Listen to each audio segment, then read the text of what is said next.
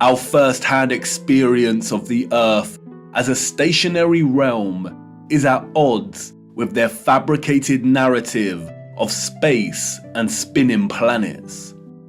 The scarring of our land and the barbaric mining of Earth's once majestic giant trees is at odds with the history books and geological narrative.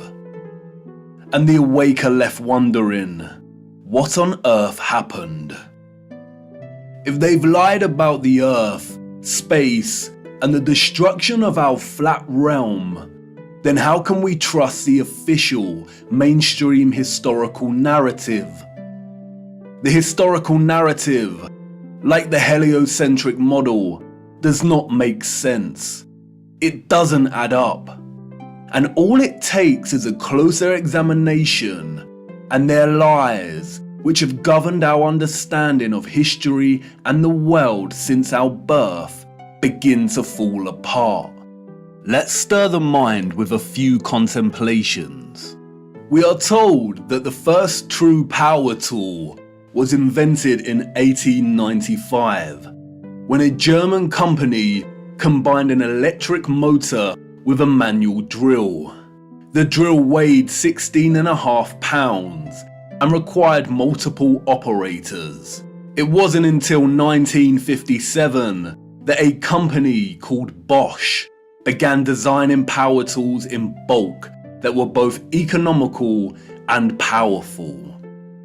So then how did our historical ancestors, a more primitive, underdeveloped people, design and build some of the structures we encounter? What about all the gigantic monolithic stones we encounter that have been cut with such precision? Ask yourself, could you repeat this today with the arsenal of equipment we have at our disposal? And what about the magnificent ancient stepwells of the East?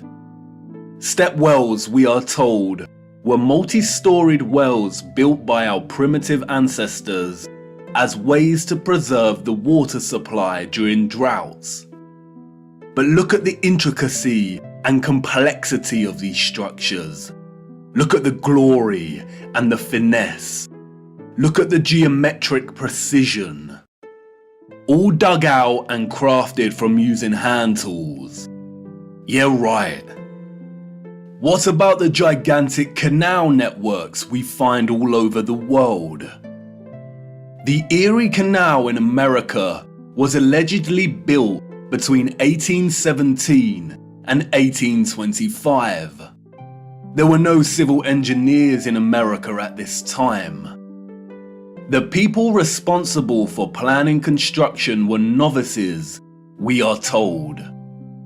The canal is 12 meters wide and 4 meters deep. The Erie Canal spans 363 miles. But this was not just a case of digging each day for the Irish immigrants and their oxen companions. They had to fell hundreds of trees as they passed through the virgin forest.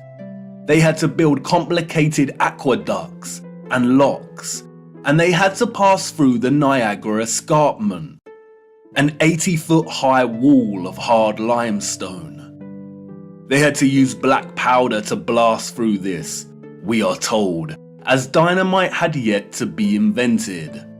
The canal spans 363 miles and was constructed over an 8-year period. This means that on average, 1 mile was completed every 8 days. What a record, especially since those responsible were novices, and power tools and dynamite were yet to be invented. I can tell you now, the so-called early settlers of the Americas did not build these canal systems. And what of the grand and magnificent castles scattered across our realm? Did you know that most were designed and constructed without plumbing systems and methods to heat rooms properly? The royal and the elite of the past were content without having the accessible necessities of survival just as long as they could live within the grand and the glorious, while the peasants, in their modest abodes, enjoyed warmth throughout the long dark winters? I don't think so. And of course, there is the impossibility of the Great Giza Pyramid Complex. The pyramids, we are told, were constructed somewhere around 2500 BC. The Great Pyramid itself consists of 2.3 million blocks of limestone and granite, and its overall structure weighs 6 million tons. The largest granite stones weigh between 20 and 80 tons each. 20 tons is 20,000 kilograms. These blocks were carved from quarries with copper chisels and allegedly transported from 800 kilometers away. The so-called experts can only theorize that a vast amount of slave labor was required.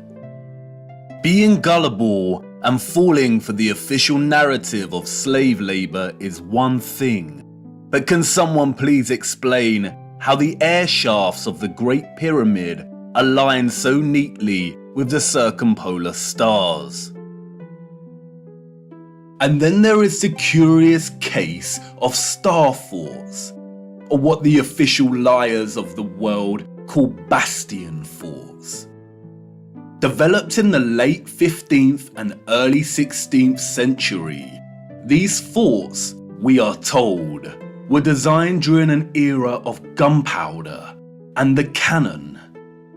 The geometric design offered a nation's military protection against blind spots during conflict. Of course they did. We all know that the best protection during war is to design a fort with such precise geometric patterning. Has any real historian ever stopped to think just how perfect the geometry is here? Our primitive ancestors did not have the technology to view structures from above, but they still managed to achieve this? Give me strength. There is no way. We could not produce such perfect geometry on this scale today. We've been fooled once again. We have been indoctrinated with a false historical narrative and timeline. And, like the silly heliocentric model, all it takes is a closer look at this narrative and things soon start to fall apart, and the lies become so blatantly evident. Because of their satanic lies, piecing together an accurate, honest historical timeline has become an impossible Rubik's Cube. The official narrative, a Pandora's box, only offering us tiny clues, half-truths, and deceptions. The stitchings of our true historical timeline have been loosened. The contents erased and muddled before we were even born into this world. And herein lies the problem. How to know where you are going if you don't know where you are in the first place? But you see, awakening is truly a gift. Once awake, we learn that we've always had the answers right in front of us. We've always had more than we know. But we had to regain our sight first before things started falling into place. Before things started to make a little more sense. And here we are again, viewer, at the precipice of another great journey. What if I told you that before us there existed a civilization that was responsible for the most advanced technology ever developed, and that it was their understanding of the workings of our flat realm that was key to their innovation? And what if I told you that it is highly likely that our true history as a people only begun just over 200 years ago. Would you think of me as mad once again? Do I sound as preposterous as when I first told you that the earth is flat? Perhaps, and that's why I need to show you. What I hope to show you is one of the greatest cover-ups of all time. It is on par with the heliocentric lie in its enormity and the impact it has upon humanity. And, as I will try to show you, it is inextricable from the true nature of our flat realm Earth, and you cannot understand one without understanding the other. We cannot waste time, for we must journey in search of lost time. At its heart, this is a story about deception. It is also a story of endings and beginnings, of death and rebirth. And please bear with me. Due to the deceptions and falsities underpinning our historical narrative, this story cannot be told in a linear fashion. We need to go back and forth in time to really draw out something that brings us a little closer to the truth. It is also imperative to understand that, like much contemporary science, history as a discipline was corrupted a long time ago. At its most innocent, a lot of established historical narrative is guesswork. But at its worst, it is a set of lies agreed upon, as the so-called Napoleon put it so succinctly. We are going to be digging in the dark. No historian will be there to help us. We are alone in this journey. Our journey is a hunt for things buried in plain sight. And things may become a little uncomfortable at times, but it is necessary. We have been living a comfortable lie for far too long now. Come on, jump in and put your seatbelt on. For to understand our place in the world, we need to do the unthinkable. It's time for us to take a journey back to the future.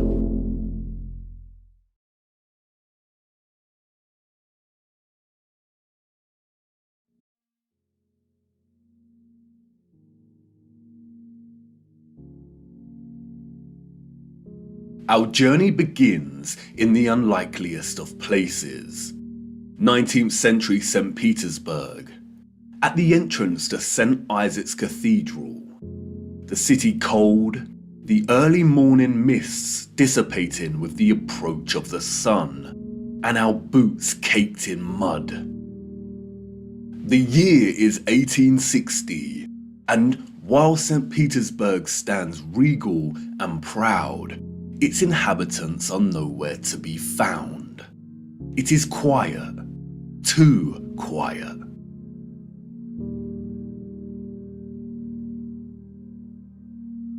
The population of St. Petersburg in the 1860s was, we are told, roughly 500,000 people, and yet there is not a soul in sight. Where is everybody?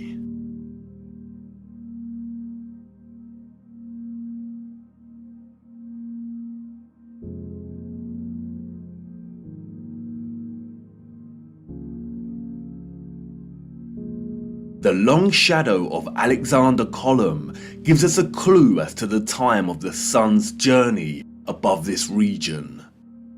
Long shadows only occur during morning or evening. It must be morning, but it appears that no one has surfaced yet. If we travel 400 miles across to Moscow, we see the same thing. Empty, quiet streets. In 1860, Moscow shared a similar population with St. Petersburg, roughly 500,000 citizens.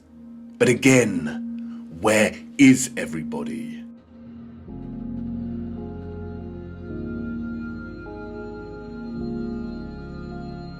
What about the rest of the world during this time period? Edinburgh, Scotland, 1840s.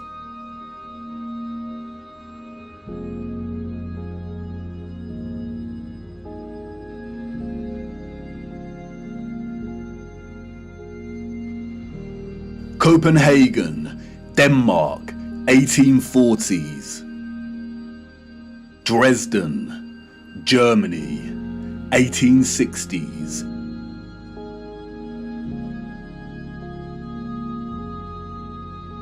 Rio in Brazil, 1860s.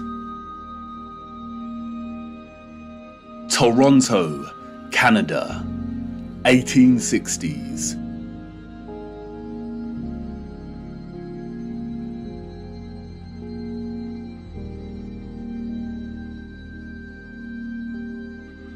Athens in Greece, 1860s.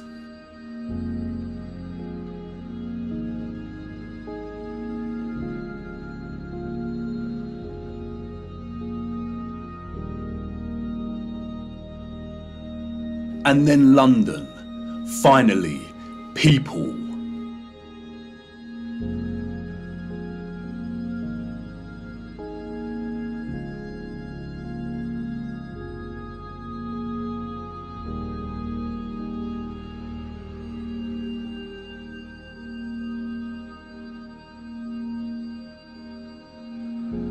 And what about Paris?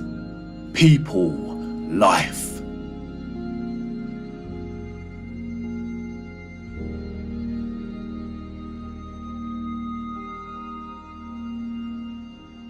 The first photograph, we are told, was created in 1822. The art of photography relies on methods of juxtaposition, of comparison and contrast to deliver its message and sentiment. In these old photographs, we do not find the same deliberate techniques of juxtaposition that contemporary photographers craft into their art, but rather we find natural contrasts that are so important and central to navigating through our deceptive history. Contrast is a phenomenon, natural or artificial, in which meaning is generated and conveyed through the comparison of two opposing elements. When looking at 1860s Russia, there is an immediate contrast between the lack of population and the sheer size of these cities. Even in the 19th century, both Moscow and St. Petersburg are enormous. The infrastructure found in the photographs could hold a population well into the millions. Why are the cities so vast if the population was only 500,000 in each? Furthermore, the official narrative gives us a population that increases in a linear fashion from 1764. Many of the buildings we see here were built years before the photograph was taken. Did the Russians just plan well in advance? But it's when the population is introduced into these photographs that a new contrast emerges that is staggering. That is, between the people and the environment itself.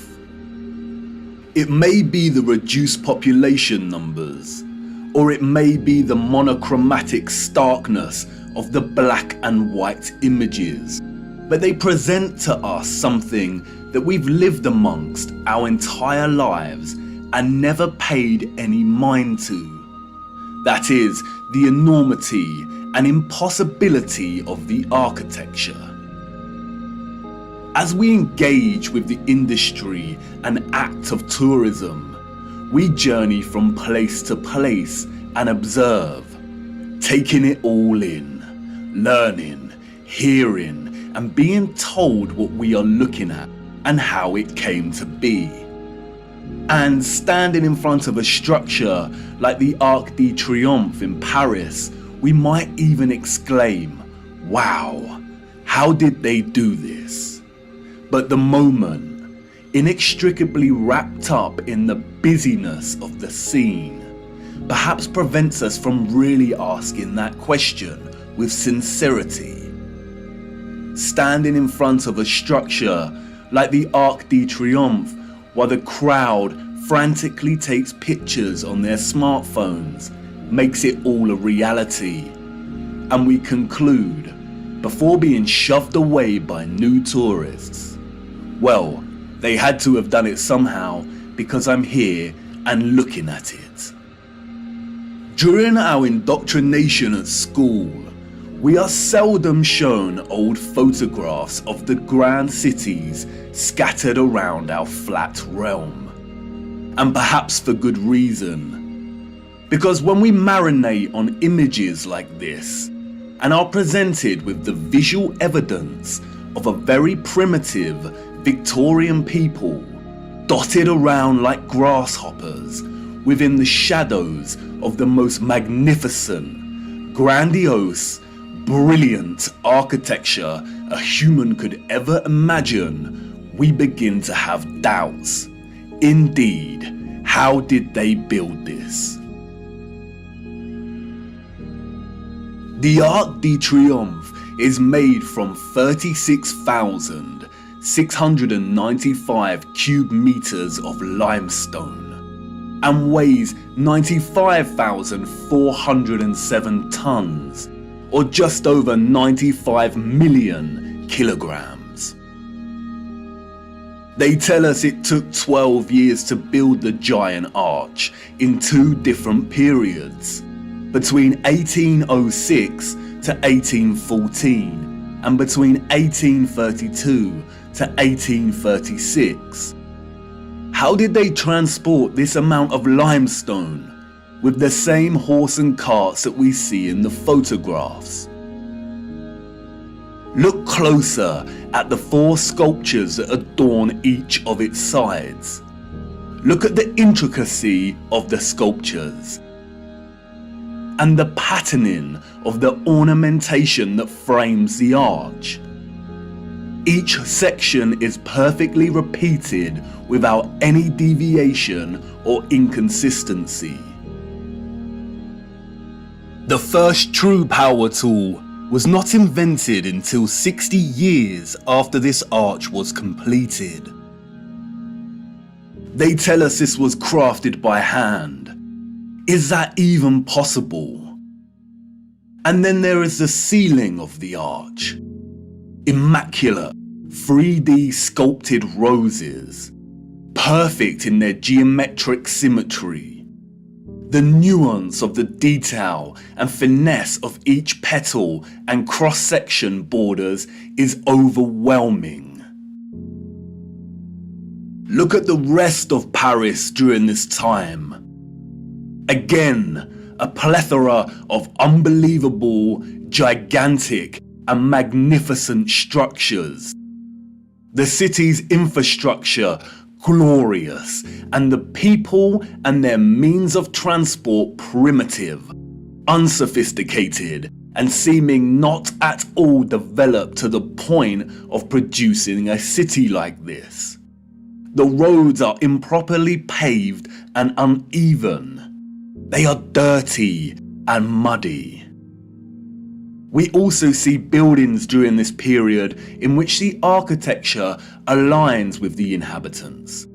Buildings of misshapen proportions, less developed and refined, charming in their own way, but coarse in their use of wood and plaster.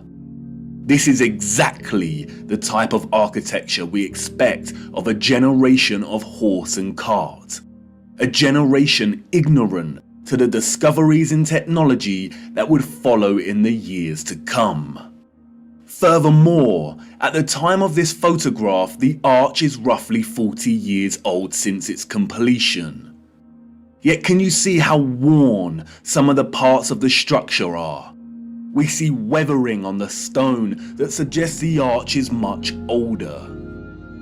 As we approach the late 19th century, we see that the people of Moscow have finally decided to leave their homes and venture out into the streets. The infamous Red Square, now bustling with life. St. Basil's Cathedral and the Spasskaya Tower dominate the frame of the square. The construction of St. Basil's Cathedral began in 1555 and was completed in 1561, a mere 6 years. It suffered a huge fire in 1737 and underwent restoration over a 20-year period. But look at it. What a structure. Almost unreal and like no other. It is composed of thousands of red bricks and tin sheet metal that has been shaped into the distinctive onion domes we see. Look closer at the intricacy of the domes. How did they bend metal to achieve such precision and perfection in the 18th century? And again, if they had the skills and dedication to build a wonder such as this, then why are the conditions of the roads so poor and covered in mud? We see these incredible structures and buildings everywhere in 19th century photography. We have the wondrous Crystal Palace of London, a monstrous structure with the greatest area of glass ever seen in a building, and all constructed before England had automatic glass manufacturing. We have Westminster Abbey and Parliament. We have the old Euston Arch, constructed out of pure sandstone in 1837, and streets unpaved and full of mud. Why did these people not prioritize the streets they walked upon? The Frauenkirche, the domed masterpiece of Dresden, Germany. Its intricate and opulent splendor in direct contrast with the beat-up wagons and horse-pulled carts of the people below, a people dependent on the bare necessities, a people completely dwarfed by its size and majesty. The Library of Parliament in Ottawa, Canada, built over a period of 17 years. The first major settlers arrived in 1800, and at the time of construction, the city's population was under 20,000. Would a grand, glorious library really be a priority for settlers? Why does the building look like it's been cropped out of Europe and pasted into Canada? Even at the turn of the century, 40 years before Bosch economized the power tool, we have the old Penn Station in New York. Look at the size of this. Completely mind-blowing proportions. As we can see here in the photograph, each octagonal, sculpted pattern on the arched dome ceiling is larger than one individual human. Look at the gigantic columns and detailed acanthus leaves decorating the tops of each pillar. They tell us this station took 6 years to build. 6 whole years. Yeah, right. Why are we so gullible? Even without access to modern power tools, printable construction pieces, and crane technology, we could not reproduce this today. And more importantly, we don't reproduce this type of architecture today. The official liars of our world have an umbrella term for this type of architecture that we see in North America. They call it historicism. Historicism is a term coined to describe a style of architecture that is revival in nature, or in other words, copies the style of another period in time. The grand arches and buildings with giant columns we see are built in the classical or Greco-Roman style, and the cathedrals are built in the Renaissance and Gothic styles of medieval Europe. Components of these particular styles of architecture feature large spires, arched windows, towers, turrets, domes, arcaded arches, sculptures, enormous doors, circular geometric windows, columns, clock faces, and bell towers. Traces of this impossible architecture are literally found everywhere, in every city and across our world today.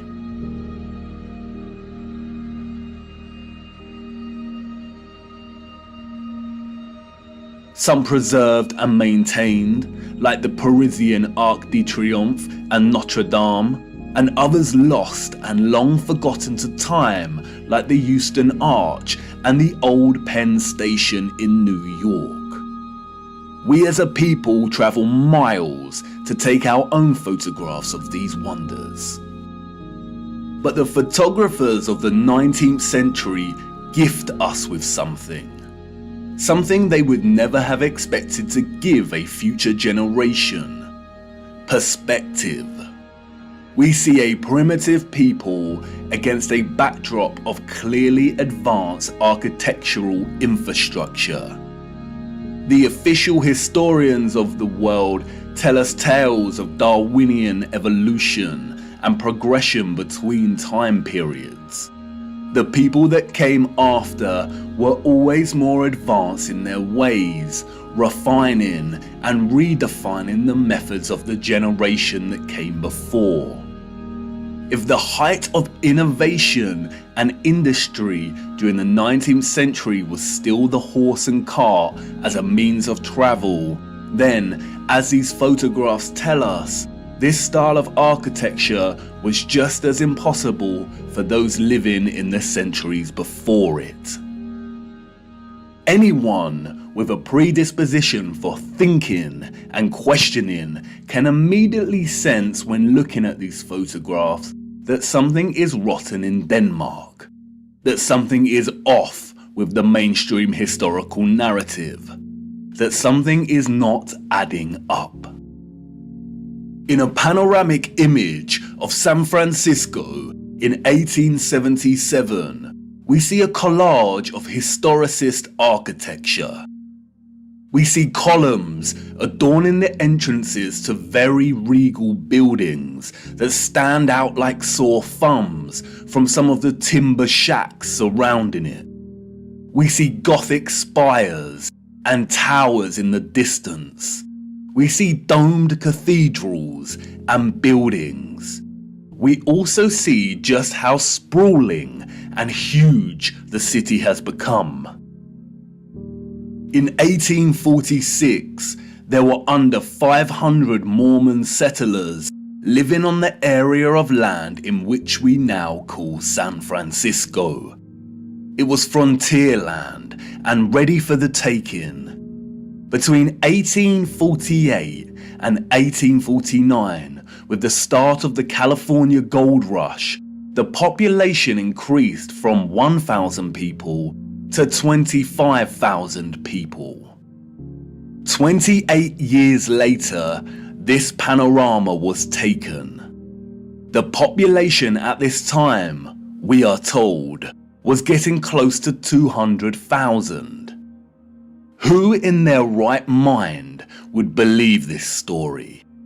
Does this look like a city of 200,000 people? Without any modern technology, power tools, automatic manufacturing, electric motors. A people in a strange, unfounded land, just making their mark. Do we really believe that a burgeoning people built this entire city in just 30 years? And again, such quietness, such stillness. This is a photograph of an empty city. Where are all the people? The shadow of the post here tells us that it is not the early hours of the morning. Short shadows only appear toward midday. A city of this scale at noon should be bustling with life. But there is not a single person in the shot of this panorama. The only life we see is that of a horse without any master in sight. It seems highly unlikely that all the people were told to stay indoors because a cityscape photo shoot was taking place. And this silent scene becomes all the more eerie when we consider that there is intention behind the lens. Someone was there, standing at a vantage point and taking this photograph. But who? And for what? And what are the chances that in the 19th century, during similar decades, we see deserted Russian, European, and North American cities photographed like this?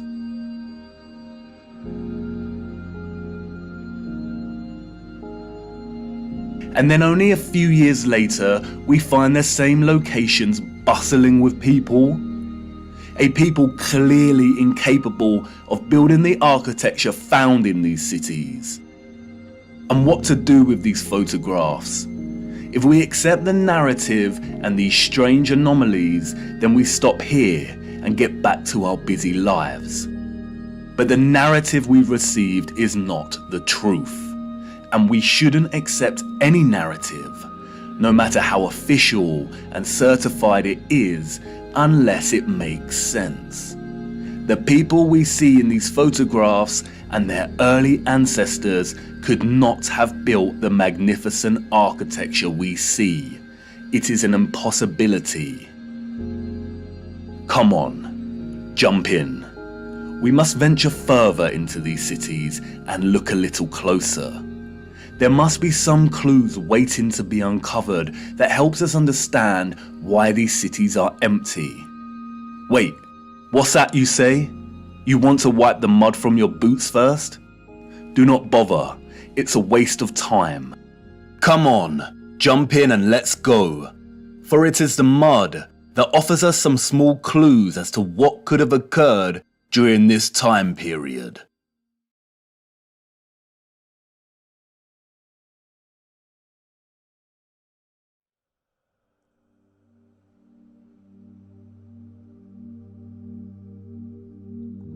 In June 2011, Christchurch, New Zealand suffered an earthquake that left a lot of the city in chaos, destroying buildings and infrastructure and leaving over 50,000 homes without power.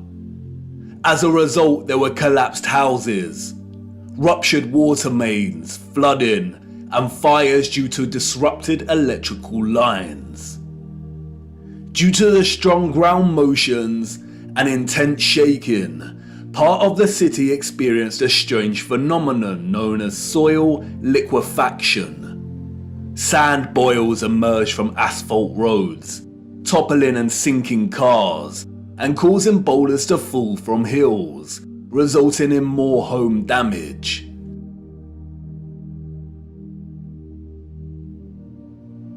Soil liquefaction occurs when saturated soil loses its strength and stiffness in response to an applied stress, such as shaking, or other sudden changes, such as a strong explosion.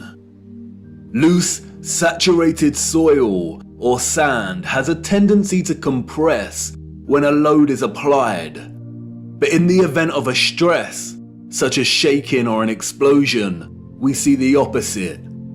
The soil tends to dilute, and the result is treacherous quicksand or quick clay.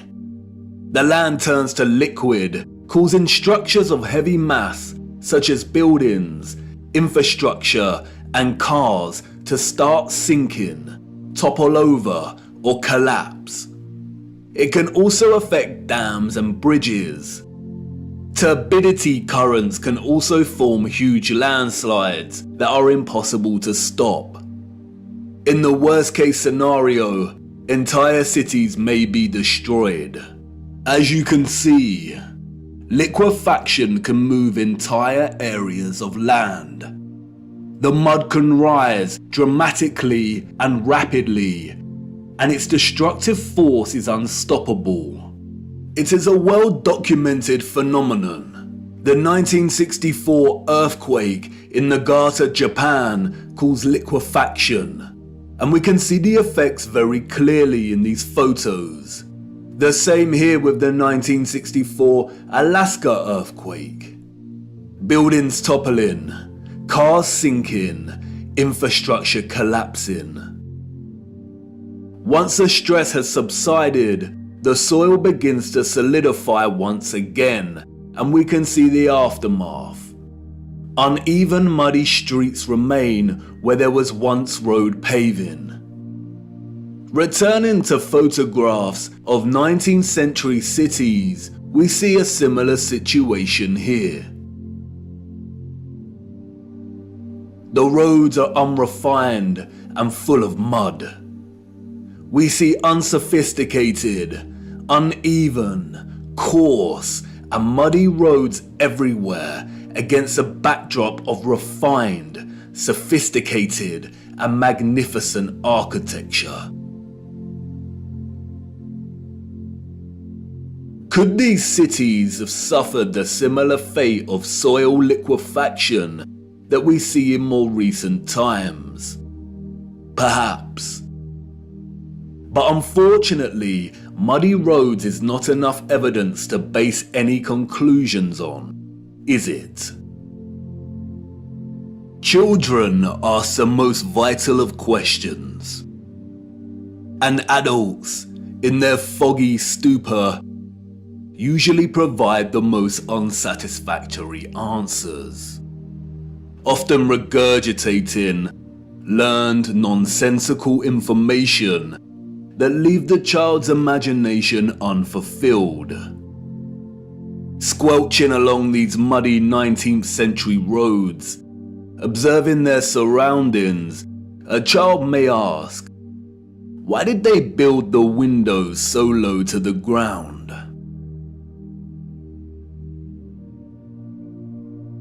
And what an excellent question. Yes, why indeed did they build windows on ground level? For you see, the people we see in these photographs, sadly, did not build this architecture. And maybe some of them, at some point in their busy day-to-day life, ask the exact same question. We see it everywhere. Windows at ground level.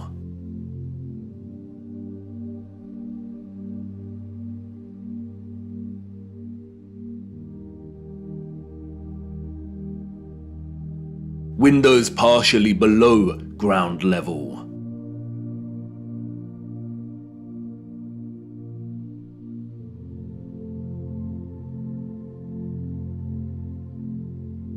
First floor entrances raised from the ground level.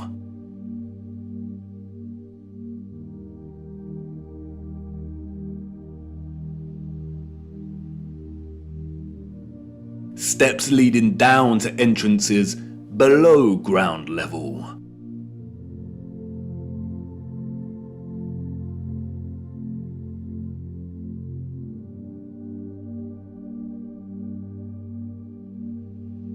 We can find this in almost every major city across our realm.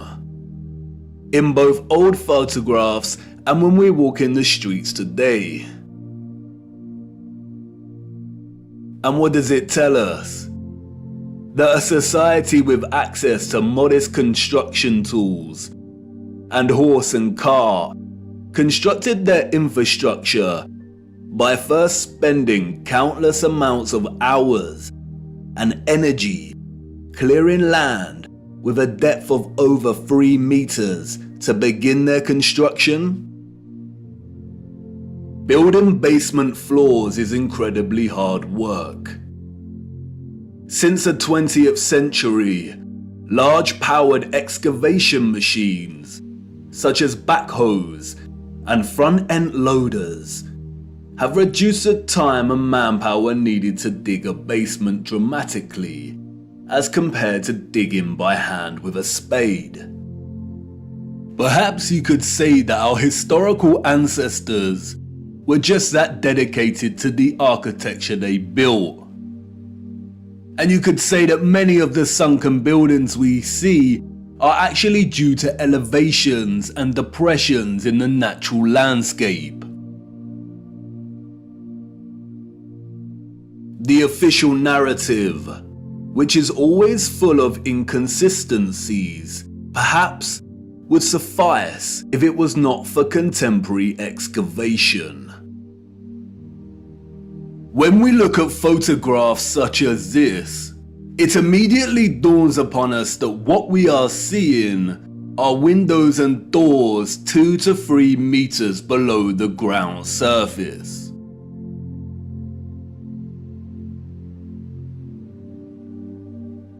Why are there windows and doors underground?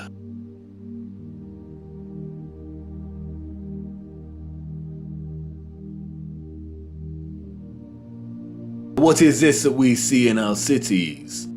Natural soil accumulation over time? Geologists have never been able to ascribe a consistent value to worldwide natural topsoil accumulation, because it is impossible. Some regions of our realm experience consistent topsoil accumulation, whereas other regions actually experience consistent erosion. Many historians and archaeologists have noted that many cities over the centuries have been destroyed through war, and natural phenomena such as earthquakes, volcanic ash, and flooding.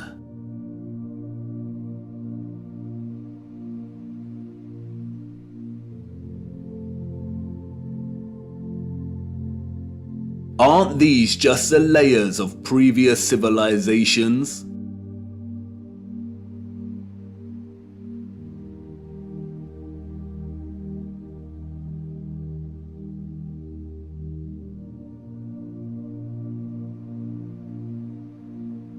No, they are not. We see over and over again whole floors of buildings consistent with the architecture existing above the layer of ground.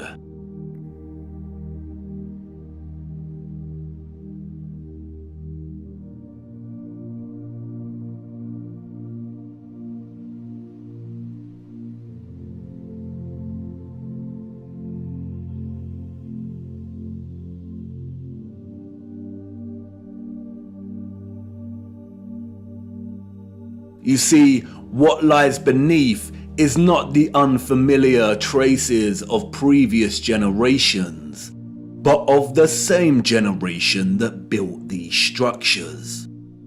And once you really see this kind of sunken, buried infrastructure that exists in such prevalence across our world, you can never unsee it.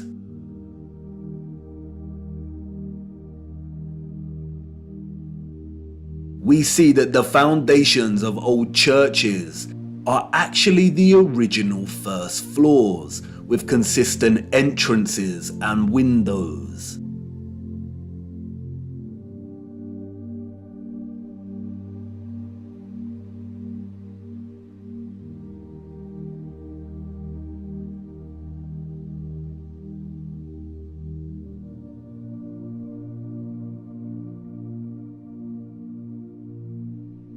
We see mosaics unearthed.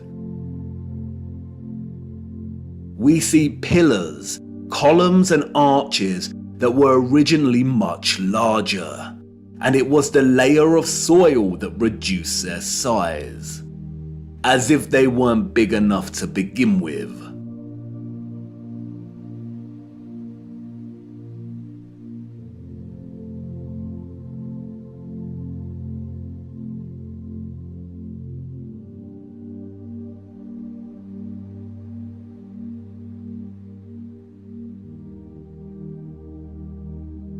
And like with the 1964 earthquake in Nagata, Japan, we also find many so-called ancient structures that are leaning.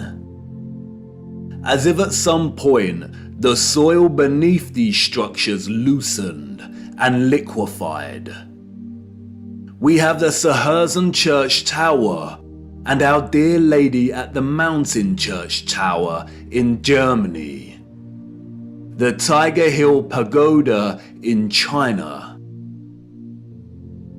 The Leaning Tower of Neveyansk in Russia. The Leaning Temple of Huma in India. Oude Kerk in the Netherlands. The Tower of Zaragoza in Spain. And, of course, the Tower of Pisa.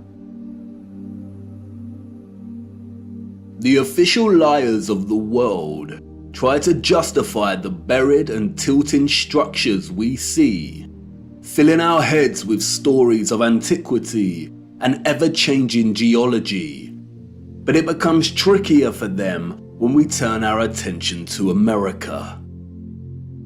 If we are to believe their narrative, then all of the buildings we see in 19th century photographs of the burgeoning American cities are newly constructed.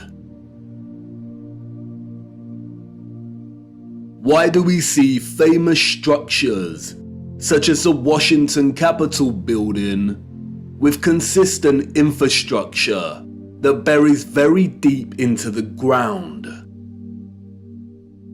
And again, the inconsistencies do not add up.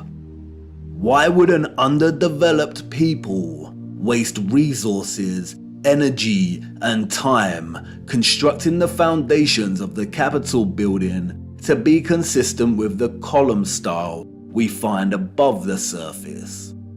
The foundations did not have to feature columns. Columns, we are told, are a stylistic choice, not a functional one. So why would they do this? In a nutshell, they wouldn't.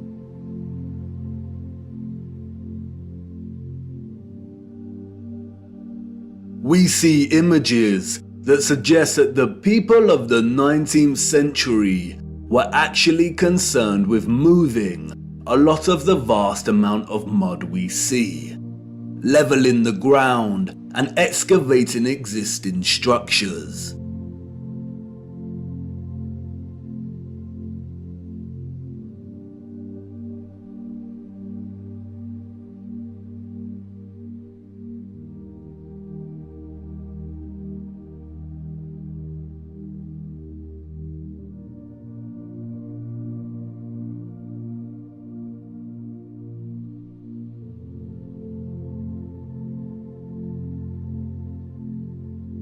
The consistency and prevalence of buried architecture across our realm indicate that whatever happened was a worldwide event, despite regional differences in natural topsoil accumulation and erosion. And there is no official narrative explanation that justifies the buried architecture we see.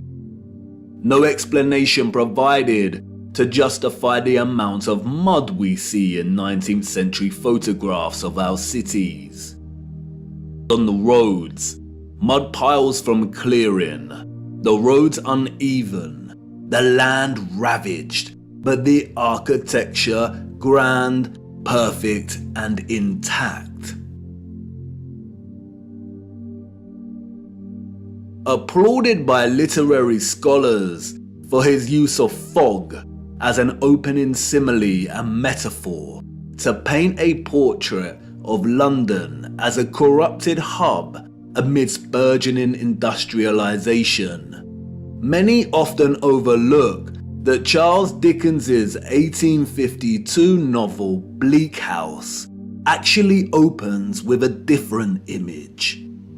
London, Michaelmas term lately over, and the Lord Chancellor sitting in Lincoln's Inn Hall. Implacable November weather.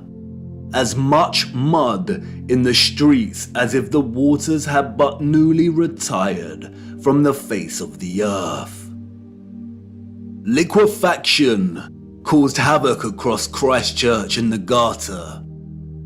But these were isolated earthquake events, and only portions of each city were affected.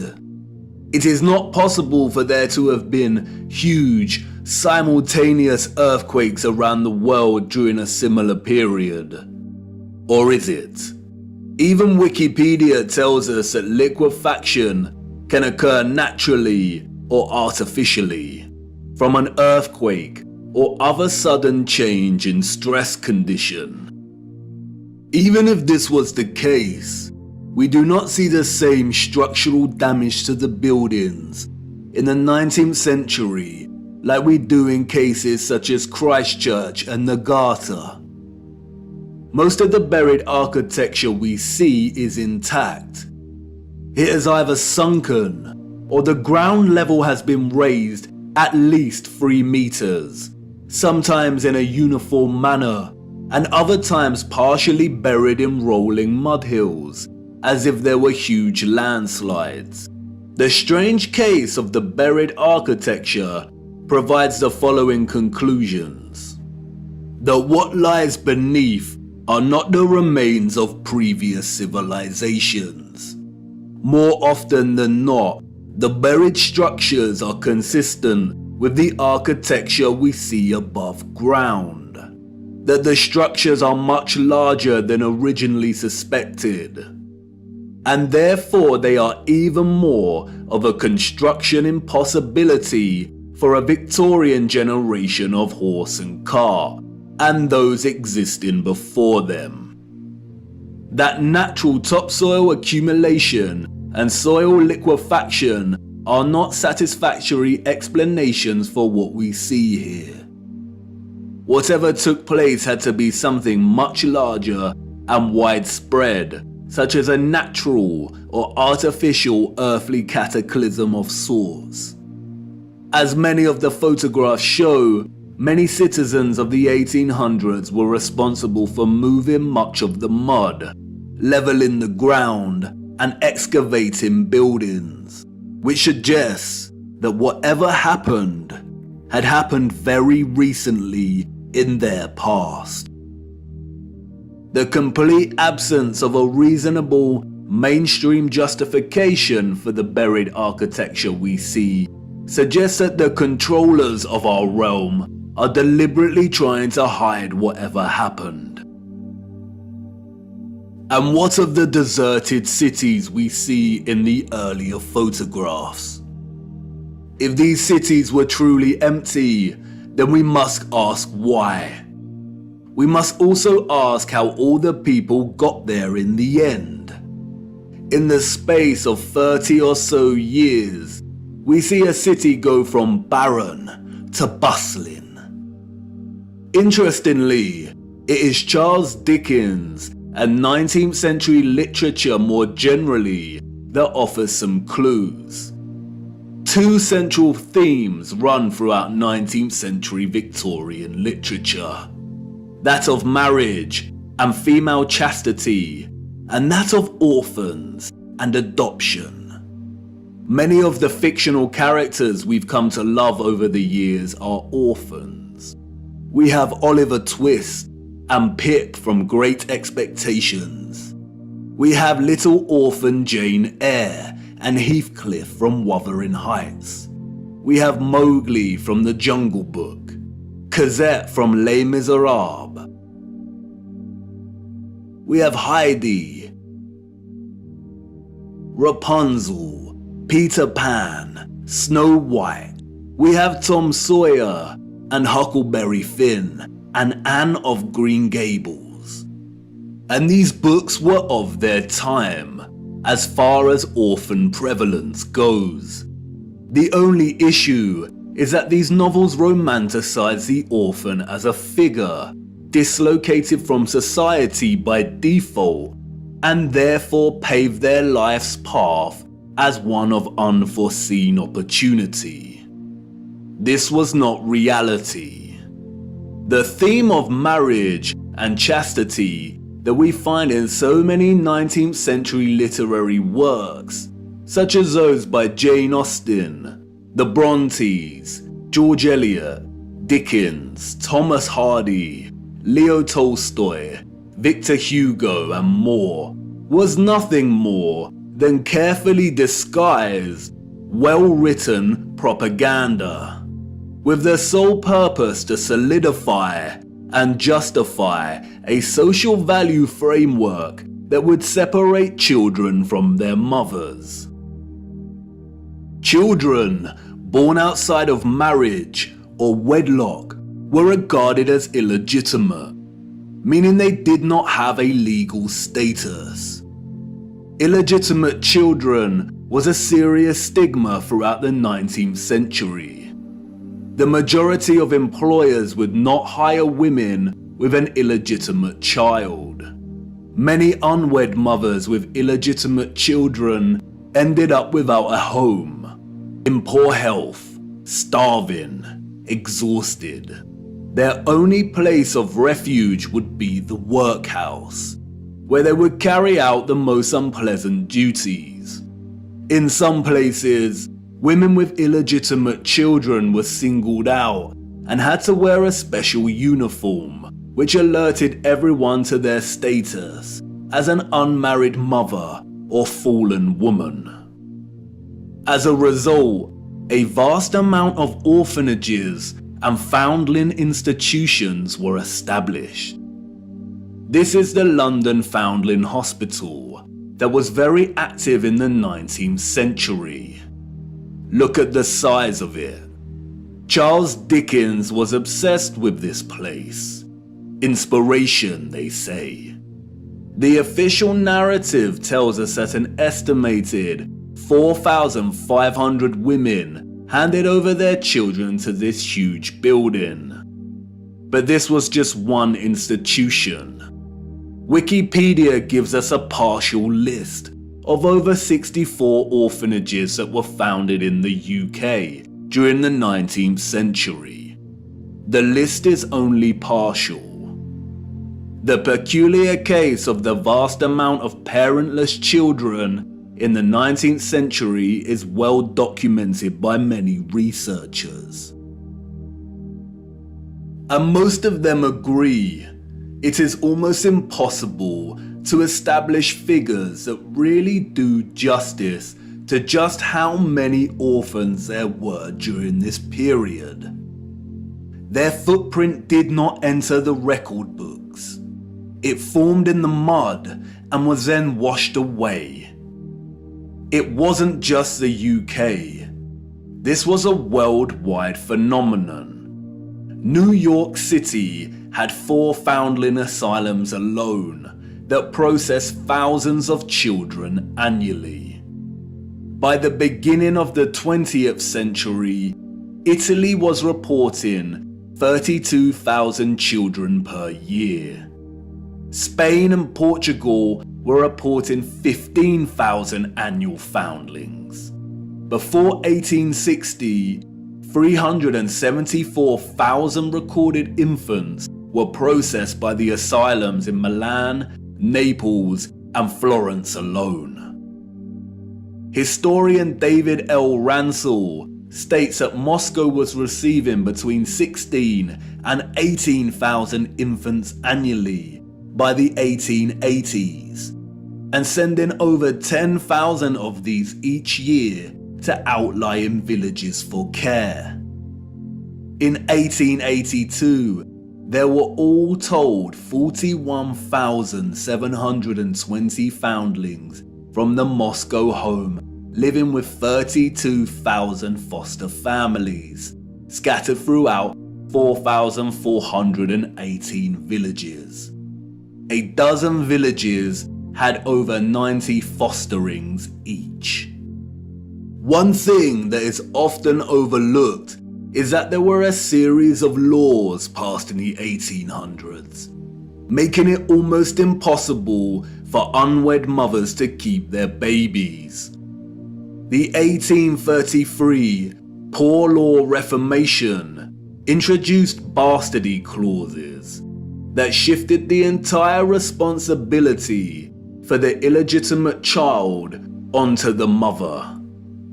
Social stigma meant that she would not be able to provide care for her child and would be forced to hand them over to the authorities, or worse. Advertisements for adoption or nurse care became popular in newspapers. And, as many scholars have pointed out, these were a front for what was termed baby farmers, or paid murder. As Dorothy L. Haller states, the adverts may have been misleading to the general public, but read like a coded message to unwed mothers. No references are asked for, and none are offered. The sum of 15 shillings a week to keep an infant or a sickly child was inadequate, and a sickly child and an infant under 2 months were the least likely to survive and the cheapest to bury.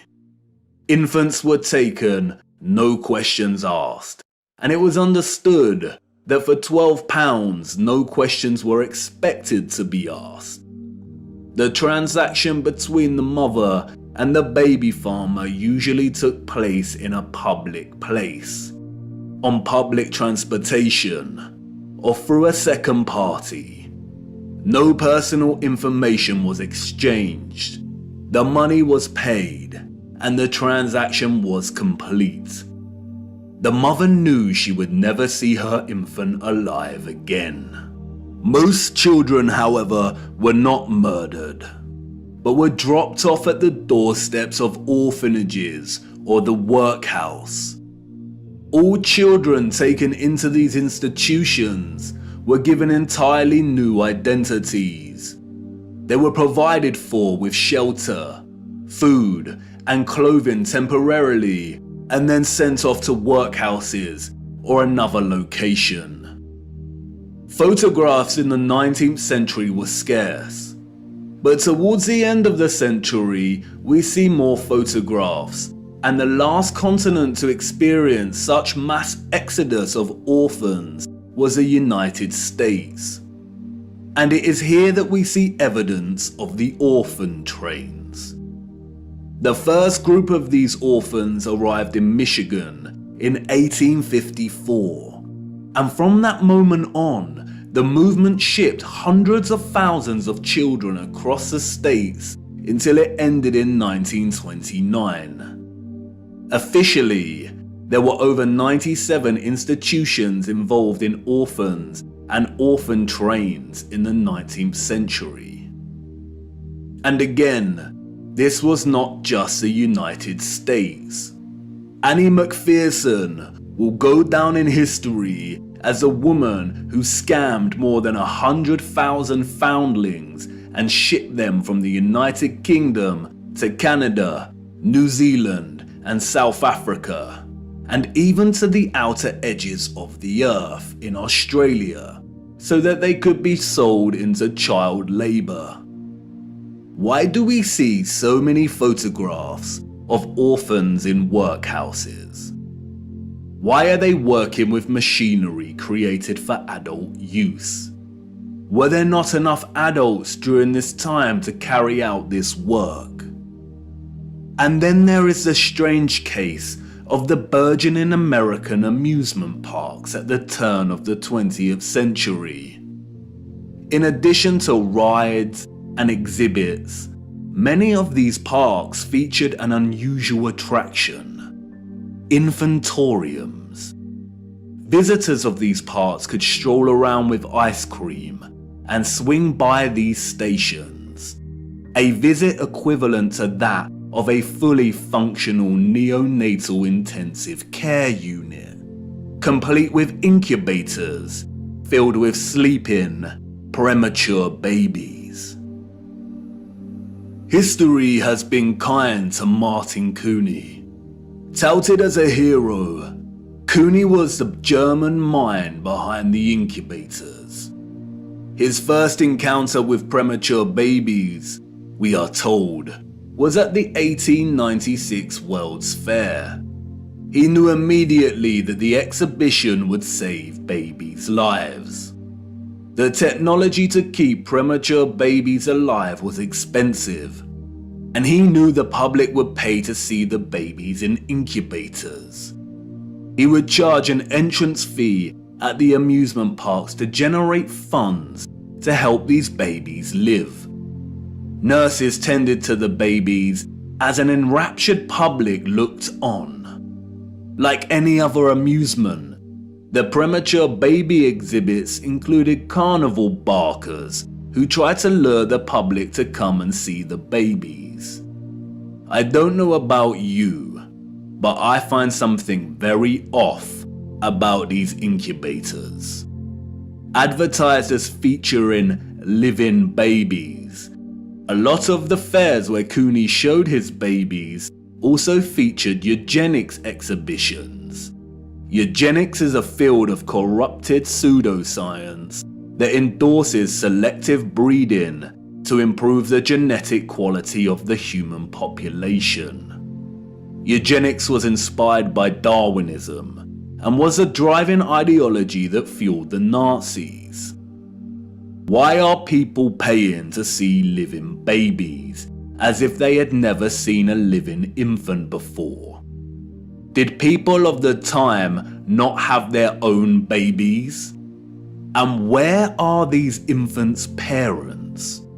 How did they have the technology in the 19th century to keep premature babies alive in such a way?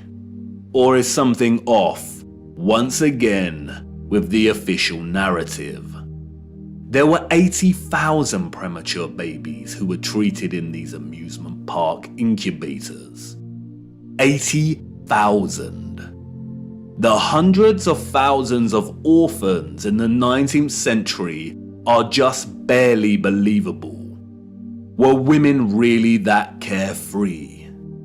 Did America even have the population numbers to justify 80,000 premature babies?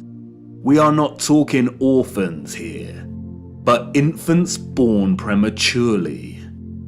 The narrative is not convincing or realistically fathomable. Where did these babies come from? More troubling is Cooney's background. As many historians have pointed out, he had no medical degree or training.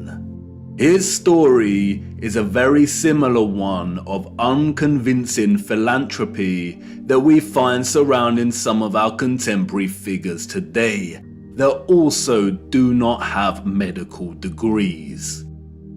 And then there is Marie Dressler, a Canadian silent film and Depression-era movie star.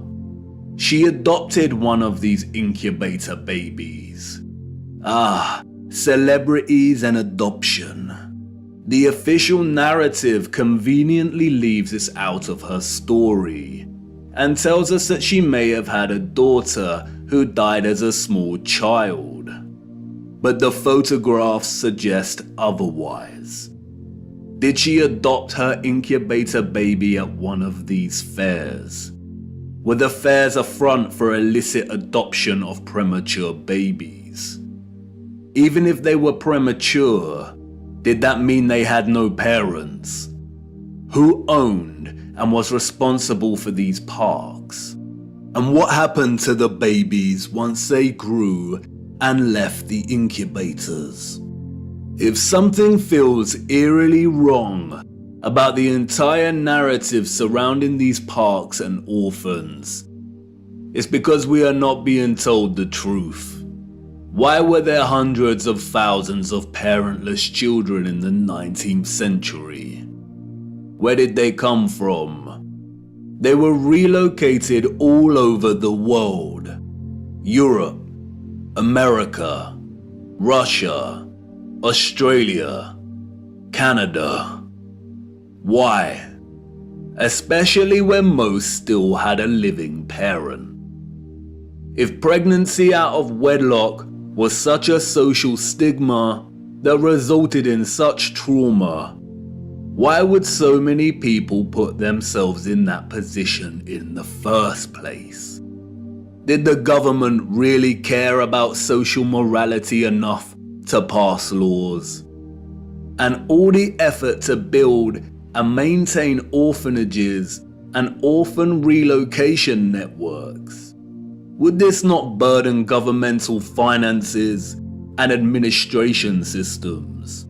It certainly would have. But you see, there was a greater purpose behind the government's worldwide agenda: repopulation. The social narrative of chastity was nothing more than propaganda and justification for stealing children. The reason we see empty cities in the early 19th century is because they were in fact empty, void of population. And the reason they are bustling 30 years later is because orphans were shipped into these cities to repopulate them. You see, in the early 19th century, there was a worldwide reset of sorts through depopulation and then repopulation. The people we see in these photographs did not build this architecture. They inherited it, along with a lot of mud. Not only did they inherit it without a clue as to what it actually was and who it belonged to, but they were unknowingly complicit in repurposing pretty much all of these structures. I know, none of this is making much sense at the minute. You are probably wondering why on earth these cities were empty and full of mud. What happened that meant governments needed to repopulate the earth? And I know what you're thinking. This is all very intriguing, but what does this have to do with flat earth? You want to know more about the firmament, the sun and moon, and our stationary plane. Do not worry. Everything will become clearer as we continue our journey. The prevalent evidence of buried infrastructure, coupled with deserted cities and a burgeoning industry of orphans, is just a start. These are all necessary clues, hinting at some kind of cataclysm, but the real story hasn't truly begun yet. The stage had to be set first, and now it is ready. And even if you cannot see it yet, I know you feel it, viewer. The deserted cities, the buried architecture, and orphans all signal a looming darkness. There is a great black cloud in front of us, and I won't lie, we are heading right into the heart of it. And like I said before, we do not have much time. Come on, it's time for me to honor my promise and take you back to the future.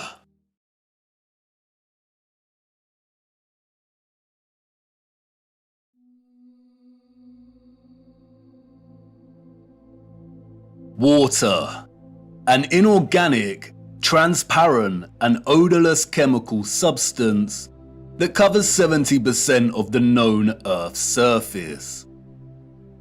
It is the driving life force behind the carbon-based organisms that flourish on our Earth. It borders and separates our lands and collects and solidifies at the inner and outer regions of our flat, stationary realm. God should have sent a message to the inhabitants of Earth and been precise and told them to watch the water, to meditate on its function and natural laws, because in their time a great deception would be cast over them, like a cold shadow of an unknown, nefarious king. And maybe God did send this message in the form of a flood, but its truth was mythologized and buried, and the lie propagated in spite of it. Resting water does not curve and convex. The natural laws of a resting body of water insist that it takes the exact shape of the container it fills, and always finds and maintains a flat level. Resting water always rests flat. And watching the water when we sit at vantage points, when journeying above in planes, and before we take a sip from our drink, we must remember to never forget this law. Most of us instinctively understand the laws of water, and yet many continue their day-to-day willfully participating in the nonsensical, heliocentric hoax. But for us that know that our Earth is not a spinning planet in an infinite vacuum of space, the ones that have studied the sun diligently and realize that it is the sun that is moving and not the Earth, the ones that have plotted the illogical routes of flight paths on a globe model and concluded that the model is incorrect, the ones that know that the laws of density govern the rise and fall of objects and have studied vanishing points, the ones that have forsaken conventional telescopic lenses, pondered rainbows, sundogs, and the stars above us know that we reside within a dome firmament, and there exists water above us. And the ones that understand that our entire enclosed Earth system is governed by electromagnetism, frequency, and vibration that emanates from a central magnetic North Pole. We are the ones that scratch our heads and wonder how on earth we got in this heliocentric mess in the first place. And if meditating on the stars in the water beyond our firmament long enough, and on the electromagnetism, frequencies and vibrations that make them twinkle through so many shades of vibrant colours and geometric patterns, one might perhaps, just perhaps, ask, is there something more to electromagnetism? Something that has been missed or overlooked? Something untold or hidden? Electromagnetism is a fundamental force of Earth. The electromagnetic field takes the form of a torus in which all electromagnetism, frequency and vibration flows. A toroid is a revolving surface that takes the shape of a donut. Toroidal inductors and transformers are central to generating electric energy. There are many ways in which electromagnetism can be produced. We've looked at some before. We know that a magnetic field can produce electricity, and that electricity can produce a magnetic field. It works both ways. Magnetism and electricity are inextricable. It is a dance of polarity. Electric charges either repel or attract each other. Magnetic poles attract or repel one another. For every North Pole, there is a corresponding South Pole. An electric current passing inside a wire creates a corresponding magnetic field outside of the wire. And an electric current is created in a loop of wire when it is moved toward or away from a magnetic field. Horseshoe magnets are powerful permanent magnets. Due to their shape, in which both magnetic poles are close together, a powerful strong magnetic field is produced. The horseshoe magnet can also function as an electromagnet. The first ever electromagnet was invented in 1824, we are told, and was in the form of a horseshoe magnet. Its power was evident from the beginning. It weighed only 200 grams, but could lift 4 kilograms of iron. The key to the horseshoe magnet's power is the placement of its poles. You can see the magnetic field here, represented by the vector lines. If you look closely, you can see the concentration of the magnetic field is greater near the poles of the magnet. Since as far back as we can remember, we have been presented with and entertained ideas of the future. Not necessarily our future as individuals, but the future of humanity, technology, and society at large. Whether it is in the form of Hollywood movies, you know the ones, the action films, the science fiction sagas, and the animated kind, or literature, music, and art exhibitions. In these, we see our technology taken to its limits. Crafts fly, computers live, robots help out, holographic screens decorate every room. Cities continue to grow upward into dominating skylines. Some can teleport, and space travel is now possible and the accepted norm. Outside of fiction, we also have sobering documentaries telling us where we are heading, usually featuring narration by an old man, lamenting the unstoppable path we are on. It's all very serious. We are destroying our planet, the only one we have. And we have political parties, non-governmental organizations, and the trusted voices and scientific, award-winning geniuses sharing similar messages. And really, when you look closer at both the fiction and the alleged facts, they all share the same underlying premise and principles.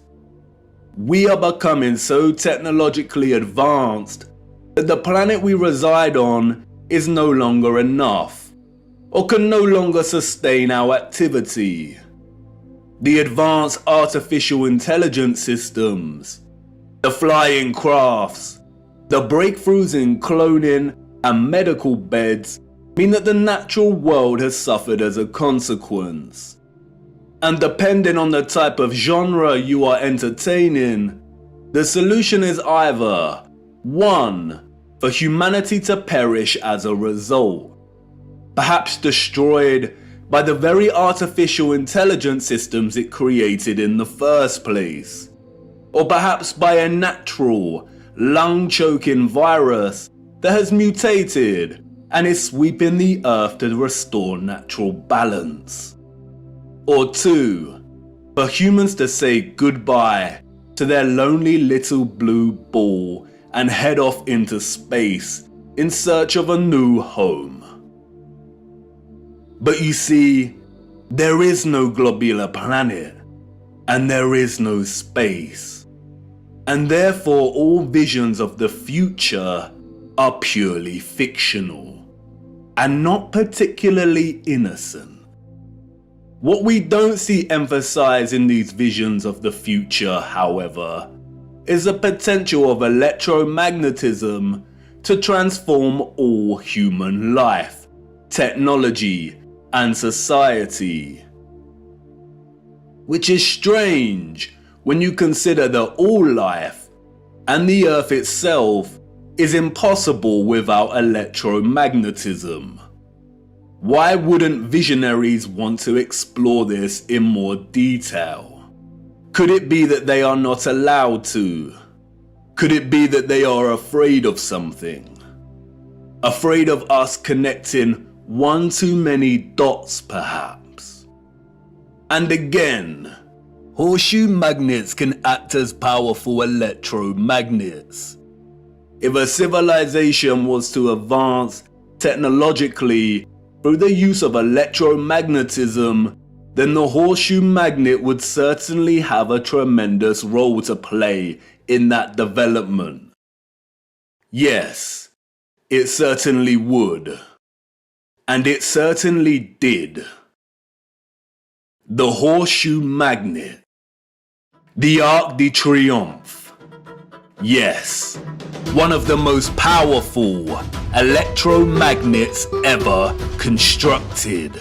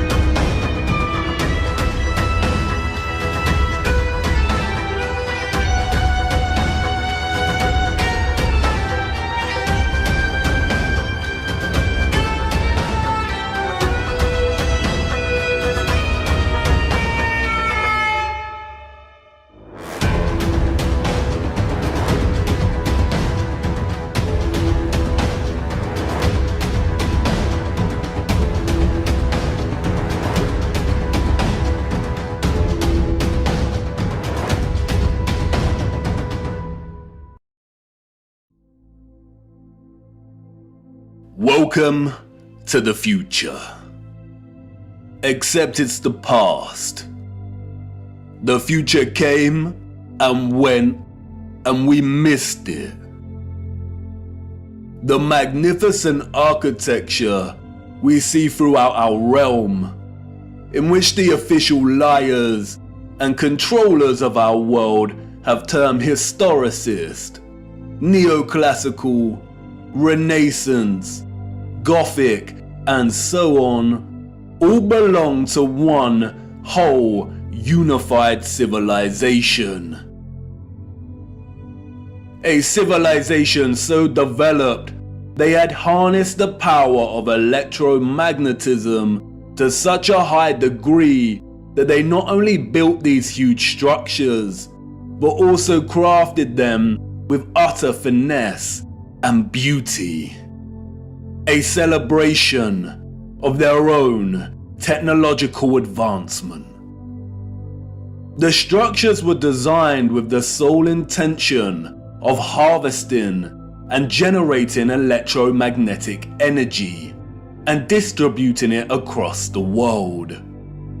Their cities, towns, an entire way of life ran and depended on the use of free, clean, and powerful electromagnetic energy.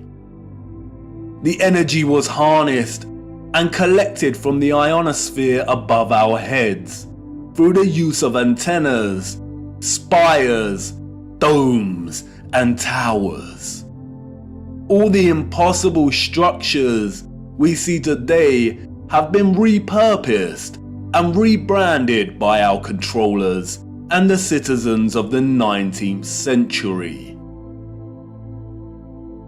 This is not a church. This is not a mosque.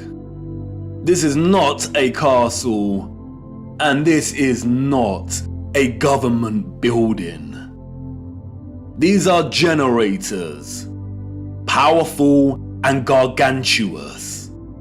They would collect and generate the electromagnetic energy, which was then stored in huge power stations and distributed and redirected by sophisticated, advanced structures, one of which is the huge electromagnet, or what we've come to know as triumphal arches.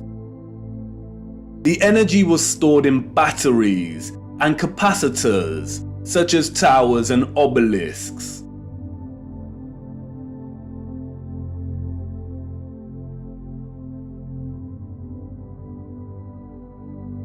All cities were constructed across our realm in the form of one big, interconnected power grid, much like a huge computer motherboard. I already know what you're thinking. What? He's finally lost it. He had us with Flat Earth, but this is just too much. I know. The backup programming is kicking in. But before you turn away to leave and cast aside your muddy boots, let me show you how it worked. As you know, we live on a flat stationary plane. At the center is a source of magnetism at the North Pole, and directly above this is Polaris, fixed at the central and highest point of a wondrous crystalline dome firmament. Beneath the firmament, different layers of atmosphere exist at different heights. The ionosphere starts at about 30 miles above Earth. It includes the thermosphere and the mesosphere. The ionosphere is an electrical atmosphere that is ionized by the sun's electromagnetism. It also forms the inner edge of the magnetosphere. I know, a lot of big words and abstract concepts, but you are familiar with this process and have been witness to it every day for the entirety of your lives. As you can see, the vials here contain molecular gases that are present in the atmosphere above us. When an electromagnetic source, such as a Tesla coil, is applied within close proximity of these gases, the coil's magnetic field ionizes or charges these gases, and the result is phosphorescent plasma. The gases become colorized. This is why our sky is primarily blue, because the sun's electromagnetic presence ionizes the atmosphere, and the result is colored plasma. When the sun is entering or exiting our region, or what the liars of the world call sunrise and sunset, we see a variety of color gradients due to its distance from the ionosphere above us. When the sun is no longer journeying above our region, the sky loses its color and we can see the stars in the firmament beyond. Although the official scientists designate the ionosphere as an atmospheric layer, it is actually an ethereal layer. Ether is the fabric or element that carries electromagnetism. It connects everything in our realm. It is the fabric that makes the sun and moon and their concentric journey above our disk possible in the first place. Ether is the mysterious fifth element. It connects everything electromagnetically through vibrational energy. It is the glue, the web, the driving force behind absolutely everything. The four other elements, air, fire, water, and earth, only exist because of the ether. They are expressions of ether's vibrations. Cymatics is a good example of ether's presence. The frequencies fed through the Chladni plate make the sand or salt form precise and complex geometric shapes. The higher the frequency, the more complex the geometric pattern. But what is the conduit that takes the frequency's vibrations and allows the sand to take such shape? That is the ether at work. That's why we see fruits and vegetables that closely resemble cymatic patterns. It is the ether at work. All matter is ethereal, and the shape and form of that matter are different expressions of the ether, determined by frequency and vibration. Ether is the bridge between electromagnetic frequency and vibrational energy and the form of matter itself. You could call it the Holy Spirit of God. The historical and scientific discourse of ether is a deliberately manipulated one. The enemy introduced the truth only to discredit and subsequently bury it. Some of the alleged figures of the past have written on ether. The so-called Aristotle called it the fifth element. James Clerk Maxwell, the so-called father of electromagnetism, spoke of the ether, stating, "In several parts of this treatise, an attempt has been made to explain electromagnetic phenomena by means of mechanical action, transmitted from one body to another by means of a medium occupying the space between them." The undulatory theory of light also assumes the existence of a medium. We have now to show that the properties of the electromagnetic medium are identical with those of the luminiferous medium. The medium he refers to here is the ether. Albert Einstein and others successfully solidified the heliocentric model through fraudulent schools of scientific thought. But even Einstein could not deny the presence of ether. According to the general theory of relativity, space is endowed with physical qualities. In this sense, therefore, there exists an ether.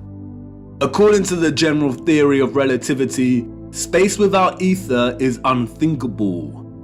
For in such space there would not only be no propagation of light, but also no possibility of existence for the standards of space and time, measuring rods and clocks, nor therefore any space-time intervals in the physical sense. Even contemporary scientists, under the spell of heliocentrism, admit it is nonsensical to deny ether's existence. Today, the vacuum is recognized as a rich physical medium. A general theory of the vacuum is thus a theory of everything, a universal theory. It would be appropriate to call the vacuum ether once again. Returning to the ethereal ionosphere. As I said, this layer of ether above our heads is a constant sea of electromagnetism and is responsible for the colored plasma above that we call the sky. The source of its electromagnetism is the sun. It is because of this ionized layer that we get ionospheric lightning in the form of sprites, which in turn influence the thunderstorms below.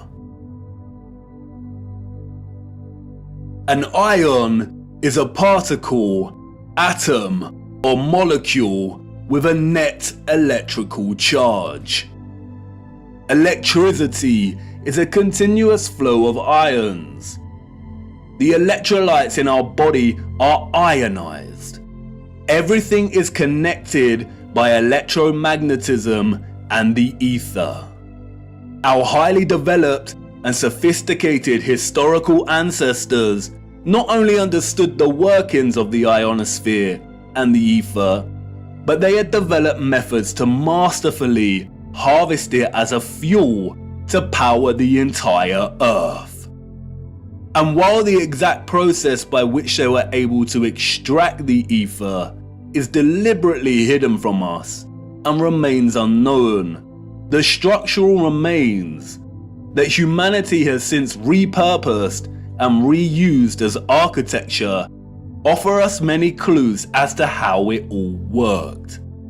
The evidence is everywhere for those with eyes to see, and once you see it, it becomes so glaringly obvious that you'll kick yourself for never noticing in the first place.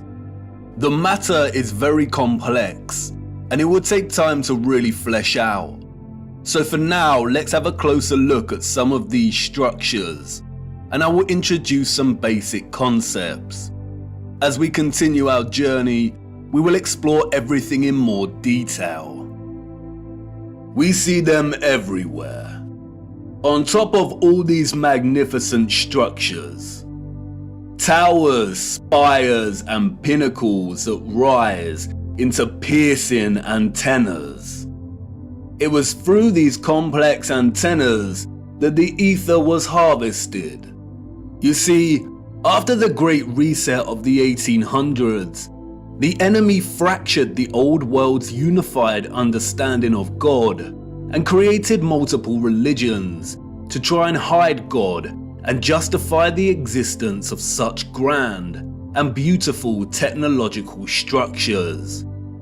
And I know this may trigger some people, but stay with me, I will not let you down. But for now, it is critical to understand that a lot of the religious icons that adorn and make up these antennas were never indicators of different religions in the old world, nor were they intended to be. They signaled something else entirely. They are usually made from copper and gold. Both are excellent conductors of electricity. In many of the structures we call cathedrals, the symmetrical spikes on the pinnacles worked in a similar fashion, extracting ether from the ionosphere. Once harvested, the energy would inevitably have been drawn down into the top larger portion of these domed structures. When examining many of the interiors of these domes, we come to realize that they rely heavily on symmetrical ornamentation. This is achieved by indentation or cavities in the masonry. In the world of electromagnetism, a cavity resonator works through symmetry to produce oscillation or vibration of energetic particles. Symmetrical shapes force energetic particles, or ions, to vibrate in a constant manner. Is this why we see perfect symmetrical ornamentation within the ceiling of many domed structures? It no doubt sounds absurd, but the majority of these structures also feature a smaller type of cavity resonator, or what is more appropriately termed cavity magnetrons, that offer some clarity as to the real function of these structures. A cavity magnetron is a high-powered vacuum tube that generates microwaves using the interaction of a stream of ions with a magnetic field while in the cavity resonator. A magnetron operates through a hollowed, symmetrical vacuum.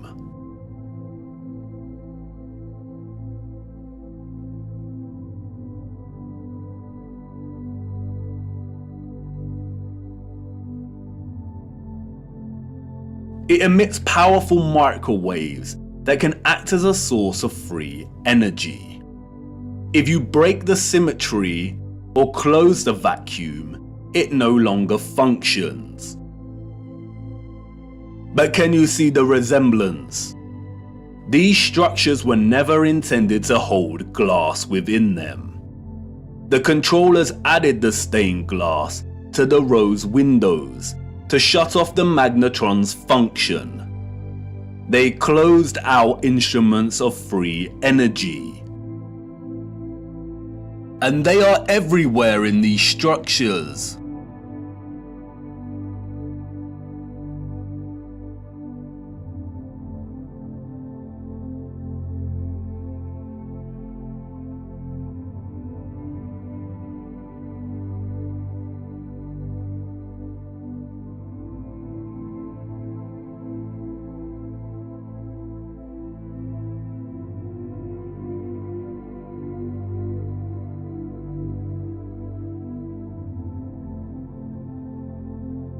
Interestingly, if you look at the geometry of entire sections of the structures themselves, then it becomes very evident that they functioned in their entirety like a cavity magnetron to generate energy. All cavity magnetrons consist of a central heated circular metal chamber in which the current leaves, and it's called a cathode. Look at that word. Cathode. Does it remind you of another word? Cathedral. Cathode. Like with everything else, they corrupt the truth and hide things in plain sight. The controllers removed most of the cathodes integral to these cavity magnetrons, but there are some structures today in which you can see traces of the old cathodes still present. The heavy reliance on symmetry and cavities within these structures is not coincidental. The symmetrical ornamentation would have worked in a similar manner, causing the energetic particles to vibrate in a constant manner. The flowers within the squares can be understood as similar to acoustic resonators, working to vibrate the ions. It is here that the energy would have been continually manipulated into vibrational and electromagnetic energy of specific frequencies. Really look at these magnificent acoustic resonators. Could you craft one of these by hand today, and at such height? Why would an underdeveloped people spend so much of their time crafting such perfect symmetrical ornamentation? Especially if it had no function and was purely aesthetic. They wouldn't. The cavity resonators and magnetrons would have had to have worked in partnership with a central engine or reactor contained within all these structures. Both resonator and reactor are interesting words. Just like the words conductor, generator, creator, and the name Mercator, they all contain the word Tor within their linguistic structure. They hold a linguistic memory and pay homage to the torus or toroidal field. The torus is the flow of electromagnetism. Without this flow of energy, there would be no life on Earth. No one can really know for sure, but some have suggested that the engine was probably similar to a fusion reactor. The traces of these engines can be found within all of the larger generators. The empty shell of where the engine used to reside is usually, but not always, octagonal. It's been right in front of our faces the whole time. The controllers remove the engines, sometimes repurposing the space as baptistries and bandstands, sometimes just leaving the base either barren or attempting to cover them up. We see these octagonal structures in cathedrals, government buildings, mosques, and detached bandstands. And unless they have been repurposed, these structures seem to hold no overall function. They do not contribute to the overall structure. They appear superfluous and unnecessary. Theories have surfaced that the engines or central technological mechanism was similar to a tokamak. And while I do not subscribe to this idea, which will become evident as to why later in our journey, for now we will use it for illustrative purposes. A tokamak is a powerful device that uses a magnetic field to produce plasma in the form of a torus. The contemporary tokamaks we see are used in thermonuclear fusion power. The tokamak's toroidal field, in conjunction with the vibrating ions from the ether, would have produced a highly conductive electromagnetic field of gases called plasma, just like our sun and ionosphere. If those of the old world used anything closely resembling a tokamak's capability, then the result would have been an abundance of free, powerful, clean electromagnetic energy that could fuel entire cities and the entire Earth. These were never churches, cathedrals, castles, and parliament buildings. They were all huge engine generators.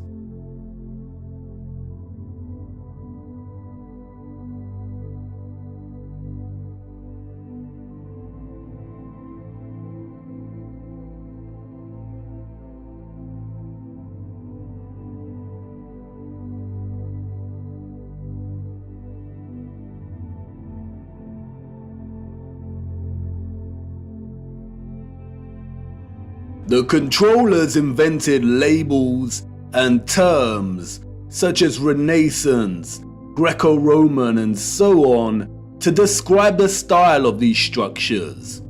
But as you can see, all these magnificent, impossible structures all share the same fundamental structural principles and design, despite location, time period, and cultures.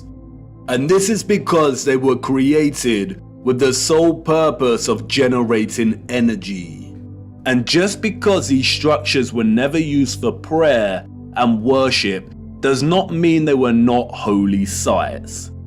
The civilizations of the past had a relationship with the Source and the Holy Spirit, or the Ether, like no other. And they paid homage, reverence, and thanks to it by constructing their generators with such splendor and beauty. And not only that, but they constructed the entirety of their structures, statues, and ornamentation in reverence of this gift, in reverence of the energy production that made their way of life possible in the first place. The laurel wreath, which the satanic controllers have corrupted, in their appropriation of the symbol and redesignation of it to represent Apollo and Lucifer, is in fact a toroidal coil. And we see the toroidal coil throughout the old world's infrastructure, as simultaneously having both a function and a celebration of this function.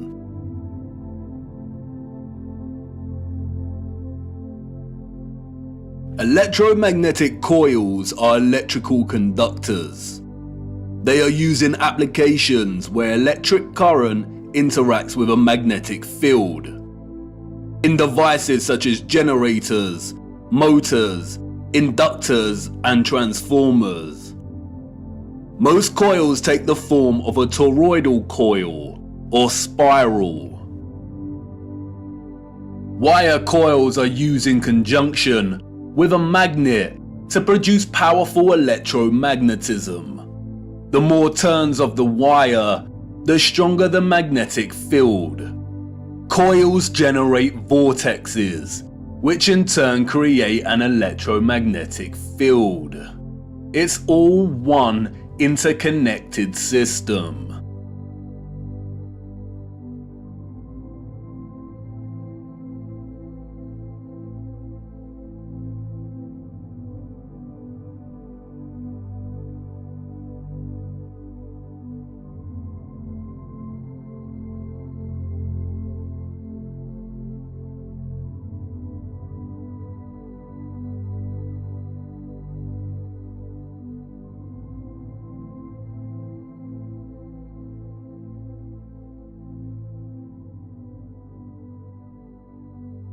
And we see it everywhere. This is what columns and rotundas were used for. Powerful coils to generate electromagnetism and carry the current in loops. The torus is found at the base of pretty much every column found throughout our realm. It is everywhere. Look at the movement of electricity through a wire and the simultaneous magnetic field it produces. This is exactly the shape of a column.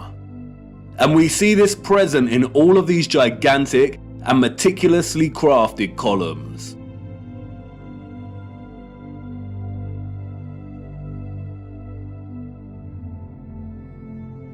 This is why we see the magnetic field represented at the top of a lot of columns. It's the movement of the ions in the magnetic field. It's the movement of the toroid and the toroidal vortex.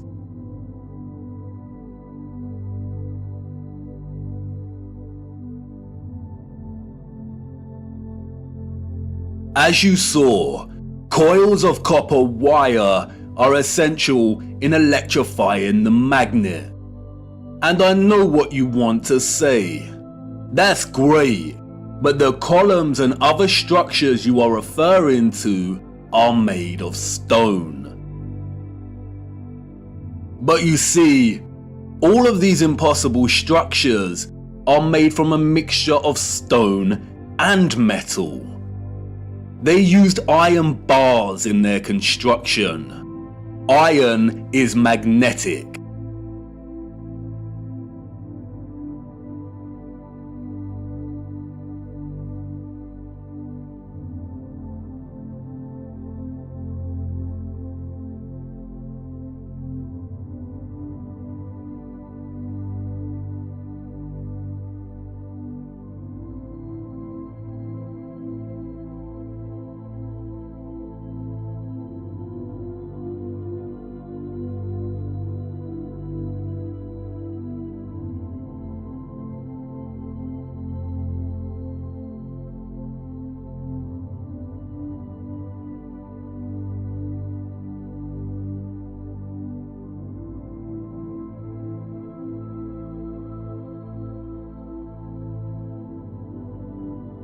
These iron rods run throughout the stone infrastructure and are complemented with copper and gold ruthing. Copper and gold are strong conductors of electricity. Often we find entire statues, arches, domes, and roofing made from a distinctive blue copper. Furthermore, the limestone, granite, and dolomite stone is mixed with crystal silicon, or quartz. Quartz has strong electric potential. The colonnades and arches we see everywhere were at once integral components to the overall electromagnetic infrastructure, while also constructed in geometric forms that mirror the flow of electromagnetic energy, such as coil loops, horseshoe magnetic fields, and toroidal vortexes. As with everything else constructed in the old world, they were both functional and crafted as a homage to that function. A lot of ethereal energy was stored in structures constructed from red bricks and concrete. Red bricks and concrete are excellent conductors of electricity. They operated as huge capacitors or batteries. According to new research, red bricks can be converted into energy storage units that can be charged to hold electricity, like a battery, and can store energy until required for powering devices. The key to this battery-like function inherent within red brick is the iron oxide. The development and use of red brick is so important, and we will be returning to this subject much later in our journey. The really big red brick power stations and batteries were designated and recognizable by their white stripes, such as St Pancras Railway Station in London, and many other famous structures. We still carry this red and white stripe designation of power stations today, and it is also an indicator for the magnet. Some were constructed of blue, black, and brown with white stripes. Towers, obelisks, and small clock towers functioned as the intermediate capacitors or batteries to store, distribute, and provide energy throughout the grid. The entire flat realm Earth was connected as one whole grid, a complex interconnected system of free energy production, distribution, and consumption. And this entire grid was destabilized and deactivated somewhere between the 17th and 19th century. Power grids like this do not function on a spherical mass. Our historical ancestors knew that the earth they walked upon was flat. This type of futuristic technological advancement is the result of a civilization knowing exactly what type of earth they lived upon. They were not subject to the same satanic deceptions and abuses as we are. They were not raised believing they existed on a lonely, globular rock spinning in the vacuum of space. The true, ethereal, electromagnetic properties of the earth were not hidden from them. They knew there was a domed firmament above their heads. They studied it. They imitated its properties and understood its central relationship with the entire ethereal existence of electromagnetism. They revered the magnificence of its craft and showed utmost gratitude to the Source, to God, and the ethereal Holy Spirit for giving them everything they needed. Look. Domes.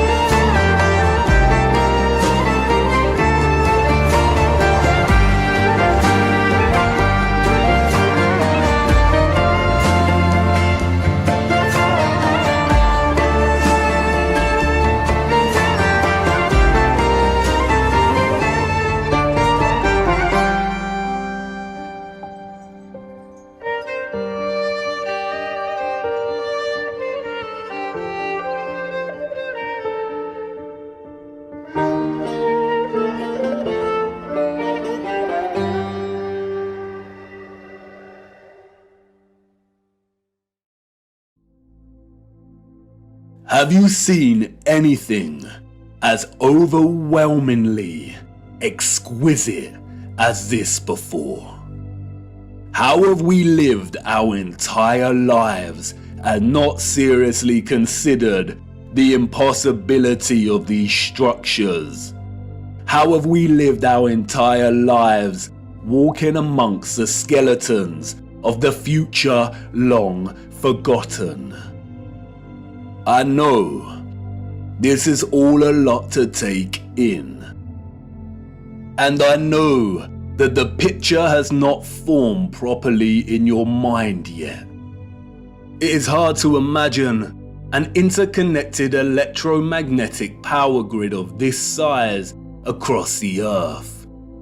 And the technical nature of electromagnetism doesn't help. And I know that you're full of questions. Who were these people or beings that built these structures? Where did they go? And why were the power grids deactivated? What about all the religious iconography and art we see inside of the cathedrals and mosques? What about all the histories and photographs we have of the construction of these structures? What about the Romans and the Greeks? What about some of the grand mosques that have been constructed in recent times? And if what you're telling me is true, then how did they distribute and store all of this energy like you say? Was it similar to our Wi-Fi and radio signals? We will get to all of these in good time. We have barely scratched the surface. But for now, it is the last question that is important. How did they distribute and store all of this energy? And in what form? For you see, our sophisticated historical ancestors did something that we, as a society, have come to neglect. They watched the water, and they watched it closely, right here on Earth and up above, beyond the firmament. Come on, let me show you.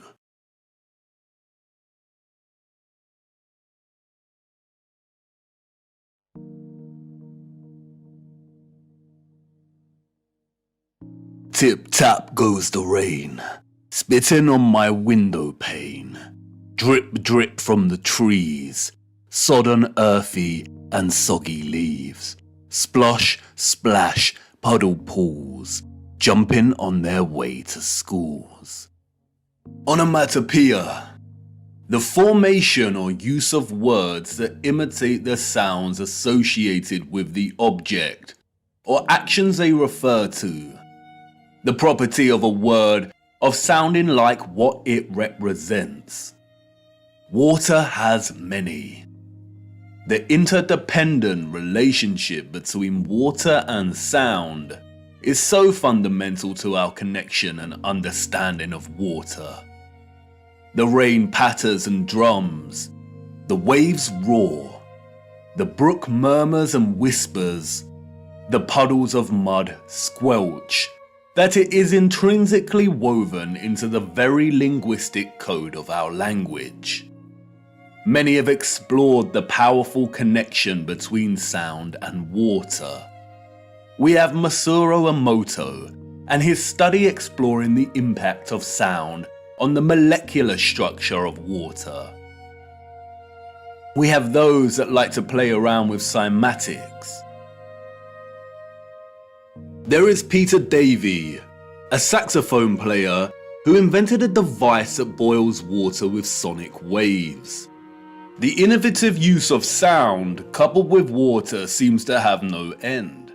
So much so that in recent times, biologists are discovering that ultrasonic water can even treat the most resistant of infections and heal wounds at rapid pace.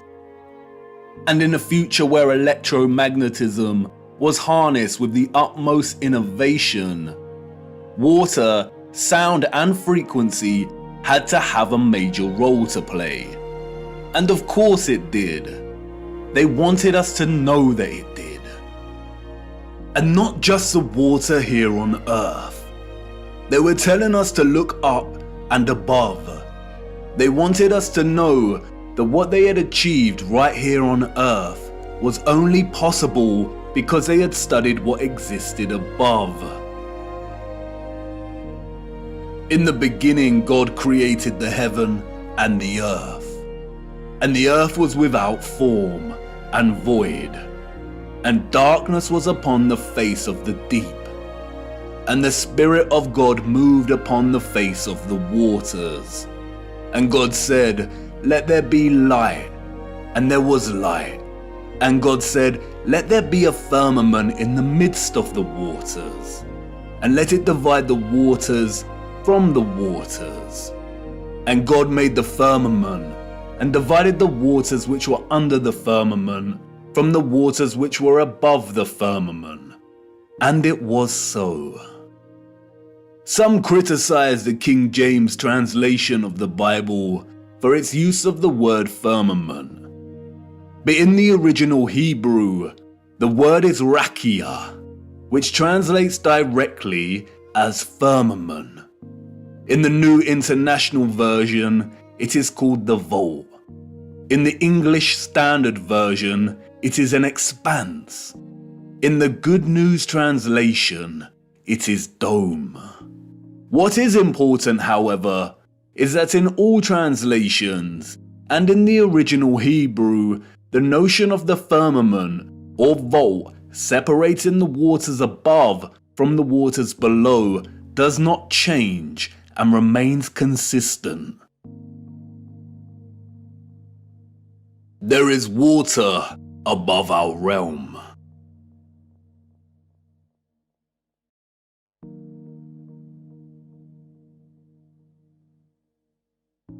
The telescope is an interesting instrument, both at once an apparatus for discovery and simultaneously a weapon of deceit. There are two primary types of telescope, the refractor and the reflector. A refractor uses an objective lens, usually a convex lens, and a reflector utilizes a single or a combination of curved mirrors to reflect light and form an image. Many reflector telescopes use either a concave mirror or a parabolic mirror. This is what a reflection looks like in these mirrors. The eyes we were born with, and which we see the world through, are convex lenses. We do not witness the world through curved mirror reflections. This is Jupiter as seen through a reflecting Newtonian telescope.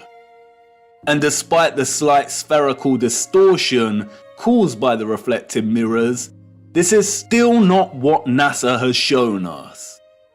Your mind immediately sees a planet because you have been programmed since birth to associate an image like this with the notion of a planet.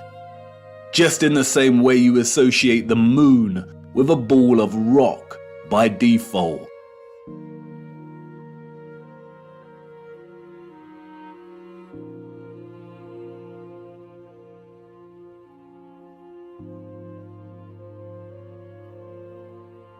But as you can see here, both refracting and reflecting telescopes produce images similar to the Nikon P900. The Nikon lenses have been criticized by some astronomers as lacking the power to really see the luminaries above. But as you can see here, there is not much difference between the Nikon and both types of telescope.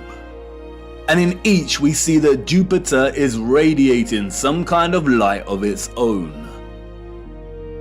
Both amateur and professional astronomers present footage such as this.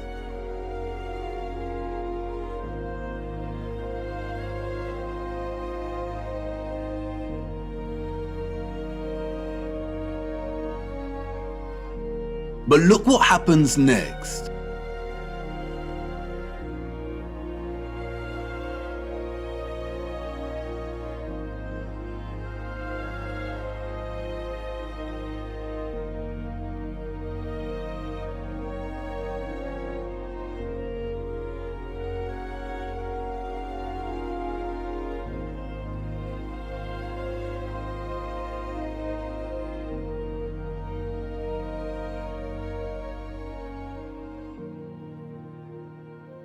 The astronomers here are using imaging processing software to turn their raw images and footage, which display a circular object in the sky above us radiating its own light, into a NASA-style planet. And this type of doctored, processed image is not what we see with our own eyes through these lenses. I am not saying that this is deliberate deception. Astronomy is a practice of its own, but it is very important to never confuse the highly edited images and footage we receive with reality. And it is also worth being mindful of those that are being very manipulative. They are usually the astronomers with the paid sponsorship from magazines and websites. It is also important to note that what we call planets are not actually planets.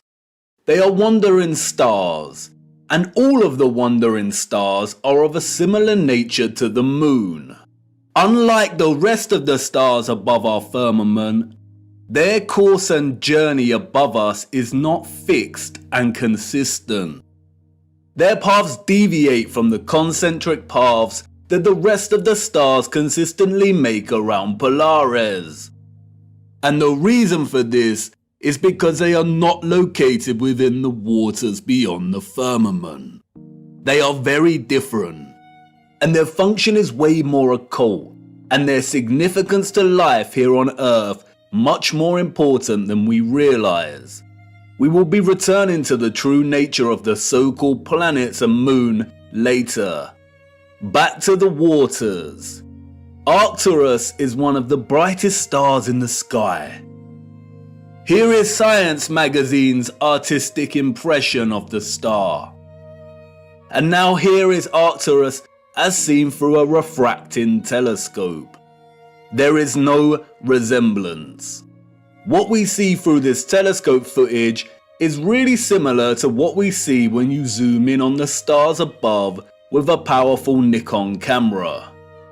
Many criticize the refracting telescope because it can produce chromatic aberration. Chromatic aberration is a failure of the lens to focus all color to the same point.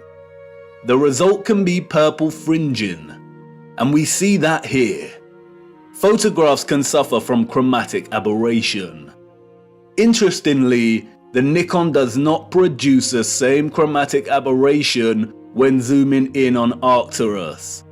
Therefore, you could say that the Nikon is actually more reliable and stable. Through both the telescopic lens and the Nikon, Arcturus is pulsing, shifting, rippling. It is dancing geometry. Many will jump up from their seats and exclaim, "It's because of atmospheric distortion and light pollution. It's because Arcturus is so far away." But if it is atmospheric distortion, then why do all the stars display their own unique geometry and light patterns? They should all distort in a unified, consistent manner. It is not atmospheric distortion. The stars are pockets of sonoluminescence in the water above. They are self-illuminating, radiating their own light and frequencies in the waters above. Our own convex lensed eyes tell us that there is some kind of water above. We see it in the stars and when rockets accidentally hit the firmament. And, like I said before, just because the so-called planets or wandering stars and the moon appear spherical does not mean they are. They are not synonymous with the stars in the water beyond. They are something else entirely. Our advanced predecessors wanted us to watch the stars. They wanted us to understand that electromagnetic vibration and frequency produce pockets of sonoluminescence in the waters above. They were pointing it out because they wanted us to know that water was the key to unlocking the real potential of electromagnetic energy. They wanted us to know that once harnessed, the ethereal electromagnetic energy could be fused with water, so it could be stored and distributed. And once produced, the water could be manipulated, enhanced, and elevated to a level of new possibilities through the use of vibration, frequency, and sound itself. Their civilization depended on the industry of what we will call the living waters. Their technological advancement enabled them to transform the entire Earth into a power grid. But this grid was only possible because of water. The civilization of the future was an electromagnetic water world. Canals are no great secret. They are found everywhere across our realm, both the great and the small. Most of the great canals around our Earth are connected to the ocean. Salt water is an excellent conductor of electricity. Sodium chloride is ionized. We have the Corinth Canal, connected to the Aegean Sea. We have the Panama Canal that connects both the Atlantic and Pacific Oceans. The Suez Canal connects with the Mediterranean Sea. And there is the Volga-Don Canal, connecting the Azov Sea, Caspian Sea, and Black Sea with the major oceanic networks. All of the canals built before the 1920s were not built by us or those in the history books. We inherited them. And while the official narrative tells us that the Volga-Don was finished during the 1950s, its construction actually began back in the 16th century. All narrative surrounding the construction of these canals is purely fabricated, and I will show you how much later in our journey.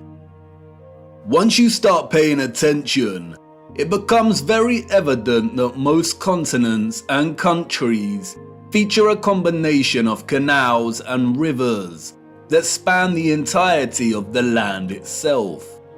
The citizens of the old world utilize the oceans and rivers to create a grid of interconnected waterways to provide water to all of their areas of habitation. In order to pass difficult sections and keep the supply going, they would build aqueducts and viaducts. Sometimes these were constructed with the purpose of energizing the water as it passed through and into different areas, and that is why many were designed with symmetrical archivolt structures. The Romans did not build these structures. The entire infrastructure of so many cities found across our realm are designed around canal systems. Look at Amsterdam from above. The precise geometric grid lines here are not roads, they are canals. And the sole purpose was to supply water from one area to another. The water was stored and manipulated for a variety of purposes in reservoirs, water towers, pumping stations, cisterns, and other structures. The water also functioned to provide necessary balance. A complex grid of electromagnetic production, distribution, and consumption would generate a lot of heat and magnetism. Water provided not only a balance of diamagnetism, but also ensured the entire grid did not overheat.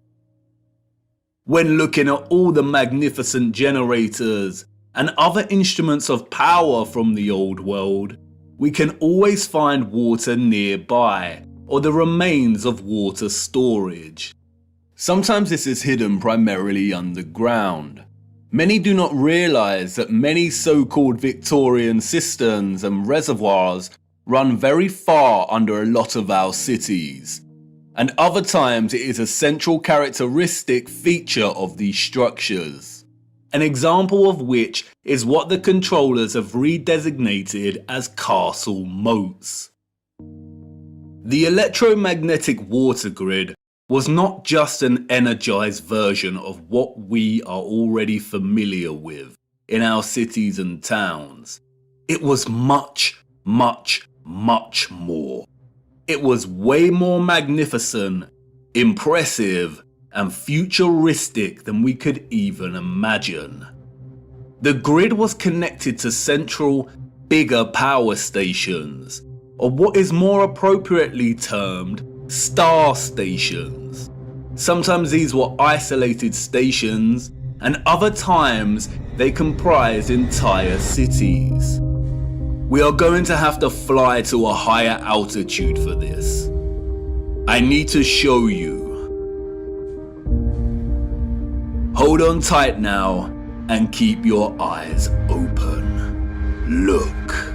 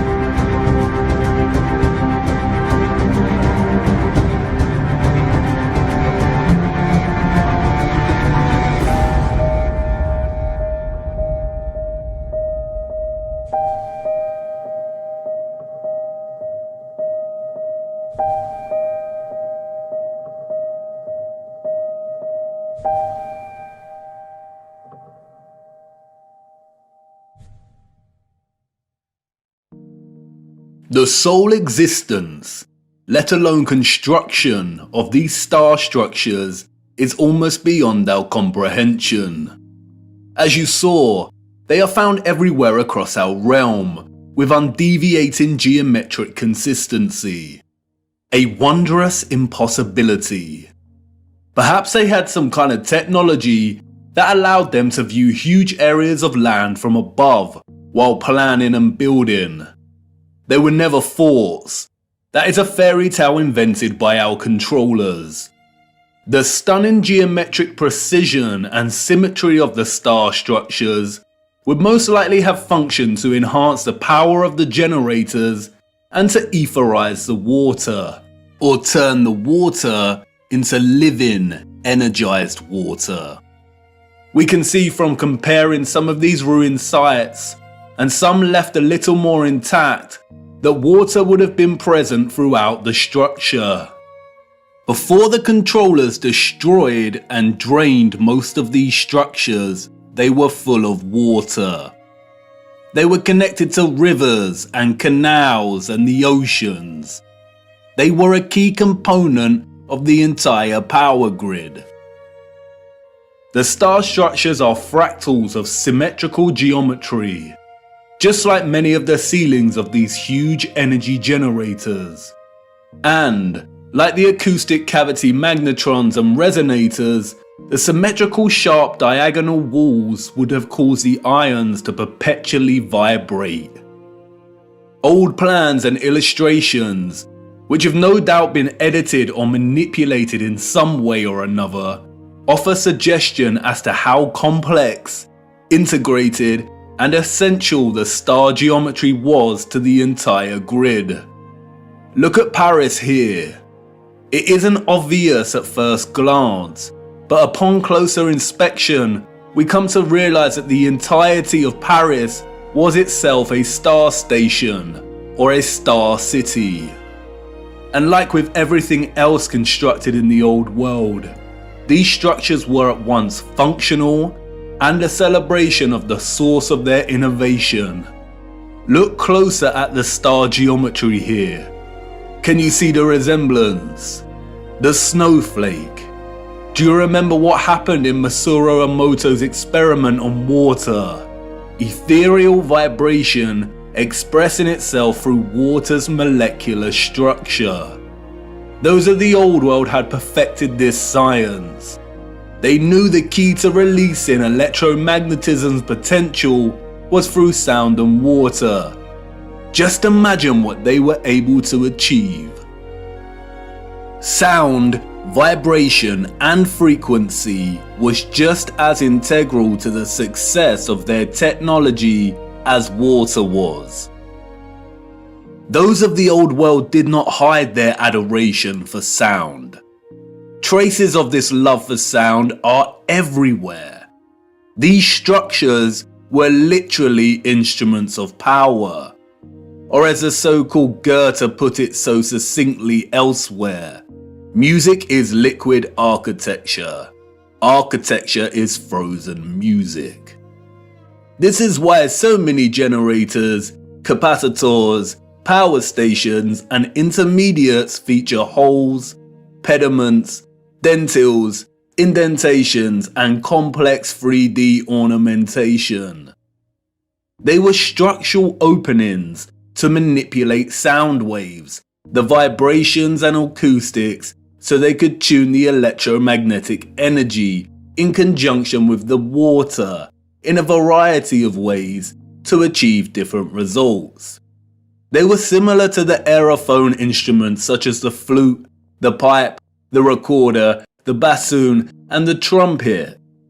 The old world revered the geometry of the star because it was through the study of the stars in the waters above that they learned the power of fusing electromagnetism, vibration, and frequency with water itself. They all work harmoniously and in concert with one another. This interconnected and interdependent energetic relationship is what makes the stars and all life itself possible in the first place. Look a little closer at the dancing geometry of the sonoluminescent stars beyond the firmament. Do they remind you of something else? That's right, all of the magnetrons, or what we've come to call rose windows, were designed to mirror the cymatic patterns of ether's vibrations in water itself. Artist Tanya Harris was onto something in 2013 when she turned her attention to studying and recording the silent resonant frequency of churches. By placing water inside of a loudspeaker, she was able to discover the hidden geometry of these resonant frequencies.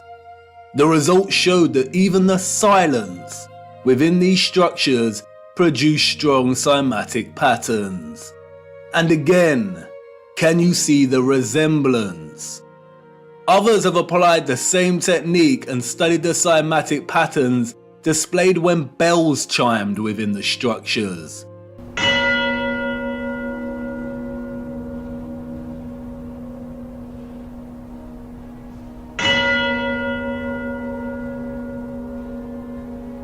Look at the patterns. Magnetrons. This is why so many magnificent rose windows resemble cymatic patterns so closely. This is why they look like the petrified pulsations of a star.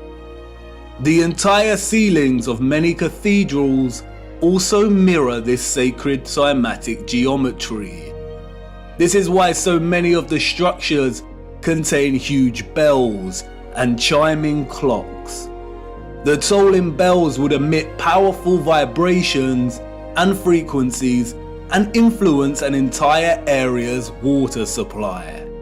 The sound would influence the molecular structure of the water, which was then used for a variety of purposes. And that's not all. Many of these structures also housed another wonder of the world. The king of sound. The organ. Have you ever stopped to look at some of the great organs before? These were not constructed by ordinary people in the 19th, 18th, 17th and 16th centuries. Like the structures they reside in, they are a marvel of elegance and majesty. The most powerful sound instrument in the world. The specific organ sound waves of low and high frequencies would no doubt have enabled those of the old world to manipulate the ethereal energy in ways they saw fit.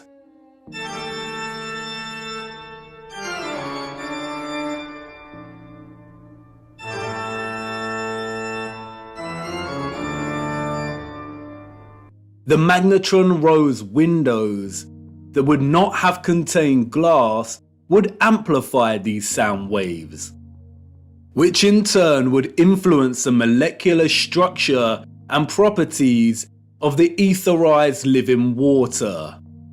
Organs would have had multiple uses, perhaps providing entire towns with specific resonant frequencies for good health and prosperity. The specific functions of the organ have been deliberately hidden and withheld from our knowledge. Interestingly, the official history states that the first organs of the world were water organs, in which the power source pushing the air is derived by water from a natural source or by a manual pump. No doubt a deceptive half-truth disguising the instrument's true interaction with water. And like I said before, most of these structures had areas nearby to store and hold large quantities of water. Many of the structures feature underground cavities or huge cisterns, some of which have been drained and some kept intact. Sometimes the cistern was located apart from and outside of the structure. The controllers have redesignated many of these areas as Roman baths. That's why Bath Cathedral in England is located right next to the Roman baths. The water was also stored in red brick power stations, capacitors, or water towers. Open rectangular sites, reservoirs, wells, and step wells. This is why step wells were constructed with precise geometric patterns. Again, the symmetrical structures here work to encourage oscillation or vibration of the ions. They kept the water electromagnetically charged, and the aqueducts and viaducts would have worked in a similar fashion. It is likely that a lot of the huge electromagnets we see scattered across our realm would have actually straddled passing water, much like we see on the Volga-Don Canal, even though it's unlikely that the Volga Arch is original, and that many roads themselves were constructed during the Great Reset. It is likely that the inheritors of the 19th century were instructed to drain and fill many of the tributaries that once carried water. That's why we see drained castle moats and star stations. Perhaps that's what a lot of the surplus mud we see during this period was used for. Perhaps a lot of homes and buildings were constructed with underground chambers to store their own personal supply of living water, and these areas were destroyed, filled in, and forever hidden with vast amounts of mud during the 19th century. The use of electromagnetism, sound waves, and water would have had endless applications and uses in the old world, most of which we will never know about. But many structural remains do offer a lot of clues.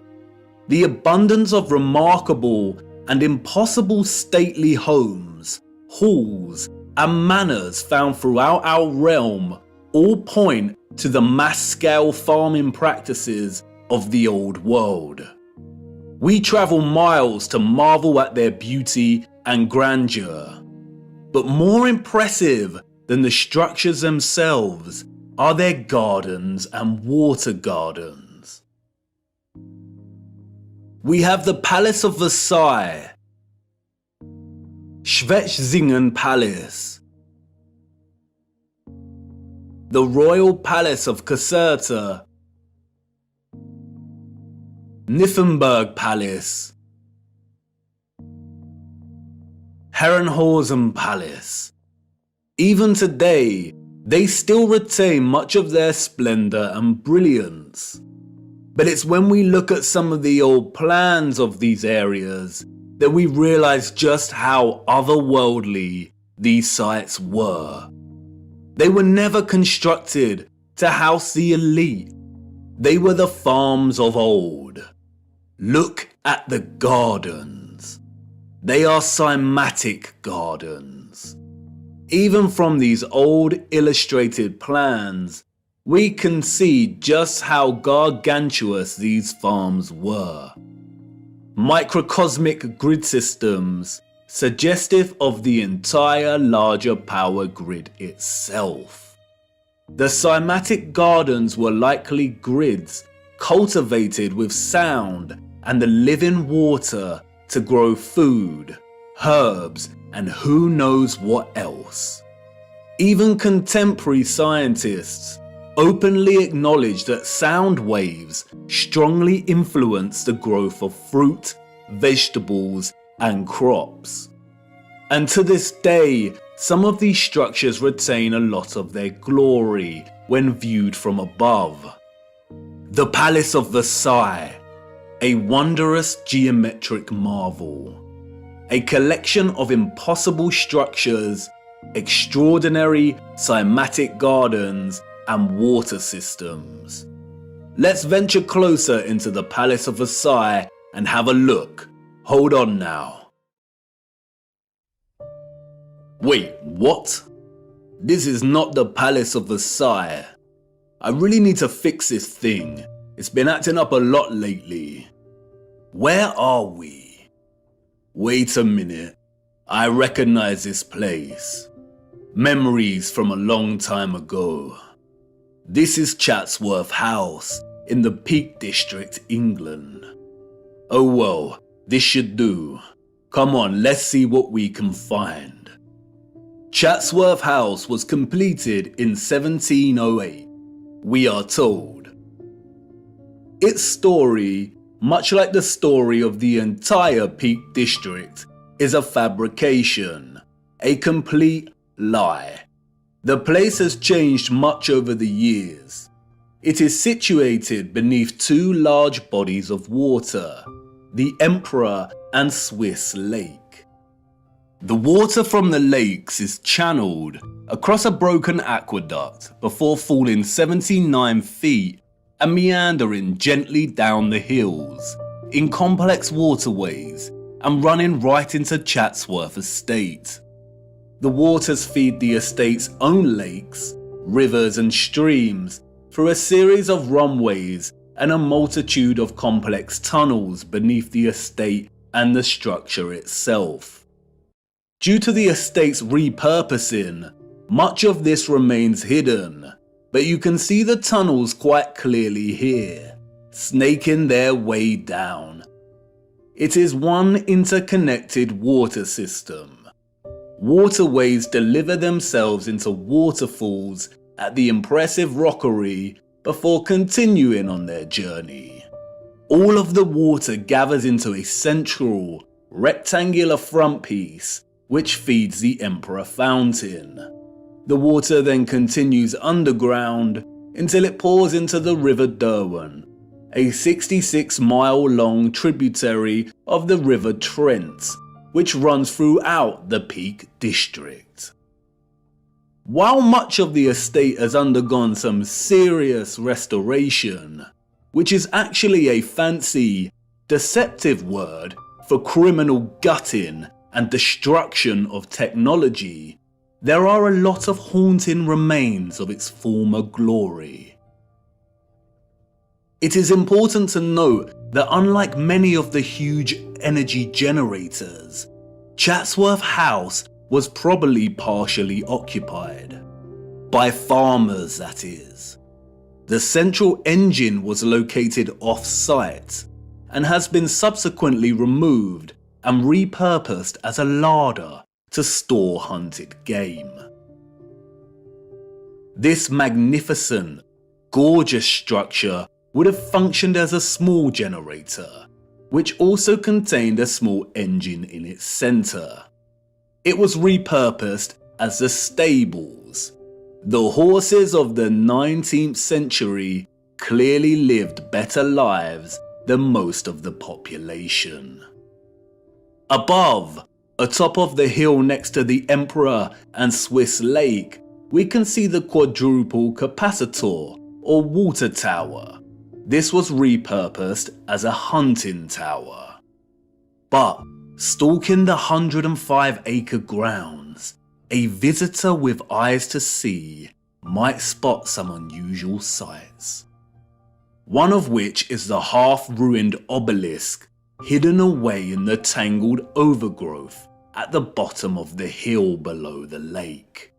The official, controlled history that visitors receive when touring Chatsworth conveniently leaves out any mention of the obelisk.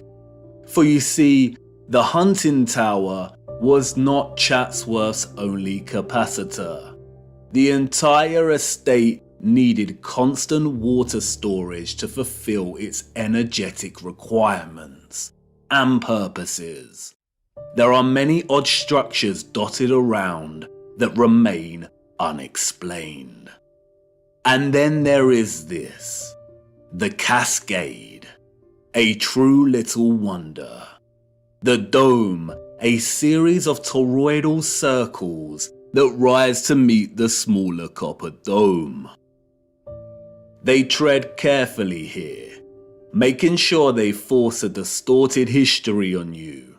But, as always, They cannot help themselves. They just have to tell you in their own roundabout controlled manner. As the placard states, water can be made to flow over the roof and out of 13 spouts. Some of these spouts are crafted in the form of immaculate stone dolphins and giant fish.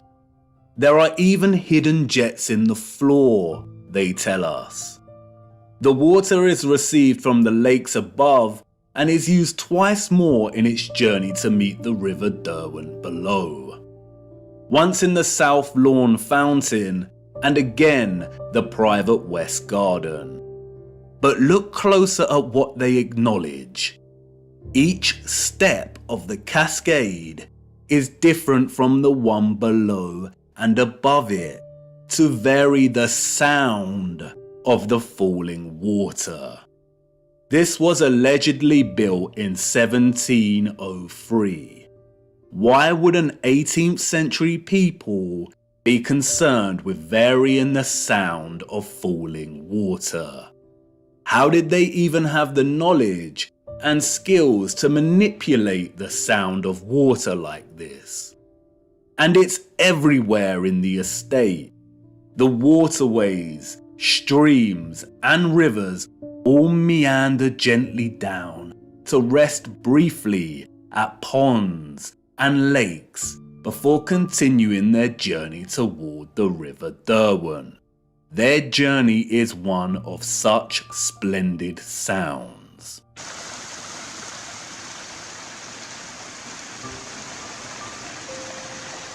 As you begin to traverse the labyrinthine passages of our corrupted history, you will inevitably meet the lithographs, renderings, engravings, illustrations and paintings. How easy it is to lie when there is no photographic or visual evidence, just artistic interpretation. We would never accept illustrations as reliable sources of information today. So why do we accept them as historically accurate? And while these are not to be trusted, devoting some time to browsing their particulars can yield some interesting insights. For instance, the fountain here looks wildly out of proportion. Did it used to jet water more powerfully?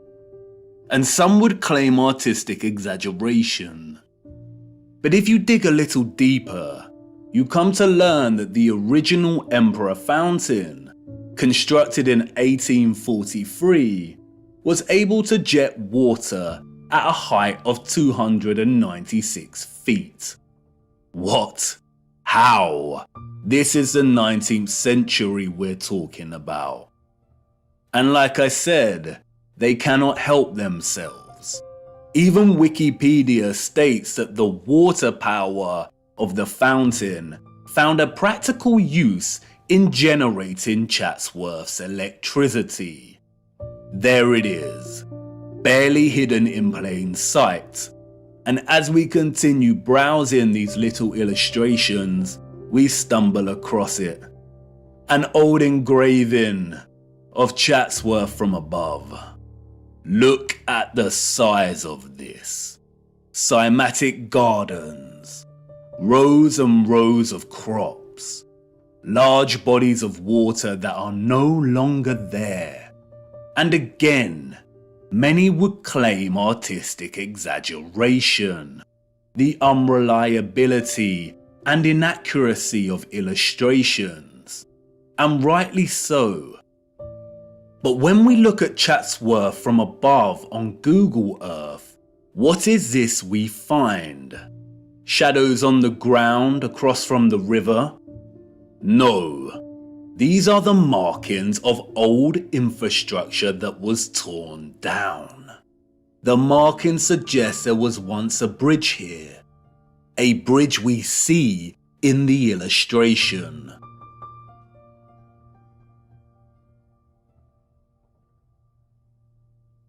Look a little closer. An octagon, with the clear outline of an old generator. So yes, the illustration is a lie. The estate was much larger than depicted here.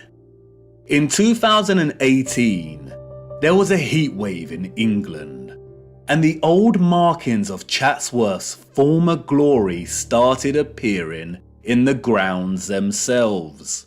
They had to acknowledge it. Sometimes mud and lies are not enough to bury the truth. Chatsworth was a huge farm in the old world. As I said before, the illustrations and paintings are not to be trusted. More often than not, they are used as tools of deception against us. But as you see here, they do have a tendency to backfire on the controllers. Just like with the plans of star stations and cities, our own technological access to tools such as Google Earth validate these old plans and illustrations as half-truths. You can bet good money that even the plans and illustrations are only giving us a fraction of the full picture, just like here with the plan of Chatsworth. And it's in Chatsworth that we encounter the first of many acts of barbaric desecration by the hands of the enemy. Chatsworth's great conservatory stood immense until destroyed in 1920. It was 84 meters long and 20 meters high, and constructed, they say, in 1840 before the establishment of automatic glass manufacturing. Huge interconnected tunnels and water pipes collected under the ground of the structure to provide heating via boilers and hot water, an engineering feat as impossible as the construction of the structure itself. It was designed by Chatsworth's gardener, Joseph Paxton. Paxton is a phantom that haunts the pages of the history books. Paxton's story is one of fortunate circumstance, daring innovation, and success. It is, unfortunately, a dishonest story, an unconvincing fiction. We are told that Paxton secured a gardening role when he was 20 years old, while working at Chiswick Gardens, and it was here that he encountered William Cavendish, the Duke of Devonshire, who was so impressed by young Paxton's horticultural abilities that he hired him as head gardener of Chatsworth House. Paxton is responsible for creating the following: Chatsworth's Arboretum, its rockery, the Emperor Fountain. You remember, the fountain that sprayed water into the air at twice the height of Nelson's Column. The Great Conservatory. He was responsible for cultivating the Cavendish banana, the most consumed banana in the world today, and designing railway stations all over the Peak District. What a talented and productive young man. Paxton's achievements, however, did not end with the banana and the conservatory. The farce doesn't end here. What a tangled web we weave when setting out to deceive. Paxton's success with Chatsworth led him to design the infamous Crystal Palace of London, just in time for the Great Exhibition of 1851. It was originally constructed in Hyde Park for the fair. It was constructed in just over a year, an engineering feat never again repeated. It was made from more than 1,000 iron bars, and its overall mass comprised of over 4,000 tons of iron. The Chance Brothers Glassworks in Smethwick provided the 300,000 sheets of glass. Remember, this was before automatic glass manufacturing. This is the glassworks in which the glass was produced. A simple maths equation gives us an average of 822 glass panes produced every day, 7 days a week, for a year. Right here in this factory. This was Paxton's initial planned sketch for the structure. He went from this to this in a year. Furthermore, the entire Crystal Palace was able to house gigantic trees, and they had to board a lot of the glass panes up and cover a lot of the top of the structure during the World's Fair exhibition because the interior of the structure became too hot. Wouldn't Paxton, who designed the Chatsworth Conservatory, know that a huge glass palace would produce immense heat? The entire narrative soon dissolves into stupidity when we realise that a year later, in 1852, they dismantled the Crystal Palace and moved the entire structure to Sydenham in southeast London, where it was rebuilt with 2 additional huge water towers at either end of the monstrous structure. Interestingly, no photographic evidence of the original Hyde Park Palace exists. Just illustrations. Wouldn't the structure have been the focus of many photographers during the opening of the Great Exhibition of 1851, the first of its kind? It is highly likely there were either 2 of these crystal palaces in London, and both destroyed, or the Hyde Park Palace is just an outright lie. Interestingly, a few years after its relocation to Sydenham, this map of the palace was produced, all designed at the hand of our genius gardener. He struggled with the water supply, we are told. After all, supplying 12,000 fountains, 2 of which shot water 250 feet into the air, and the various cascades would be a difficult task to achieve. But clearly not for Paxton. He made it happen. Interestingly, the Crystal Palace also featured one of these impossible, grand, and spectacular organs. Oh, and if that wasn't enough, while Mr. Paxton was redesigning the Crystal Palace at Sydenham, he was also designing the glorious Mentmore Towers for none other than Baron Mayer Rothschild. Who would have thought that a random, young 20-something gardener would go on to be responsible for some of the most impossible and impressive engineering feats in history? Let's also not forget about his banana. Paxton is an example of the enemy's laziness when it comes to hiding our true history.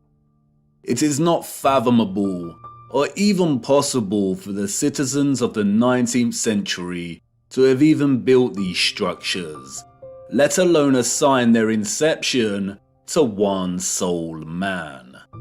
The Crystal Palace and its gardens, just like Chatsworth, were huge farming grids that used the living water in conjunction with sound and electromagnetic energy to cultivate a whole range of wondrous produce. Kew Gardens in London is another example.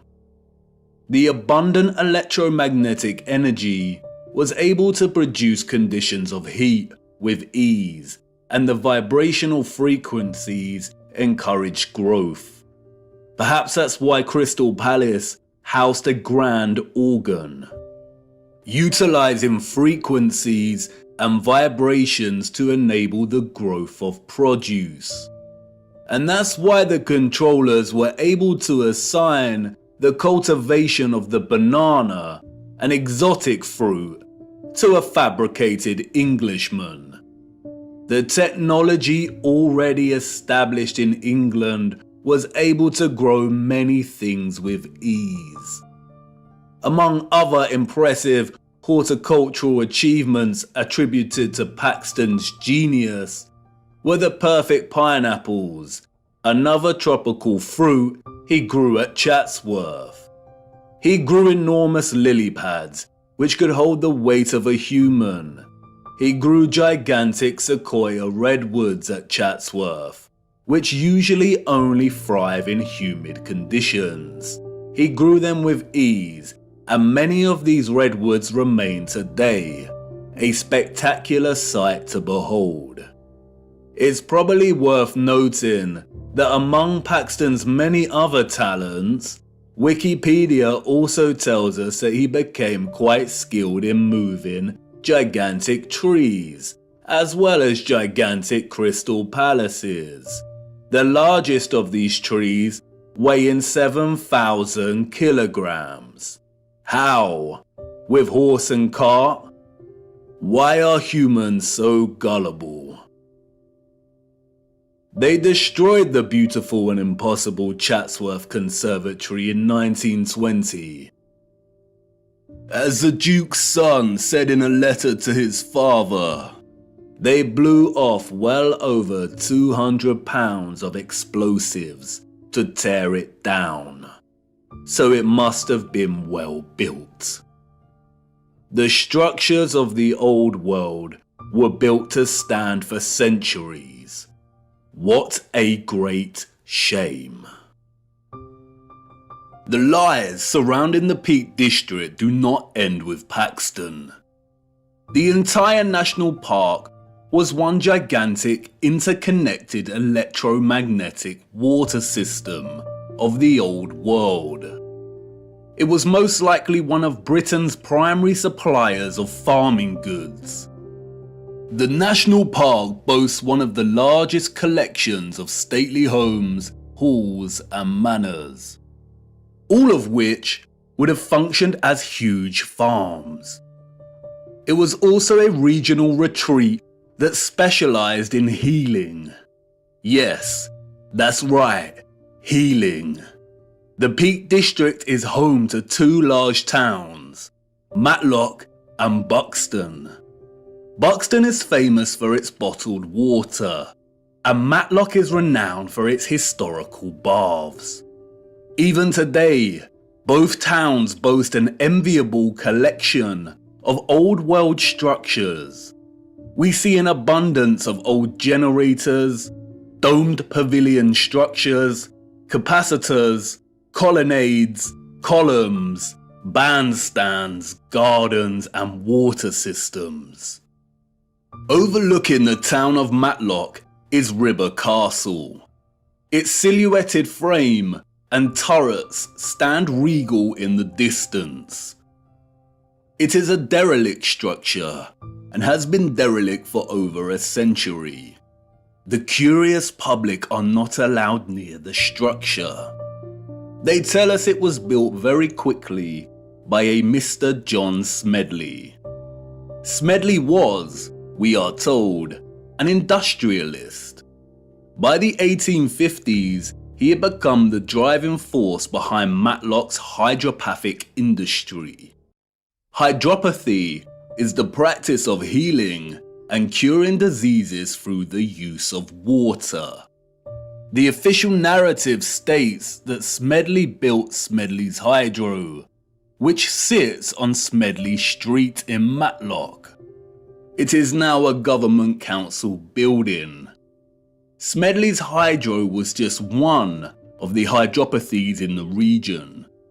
At one point, we are told, there were over 20 hydropathic establishments in the region. Just look at these structures. Smedley did not build the Hydro. Its structure and immense water tower evades his capabilities and the capabilities of all the 19th century citizens. The citizens of the 19th century Peak District inherited all of this infrastructure, and the controllers of our realm knew that they needed to squash any possibility of it being used for its original intended purposes, or for any of the inheritors to discover the truth. It was just too obvious, and soon someone amongst the crowd might start putting two and two together. So they did what they do best and employed a puppet. But unlike Paxton, who was able to achieve fame and fortune for taking all of the credit, Smedley had a different role to play. A role that many puppets in our society today still play. His mission was to carefully control the introduction of hydropathy, only for it to be declared primitive or fraudulent, and then subsequently buried and eradicated as a serious practice. His story is a very similar story to another enemy puppet that has gained a lot more attention over the years. I too once fell for the lies surrounding this man's story. The hydropathies were able to accommodate hundreds of patients, and they were tremendously successful in curing a whole host of diseases and issues, ranging from inflammation and bilious attacks to paralysis, rheumatism, and fevers. This was conducted through an array of different bathing techniques, applying dripping sheets as bandages, and fusing electricity, sound waves, and water. There were, as one newspaper reported, electric bells throughout the buildings. No doubt the actual potential of hydropathy was never fully expressed in Smedley's array of hydros, but they nonetheless helped people tremendously. And they were a huge success, so the controllers temporarily profited financially. The hydros healed and increased the well-being of people through water and its fusion with sound, vibration, frequency, and electricity. Look at the electric treatment menu from one of the old brochures. Options for high-powered parabolic reflector, electric ionization, and high-frequency treatment.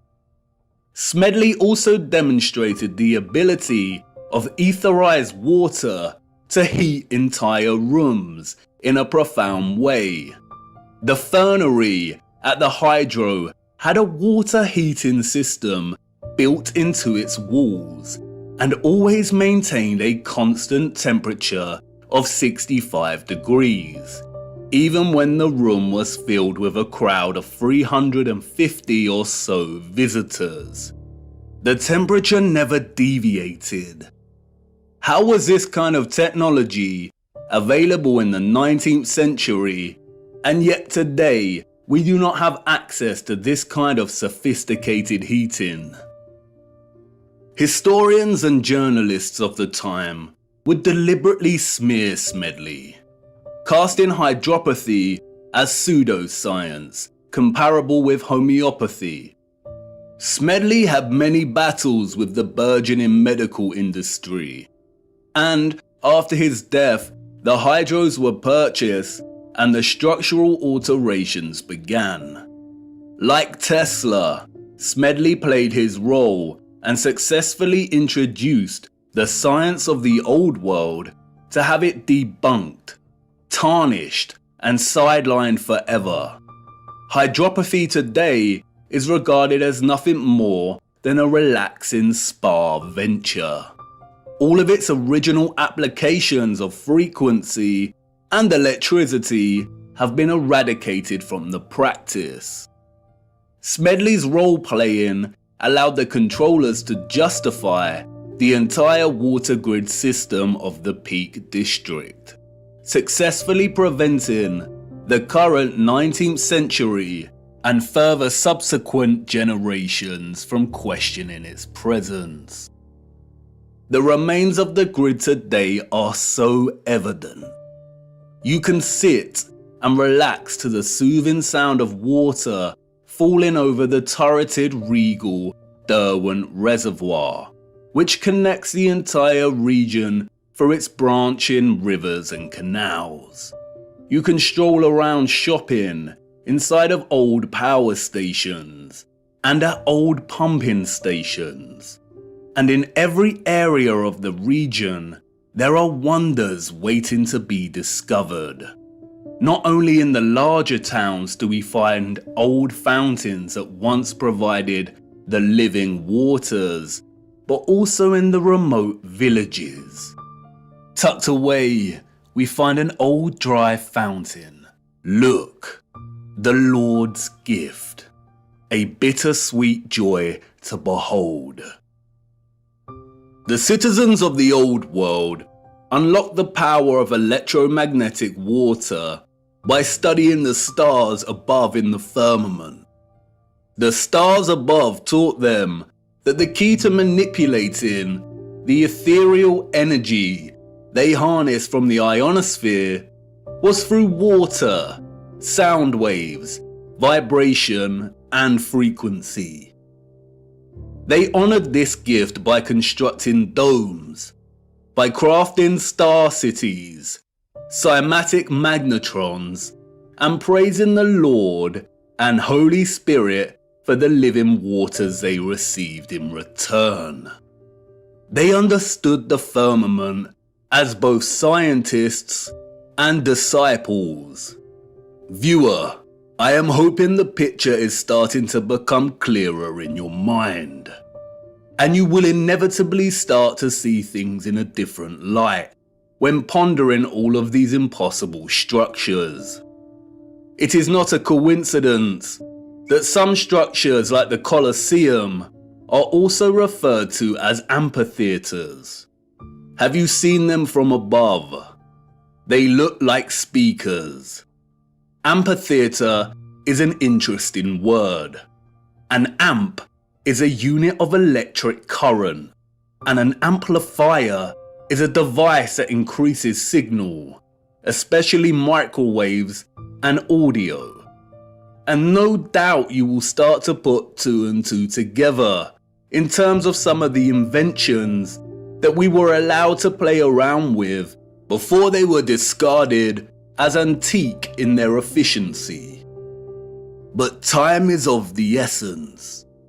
We could ponder examples of the old world's electromagnetic water grid system for hours, but I encourage you to get out and hunt down these structures yourself and to document them in your own time. We have to move on. We need to start. Wait, what? You want to know if these came from the old world? Yes, they did. And they are extremely important. The inevitable ticking of the clock. A deeply unsettling instrument, but unavoidable. I need to show you one more missing piece of the electromagnetic puzzle first, and then we will take a closer look at these timekeeping instruments. Come on, let's keep moving.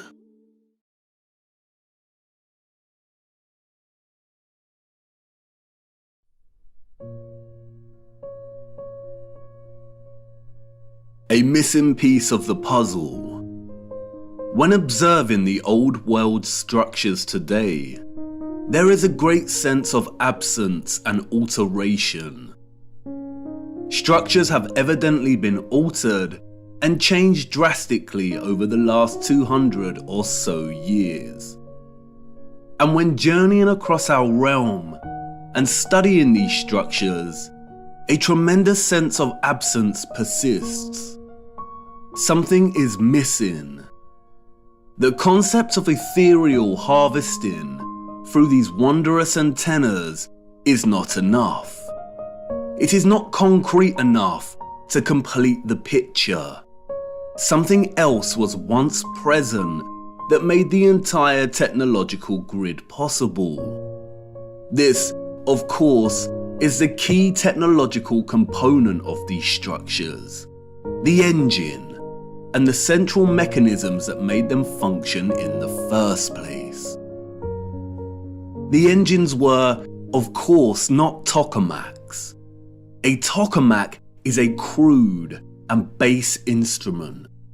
It is a design of the New World. It does not belong in the Old World. It would have had no place in their structures. Their sophistication and finesse would not have relied on such ugliness, on such primitiveness. What is undeniable, however, are the parallels between the tokamak's fundamental octagonal form and the Old World's love for the octagon. It is very likely that the octagonal formation is an essential component when generating a toroidal vortex. We see the octagon everywhere in the Old World. Octagonal geometry underpins many of the structure's fundamental formations. And the peculiar octagonal structures everywhere are not by mistake. They are what they seem, empty shells that once housed something else.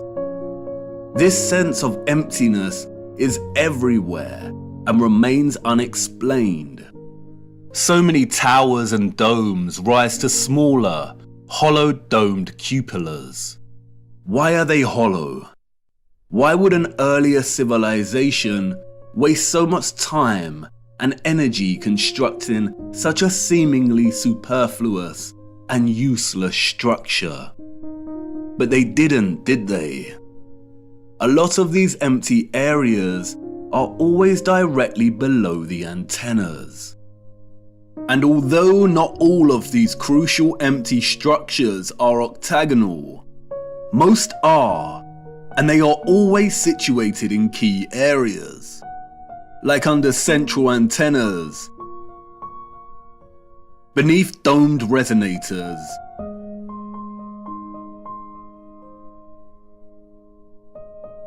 in the center of closed, symmetrical courtyards, or detached and just outside the bigger generators.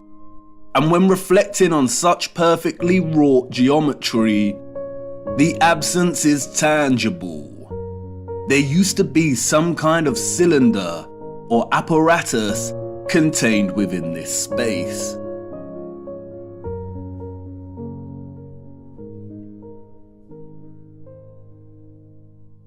Furthermore, we also find various historical relics that closely resemble the Old World structural style. In these relics, we see that empty cylinders or vessels are an integral part of the object. Could these be miniature functional objects that mirror the form of the larger empty spaces we see in the Old World structures? Perhaps a kind of micro, household object that enabled access to the wider power grid's energy production? Did the larger structures themselves contain similar cylinders within?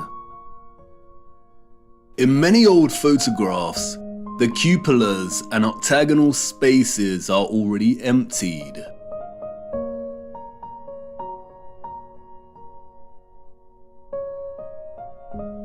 But there do remain a few images and illustrations that can offer a little insight as to what was present before. In some we see a type of cylinder, and in others we see some kind of orb or container.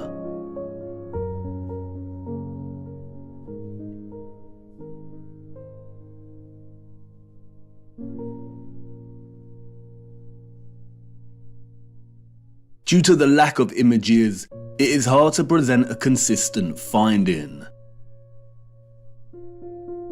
And so much has been altered, and in ways that are almost impossible to recognize.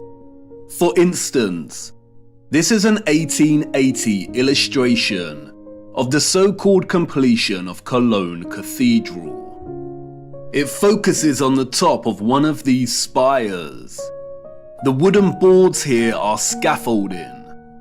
As you can see, the tops of these spires open, revealing some kind of cylinder. This is a model of the area of the spire that we see in the illustration.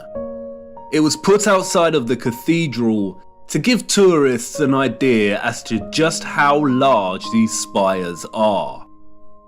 An impossibility for citizens of the 19th century.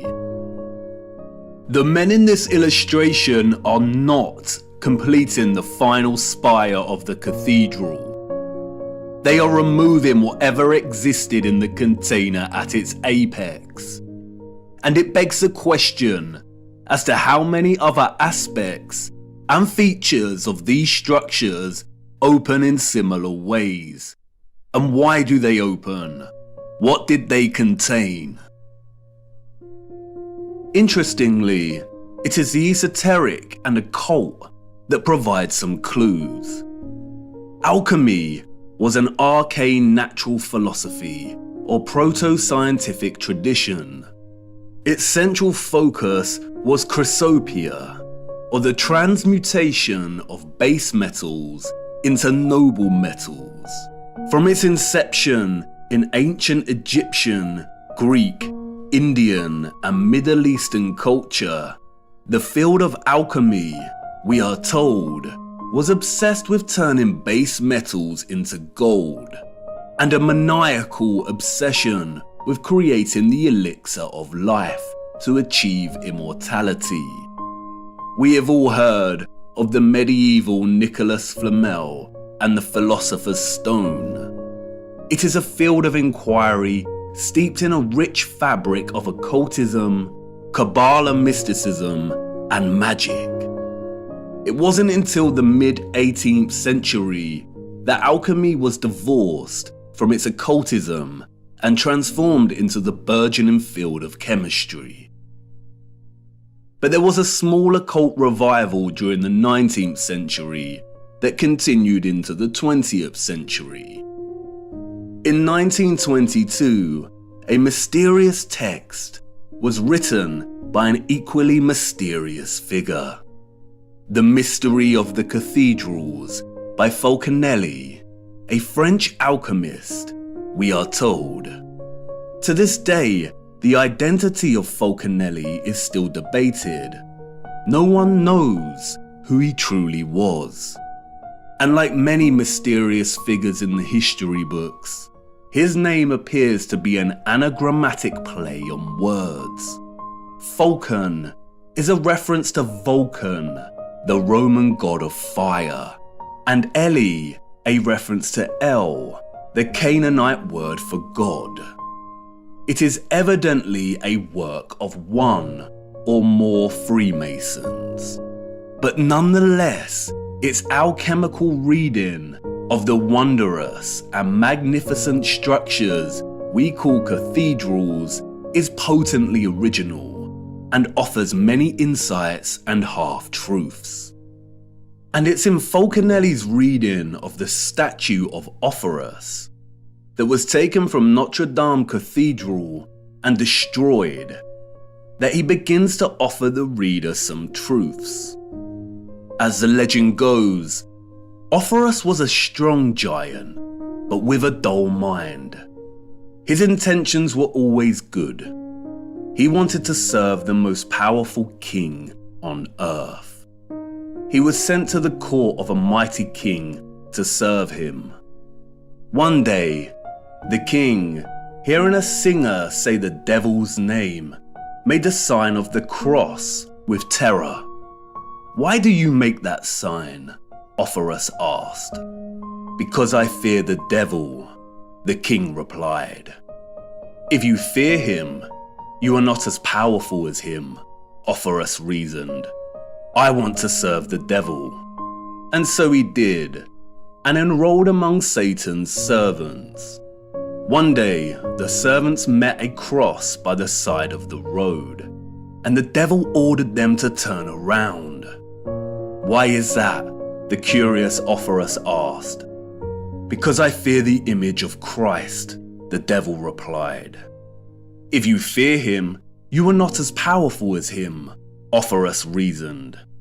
"I want to enter the service of Christ," Offerus exclaimed, and passed by the cross and went on his way.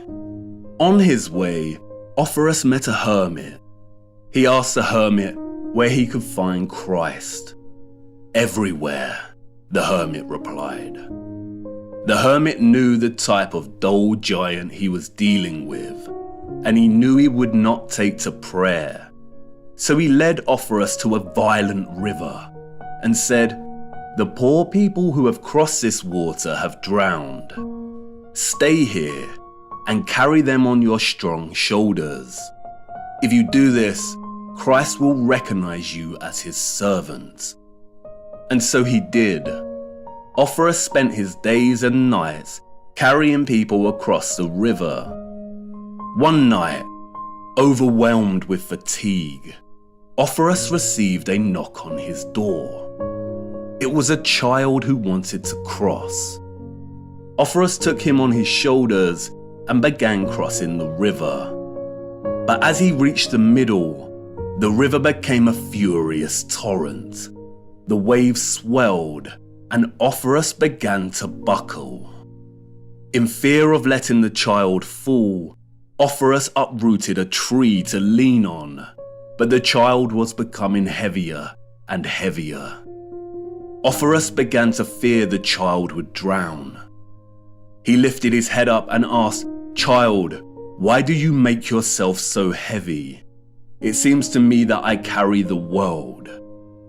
The child replied, "Not only do you carry the world, you carry the one that made the world. I am Christ.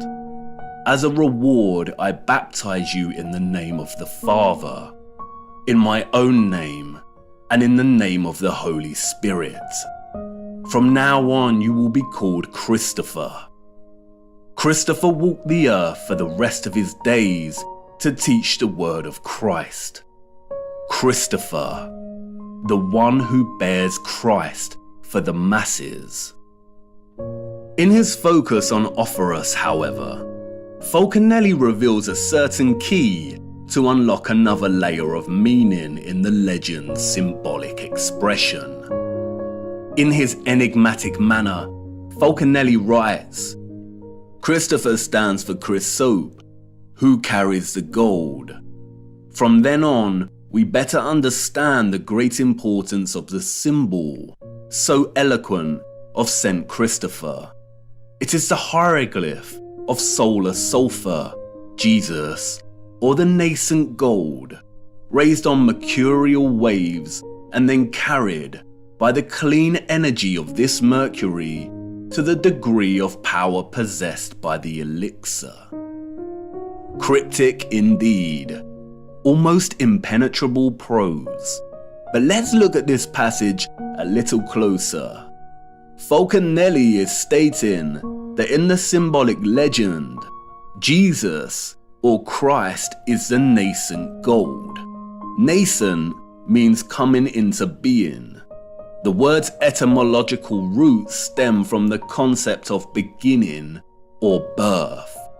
Nascent gold here, or the solar sulphur, is not just gold, it is gold growing into its full potential. The final section of the excerpt explains why the gold is growing.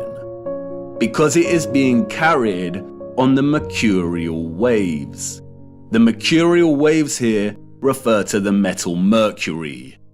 Gold is achieving its potential because of the clean energy of mercury. Fulcanelli explains that mercury's color is an emblematic grey, and that explains why many of the representations of St. Christopher coat him in that color. We will return to the legend of Offerus soon, but first let's look closer at Mercury.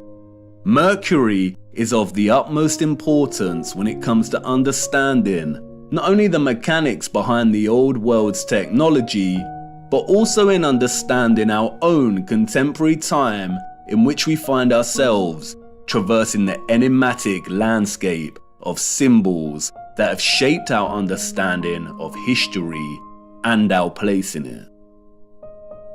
The symbol here represents the element Hydragyros. Its literal translation from the Greek means silver water. Hydragyros has many names. It was also called Quicksilver. Today it is referred to as Mercury. The alchemical symbol is precisely the same symbol used in classical astrology to represent the so-called planet Mercury. Pure or native Mercury is an extremely rare element in the Earth's crust. It's primarily retrieved from cinnabar, a bright scarlet or red pigmented form of mercury sulfide. Cinnabar is the most common source ore for refining mercury. Both Wikipedia and World Atlas tell us that mercury is the 66th most abundant element in Earth's crust. In its pure state, mercury is a silver-like liquid. It is the only metal that is liquid at standard temperature and pressure. It has a freezing point of -38.83 degrees and a boiling point of 356.73 degrees. It is an excellent conductor of electricity. Its uses are primarily electrical based. It has a primary role in fluorescent lighting. Its other uses include thermometers and dental amalgams.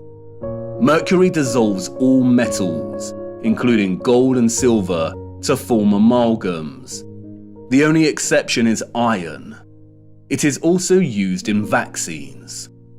Governmental, medical, and pharmaceutical industries declared mercury toxic in the early 21st century, gradually phasing out its use in medicine and leading some countries to completely ban the element. In some countries, it is illegal to trade mercury. Before this, mercury was a staple in certain traditional medical treatments, such as the traditional Chinese medicine. And while I do not dispute mercury's potential toxicity when injected into the body, the concerns surrounding its hazardous potential are largely overblown. All metals, especially when injected and taken in excess, are toxic.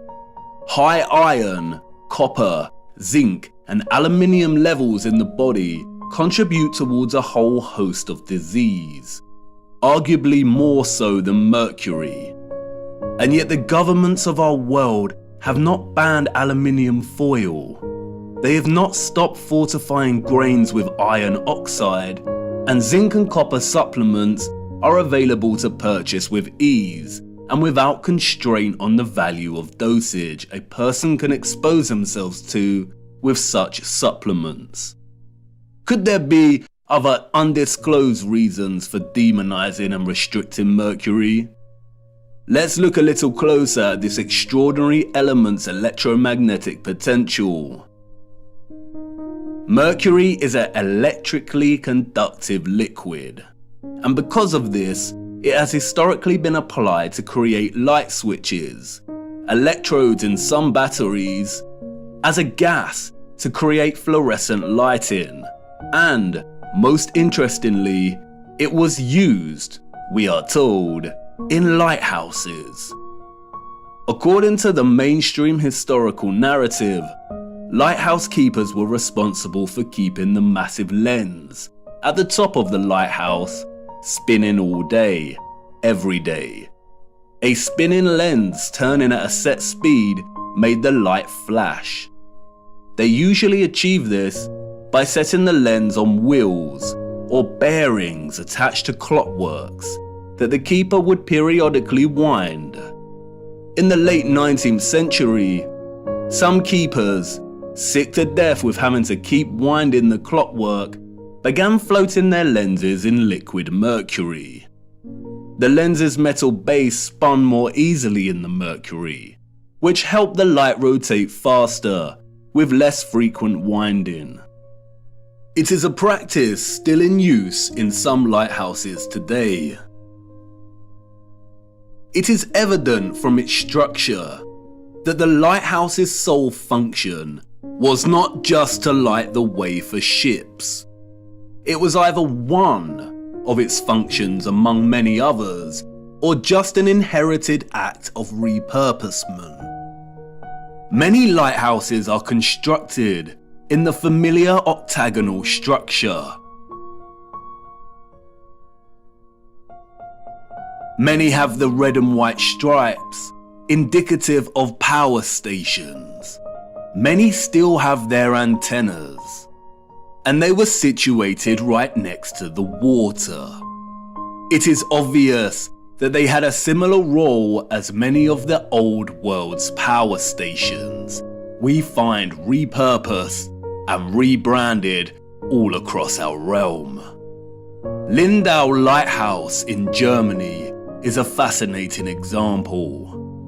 We see all the familiar dentils and holes, suggestive of vibration and frequency manipulation. We see the octagonal cupola. They have replaced the original antenna with New World junk, and oddly the structure has a clock. And although those of the old world made the most advanced clocks ever seen, the presence of a clock face here appears superfluous. Perhaps the abundance of clock faces we see on so many of the old world structures and towers are actually repurposed steam gauges that used to be present to measure the pressure of the energetic water. The intricate and complex design of these lighthouses would have been a feat of engineering for those of the 19th century and their predecessors, unless those that came before the 19th century were technologically advanced, which of course they were. Mercury's role in lens rotation is a subtle example of repurposement. It is very likely that the complex apparatus at the top of these lighthouses were modified as illuminated lenses during the Great Reset, and what existed before operated to extract ethereal energy. For most of the 19th century, gas and oil burners were used as sources of light in these structures. And yet look at the size of some of these lenses. Look at the complexity of the designs. All to house light running on gas and oil? I don't think so. The history of the lighthouse is of utmost importance because it, 1, provides evidence of Mercury being present in some kind of apparatus directly located in a cupola, the very spot we see emptied on so many structures today. And 2, because Mercury's presence here was to enable the lenses to spin and rotate more easily. And that's very interesting, because look what happens when you apply magnetism and electricity to Mercury.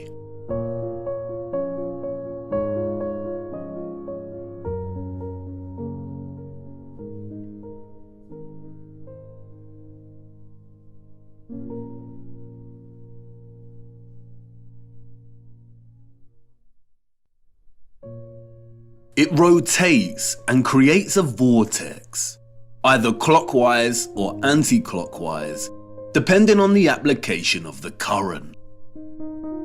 A vortex, as you know, is an integral expression of a toroidal field.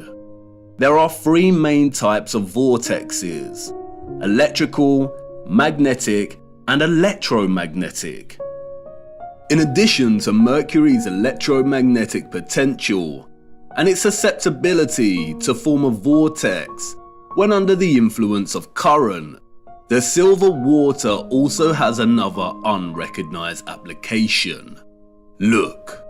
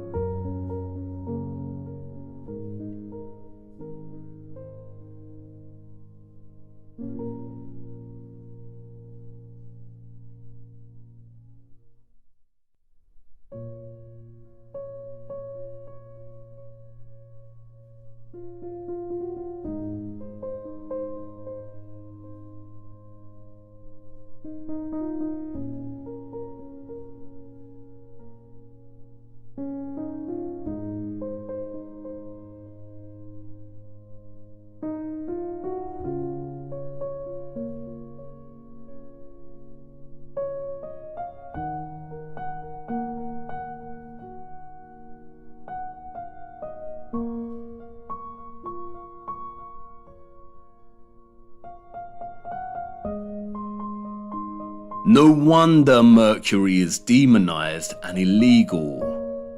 As you can see, mercury is able to provide even a homemade television antenna with the ability to convert radio frequency alternating currents to extract a television signal. Antennas can be designed to transmit and receive electromagnetic waves in all directions equally. And you could hypothesize that the orbs on the old world's antennas contained mercury. But again, it is no secret that mercury amalgamates with gold and other metals. An amalgam is an alloy of mercury and another metal. Mercury strongly amalgamates with gold, copper, silver, and many other metals. The only common exception is iron.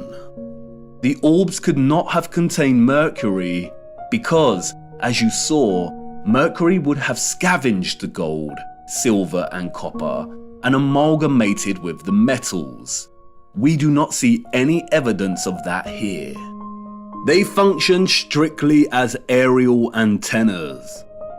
But if all of these structures contain some type of engine or apparatus, similar to the Fresnel lenses we see in lighthouses, with mercury continually forming a vortex, then we would have a setup that enabled the antennas to extract ethereal energy and transmit strong electromagnetic signals.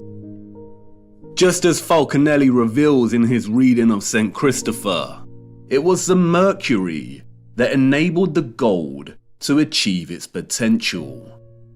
It is highly likely that the absent cylinders, vessels, and containers that were removed from these structures, and which were usually present within the octagonal geometric structures, contained mercury. And it raises the question, if some lighthouses are still running their lenses off of mercury today, wouldn't they still extract ethereal energy? No, they would not. And once again, Falconelli tells us why. As Falconelli states elsewhere in The Mystery of the Cathedrals, the dissolution of sulfur, or in other words, its absorption by mercury, provided the pretext for very different emblems. But the resulting body, homogeneous and perfectly prepared, retains the name philosophical mercury. It is the first-class matter or compound, which requires only a gradual cooking process to transform itself first into red sulfur, then into elixir, and then, in the third time, into the universal medicine. As Falconelli makes clear, transforming pure mercury into a red, sulfurous state is the first step. And as mentioned previously, cinnabar or mercury sulfide is red. And as we see here on representations of St. Christopher's robes, he wears one half grey to indicate mercury and another half red, which is indicative of the red sulfur. It is the transformed state of mercury that allows the gold, here represented as Christ, to achieve its full potential, or, to keep it consistent with the legend, to reach the masses. What Falconelli is actually telling us is that in able to distribute this clean electromagnetic energy via golden orbed finials or antennas, a special kind of mercury had to be present. This is what was contained within the vessels and engines. And it is likely that it was this unique mercury that enabled the extraction of the ethereal energy from above in the first place. Perhaps it is just a coincidence, if you believe in such a thing, but it is interesting that many of the smaller vessel-like relics we see have markings inside the containers that are red, perhaps a homage to the substance they once contained.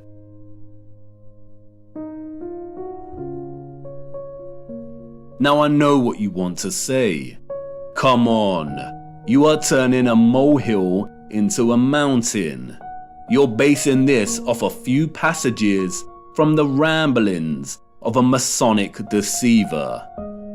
How do we really know that those of the old world were the alchemists of old, and that mercury was central to their advanced technology? Bear with me. I will expose this so-called Falconelli for the Masonic deceiver he is further down the line. But, like I said before, there are many half-truths here that we can extract.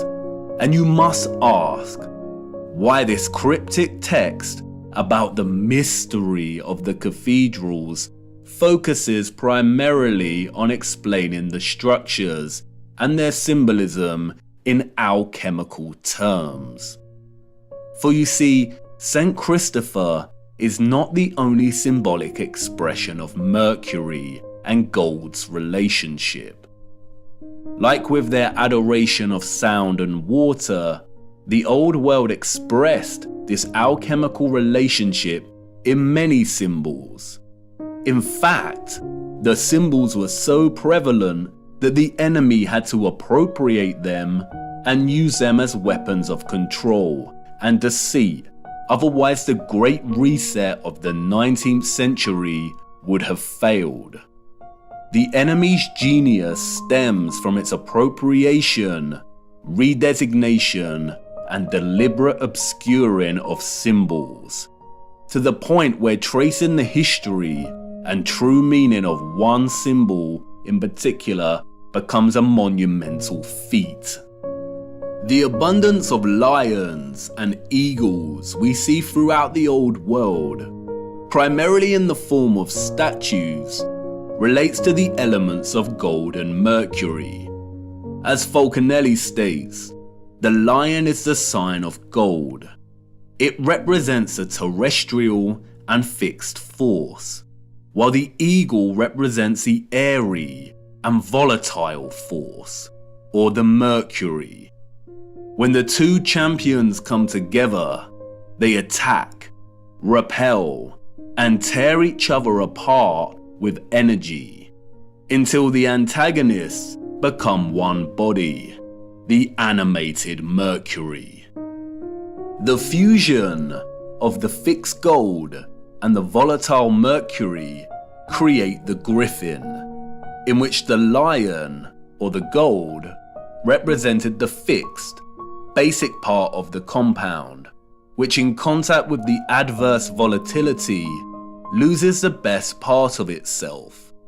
the part that has characterized its shape, that is, in hieroglyphic language, the head. And like the lion and eagle, we see the griffin everywhere in the old world.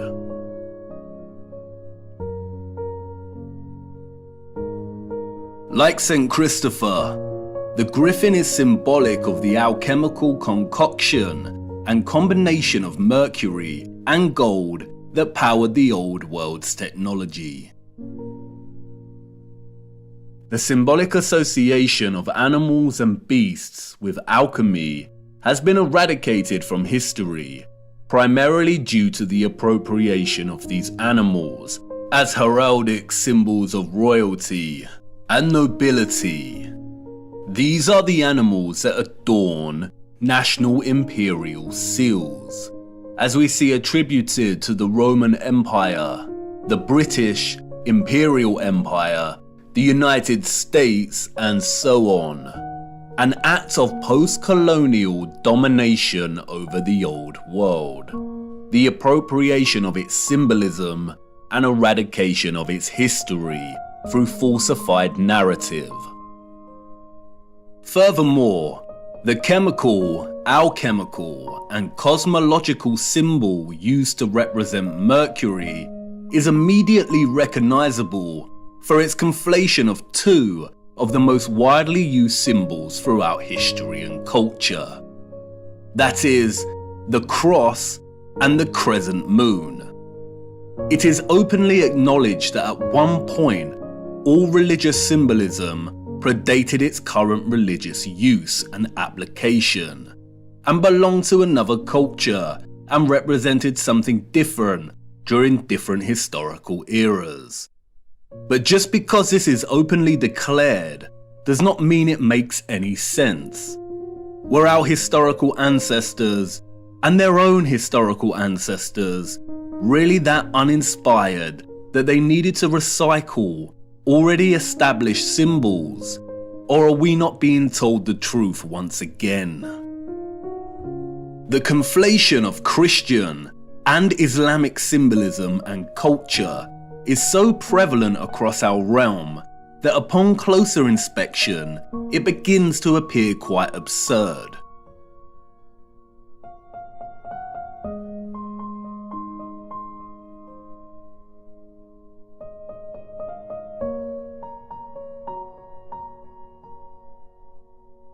If we are to believe the official historical narrative, that is. If we believe the narrative of the Crusades and Ottoman Habsburg Wars, of the continual warring between West and East, then the presence of the crescent symbolism displayed on many so-called medieval European coats of arms and crests indeed makes no sense. Perhaps this is just more cultural appropriation, but the narrative becomes very unconvincing when we turn our attention to the structures themselves. Why was the Hagia Sophia Holy Grand Mosque originally constructed as the Church of Hagia Sophia by the so-called Roman Empire? It remained a church, we are told, for almost 1,000 years. Its 4 minarets were constructed after the Ottoman Empire took the region. But look at its original design. It does not resemble a traditional cathedral whatsoever. And we see this over and over again. The Cathedral of Cordoba in Spain, originally erected as a mosque in the 8th century, and then converted to a cathedral in the 13th century. We see right here the conflation of both styles of East and West. Interestingly, the structure also features the red and white striped arches, indicative of power stations that we find throughout so many impossible structures. And even without their unconvincing narratives of structures passing between cultures, we still see the presence of both styles in many structures that do not have this narrative attached to them. St. Mark's Basilica And the Doge's Palace in Venice look extremely Eastern, as does the Brighton Pavilion in England. These structures were impossible for all of those, East and West, in the official narrative, unless they had advanced technology, which the narrative tells us they did not. The official narrative tells us tales of architects being inspired and influenced by the structures of East and West alike. But remember, at the time these structures were built, the people didn't have accessible transportation. Journeying between continents and countries took weeks, and they had no cameras to document the structures in order to be able to replicate them with such accuracy in the first place. Why don't synagogues have their own unique particular style, like mosques and cathedrals? We see this fusion of architectural style everywhere. We see water pumping stations that resemble cathedrals. We see water towers that resemble castle turrets. We see cathedrals that also resemble official government buildings. All these structures belong to one whole, unified civilization. That's why we find so many ruined cathedrals in the Middle East. They were destroyed and ruined during the Great Reset and after to solidify the falsified narrative. That's why we see the crescent moon in old 19th century photographs in areas it should not be. This is Brazil. Look closer. Even today, Brazil's Muslim population comprises a total of 1% of the country. So why is this crescent present at the top of one of these antennas in the 19th century?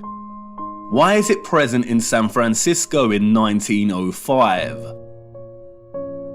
Why do we see many structural antennas composed of both the cross and crescent moon? In many of the old photographs, we see many structures without any religious symbolism, but just standard antennas. And what about all the unusual antennas we see? Many of the antennas functioned as symmetrical instruments to enhance ether extraction and to transmit energy to other antennas. They were never signs of different religious factions in the old world. They were most likely later designated these meanings to fracture the unification of the old world and its understanding of God. Even the mainstream narrative admits that it was not until the 19th century that the crescent moon even became associated with the Ottoman Empire, and it wasn't until 1950 that the symbol became the emblem of Islam. The symbols of the crescent and cross are much more complex than most realize. In the context of the antennas, they are likely a symbolic homage to the alchemical mercury that made them function in the first place. But the crescent and cross also have broader implications that are related to the holy, energetic and ethereal workings of our realm. We will be returning to these symbols later. This is not meant to discredit the meaning of these symbols today. Symbols evolve over time, but this evolution was carefully orchestrated by our controllers. It is also not to discredit God, and this point is crucial. I understand that much of this may trigger some people, but it is imperative to understand that religion, in an institutional sense, was created by our controllers as a means of control. Many religious organizations today are corrupt and use religion as a front when their true allegiance lies with the psychopathic controllers of our realm. Religion was an essential tool of deception to justify the old world's infrastructure. Religion is not synonymous with an understanding of God, faith, and prayer. And it is also not to discredit the life of the Son of God. No, and this is crucial, and you will see why later in our journey.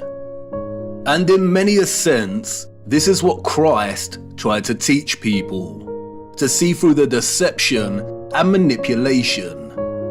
And when thou prayest, thou shalt not be as the hypocrites are, for they love to pray standing in the synagogues and in the corners of the streets, that they may be seen of men.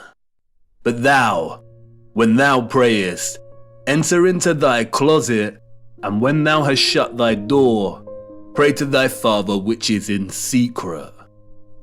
You see, the scriptures are more accurate than most understand. They are at once historical accounts, instruction manuals for living, and sacred texts of prophecy. There are a handful of texts that are so important that the enemy has been desperately trying to steer people away from them in recent times. And you will see why this is of utmost importance later in our journey. Stay with me, the best is yet to come. And it doesn't end there. The basis for the alchemical symbol of Mercury, we are told, was a caduceus. And we see the caduceus throughout the remains of the old world.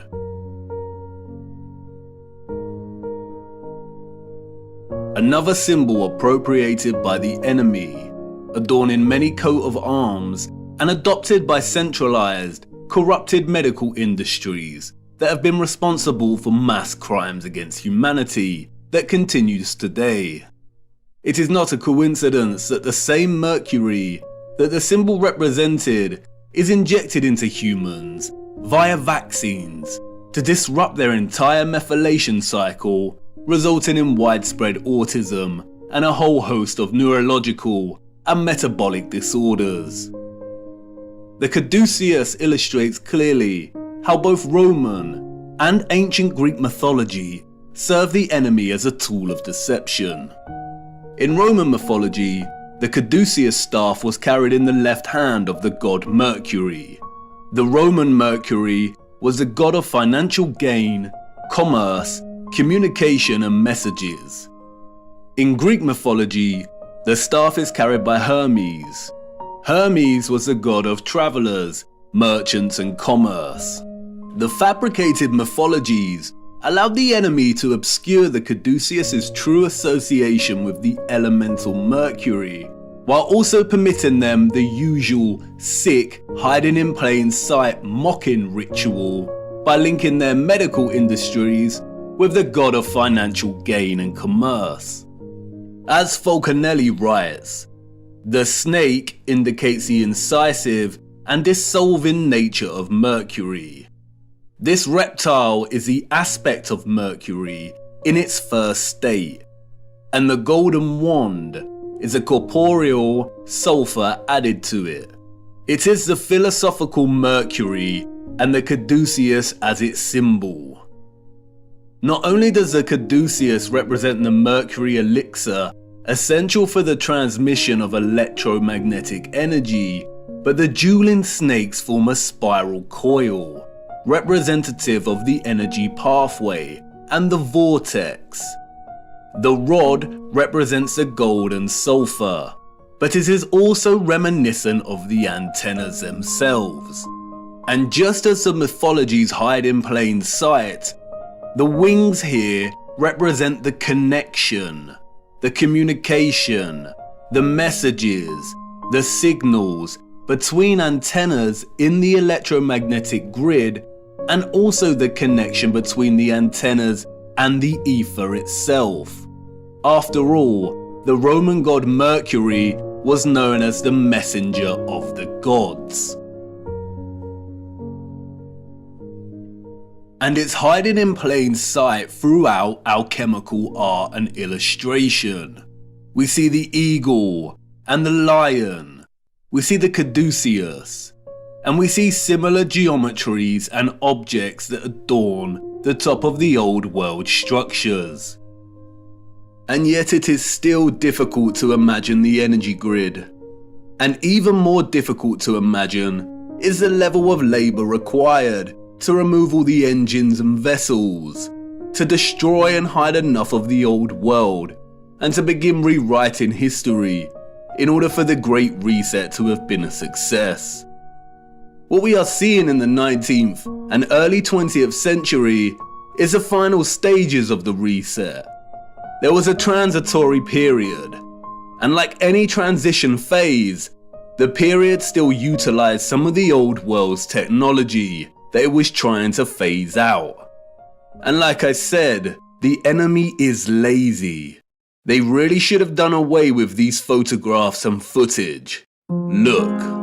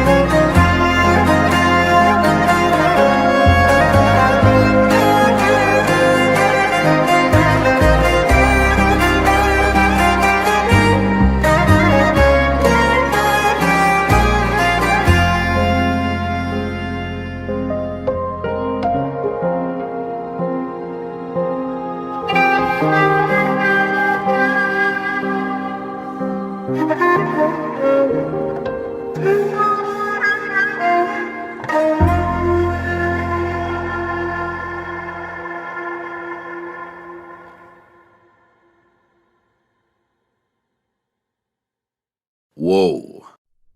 Most of these images were taken during the World's Fairs of the 19th century and at the turn of the 20th century.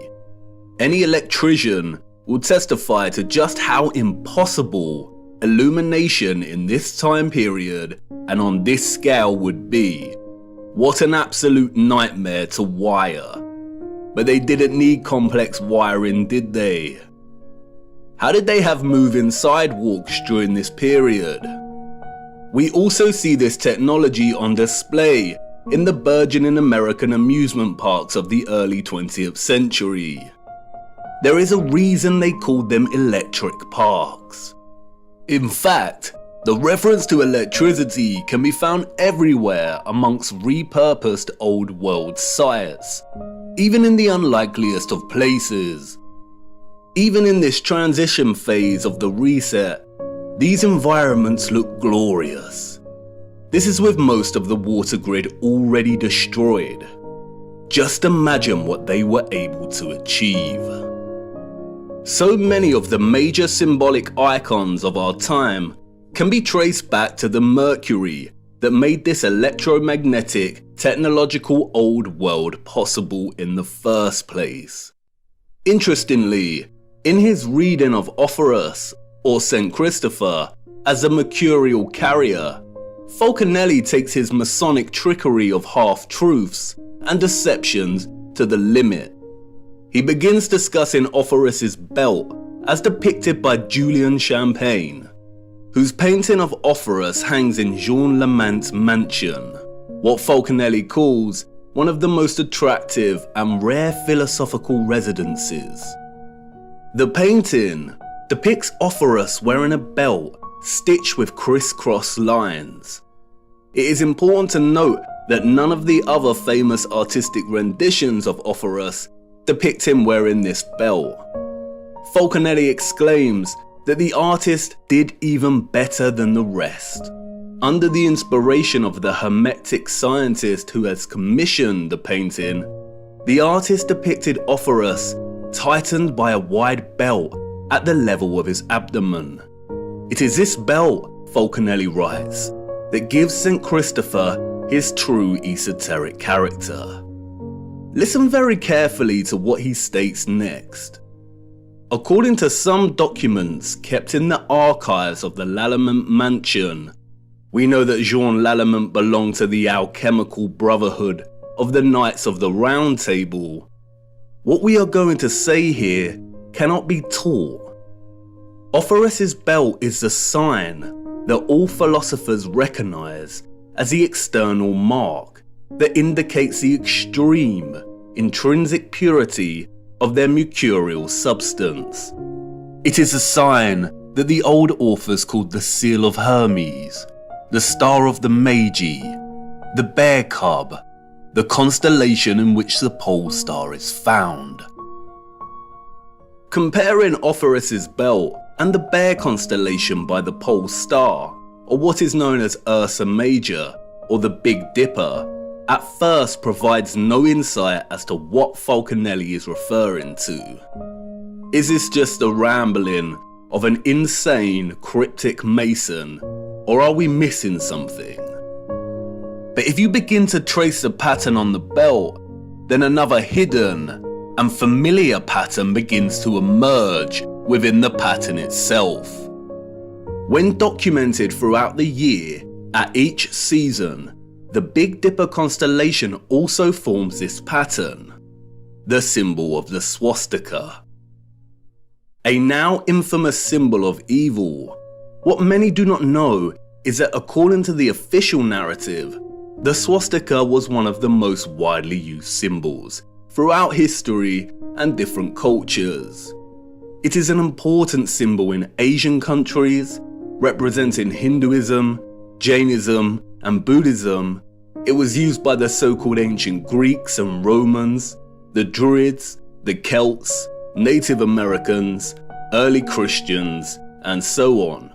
We see it in mosaics, rock churches, bracelets, rose windows, crosses, pottery, clothing, and flags. We see it everywhere throughout time and culture.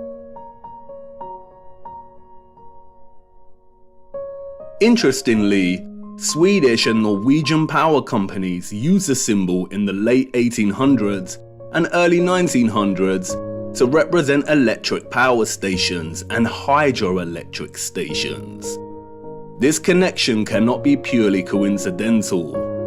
The task of erasing memory and history is not an easy feat. It takes time. Out of all the symbols, This is the one that the enemy had to corrupt and dilute the most by appropriation.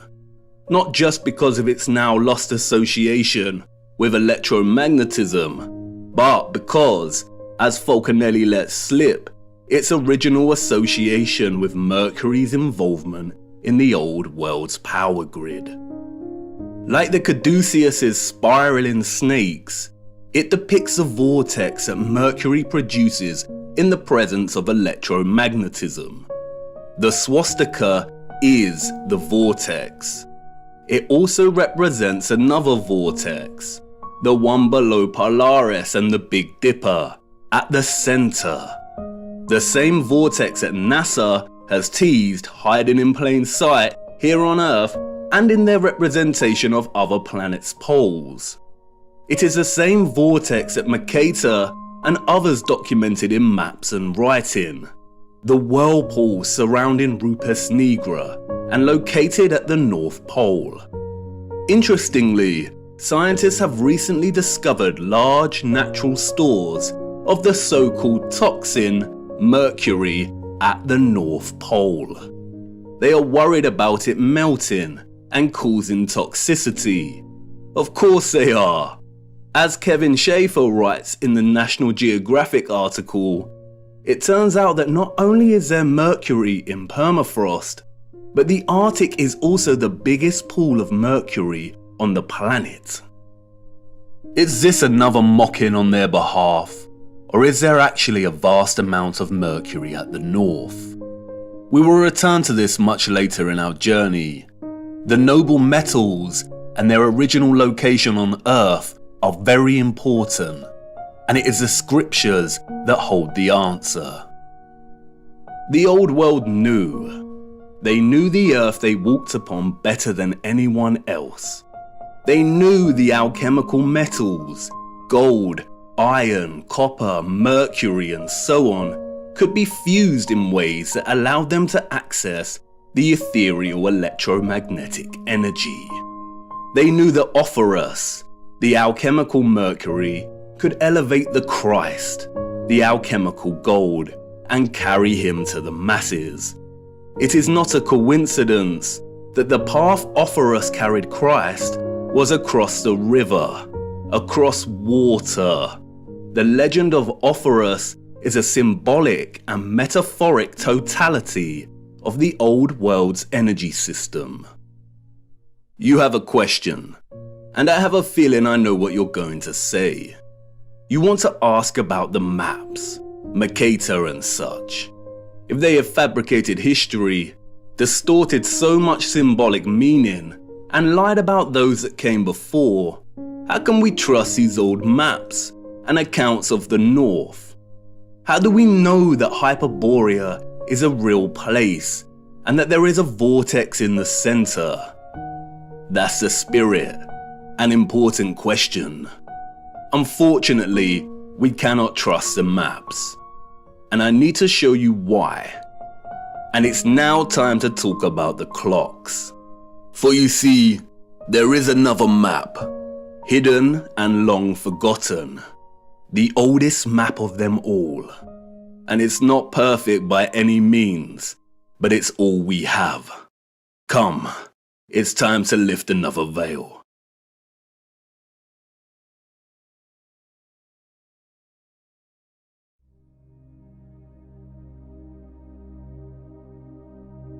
Midway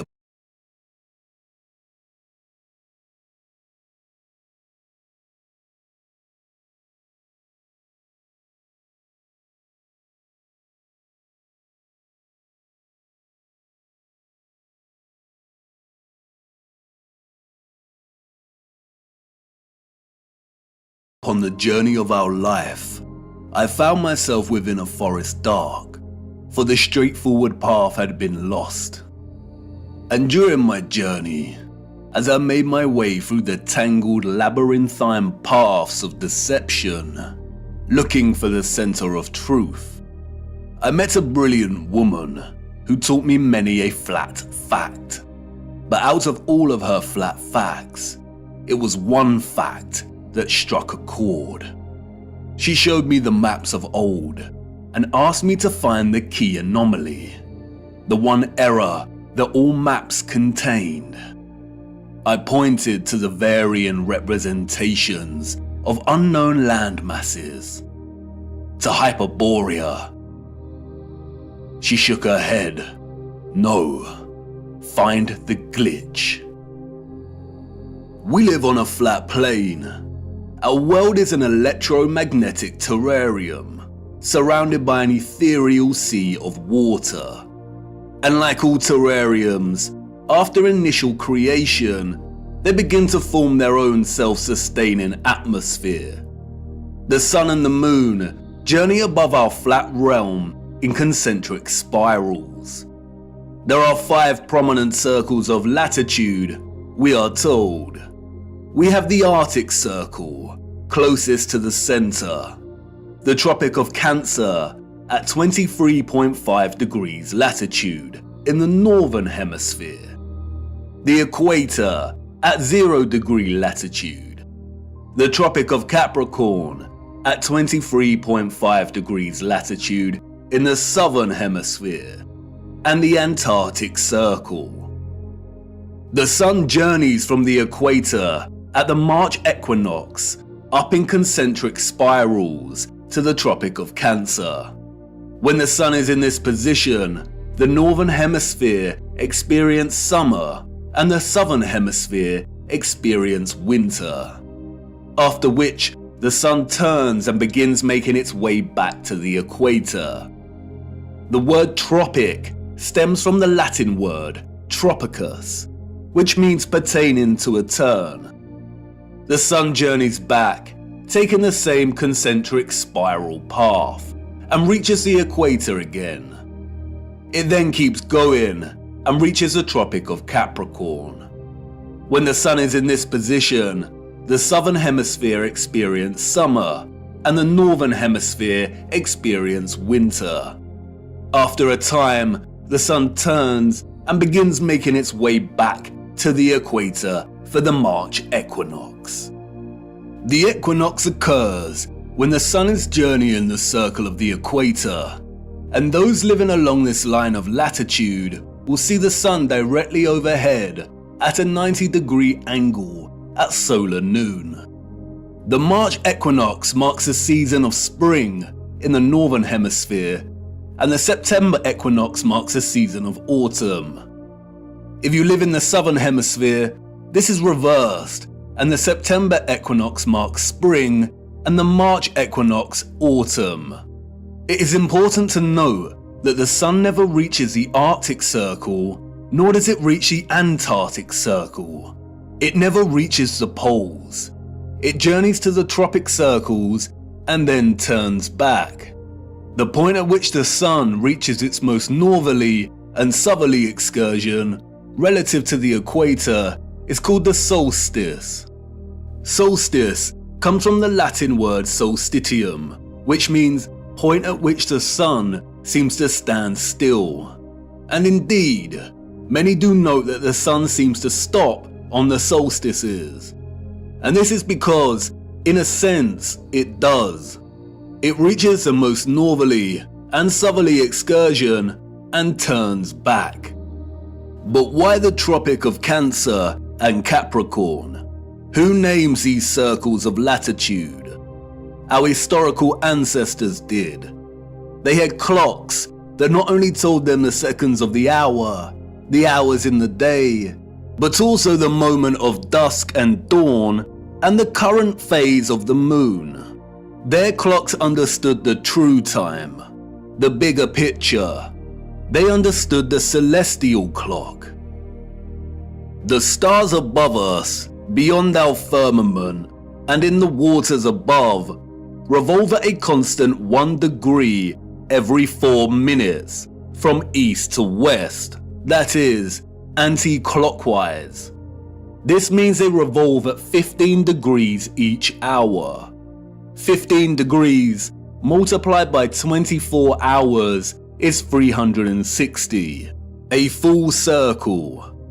The stars above are fixed. They do not stray from their anti-clockwise journey, but revolve and complete a full circle every day. Our ancient, historical ancestors knew this. They assigned the stars above into fixed constellations.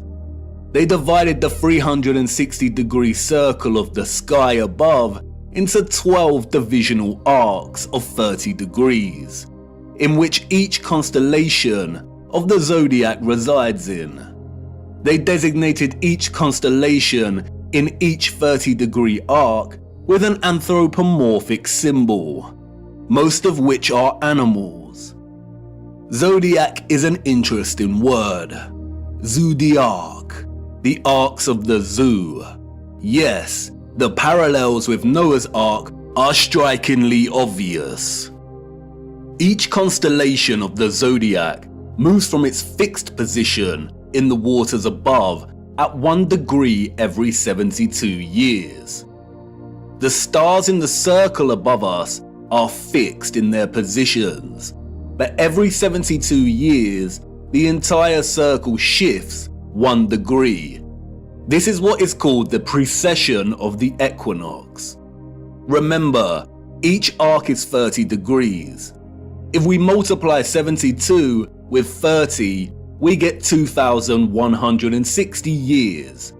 It takes 2,160 years for the circle above to shift 1 whole arc. Astronomers call this an age, and this is what is meant by entering or the dawn of a new age.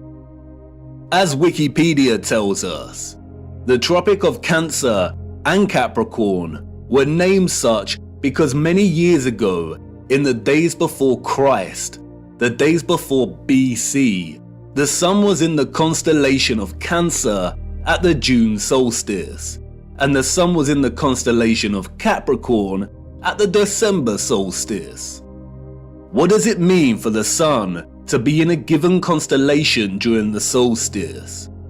It means the position of the sun in the sky at solar noon.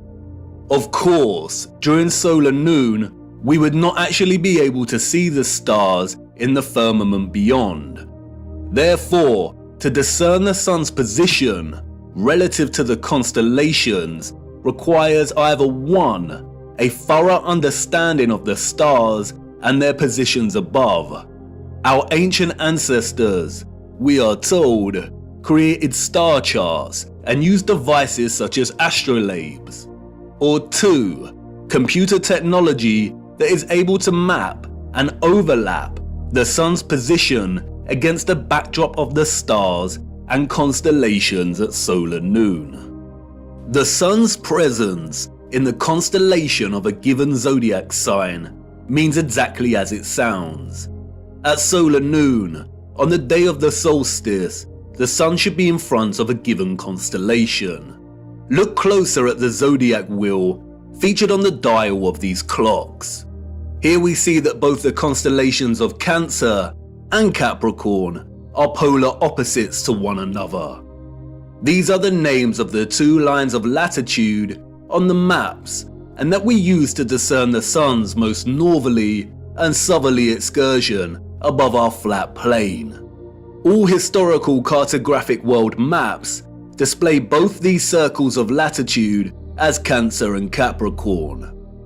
We see it here on Mercator's maps, on the Ortelius, on the Ruche, on the Urbano Monte. Cartographic maps combine so-called science with aesthetics to communicate spatial information effectively. They strive to be accurate. And we still use this designation of Cancer and Capricorn for these circles of latitude on our cartographic maps today. Google Earth also uses these designations. But why? As Wikipedia states, when this line of latitude was named in the last centuries BC, the sun was in the constellation Cancer at the June solstice, the time each year that the sun reaches its zenith at this latitude. Similarly, When the Tropic of Capricorn was named, the sun was in the constellation of Capricorn at the December solstice. And the wheel of the zodiac makes this very easy to understand. For instance, if the sun is in any given constellation at solar noon on the June solstice, then its counterpart on the December solstice will always be in the constellation opposite to the June sign. And this is represented with a straight vertical line. If, for instance, the sun was in the constellation of Aries at the June solstice, then it will appear in the constellation of Libra in the December solstice. If the sun was in the constellation of Pisces at the June solstice, then it will be in the constellation of Virgo during the December solstice. These signs are, in a sense, bound in their opposition to one another. And this is where it becomes interesting. The vertical line here represents the tropic circles and their respective constellations during the solstices.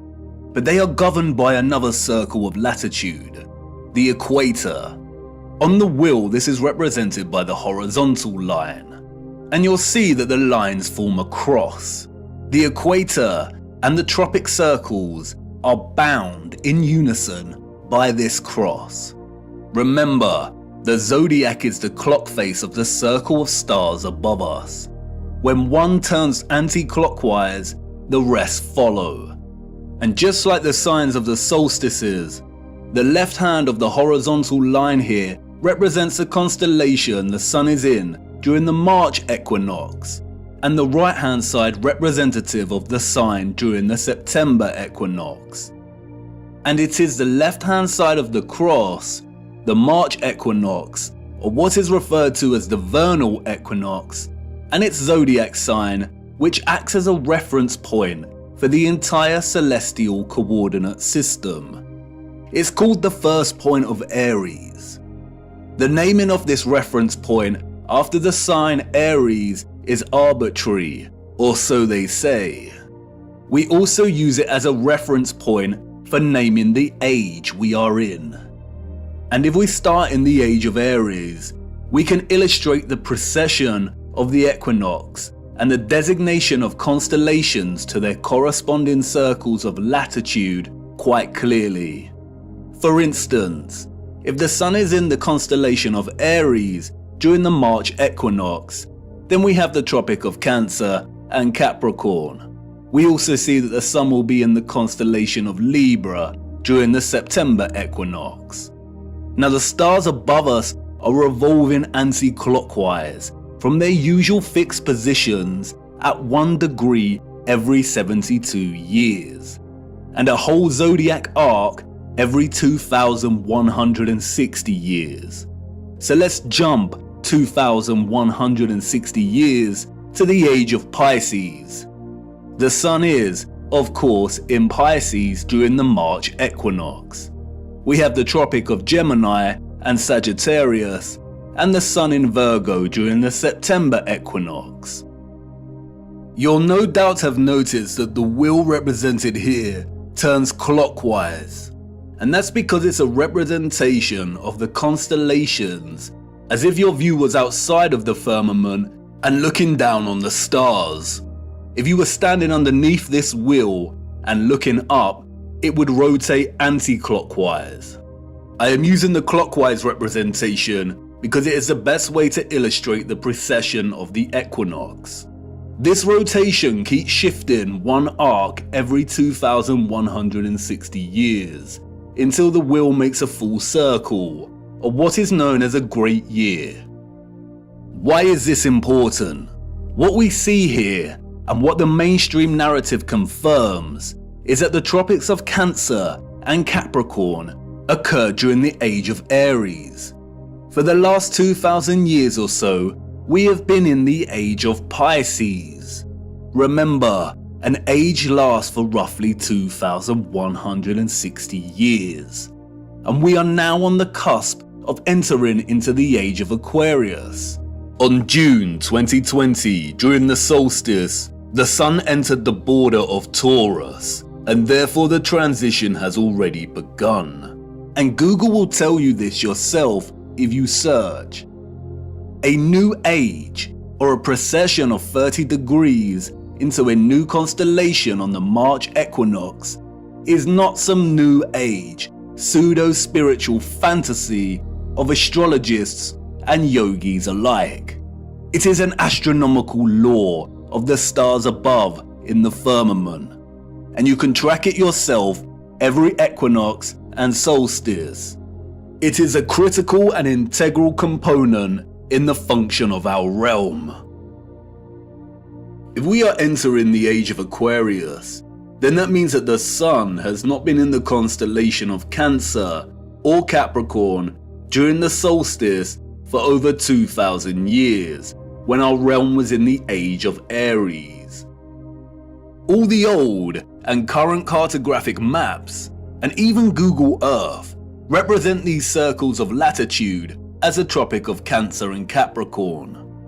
There are no maps that present the tropic lines correctly as they should be in the age of Pisces, our current age. Wikipedia and other mainstream narratives of deception tell us that our ancient historical ancestors of horse and cart and copper chisels named these circles of latitude in the times of BC, and no one in the course of history that followed bothered to change the names of the tropics to their accurate designation. We are in the age of Pisces, and have been for over 2,000 years. The circles of latitude should be called the Tropic of Gemini and the Tropic of Sagittarius. And so what? What's in a name? But this brilliant lady, who taught me this flat fact, was patient. What's in a name? Everything. And until she said it, I didn't realize how stupid I'd been to overlook this. Maps are not just pretty projections of the landmass on Earth.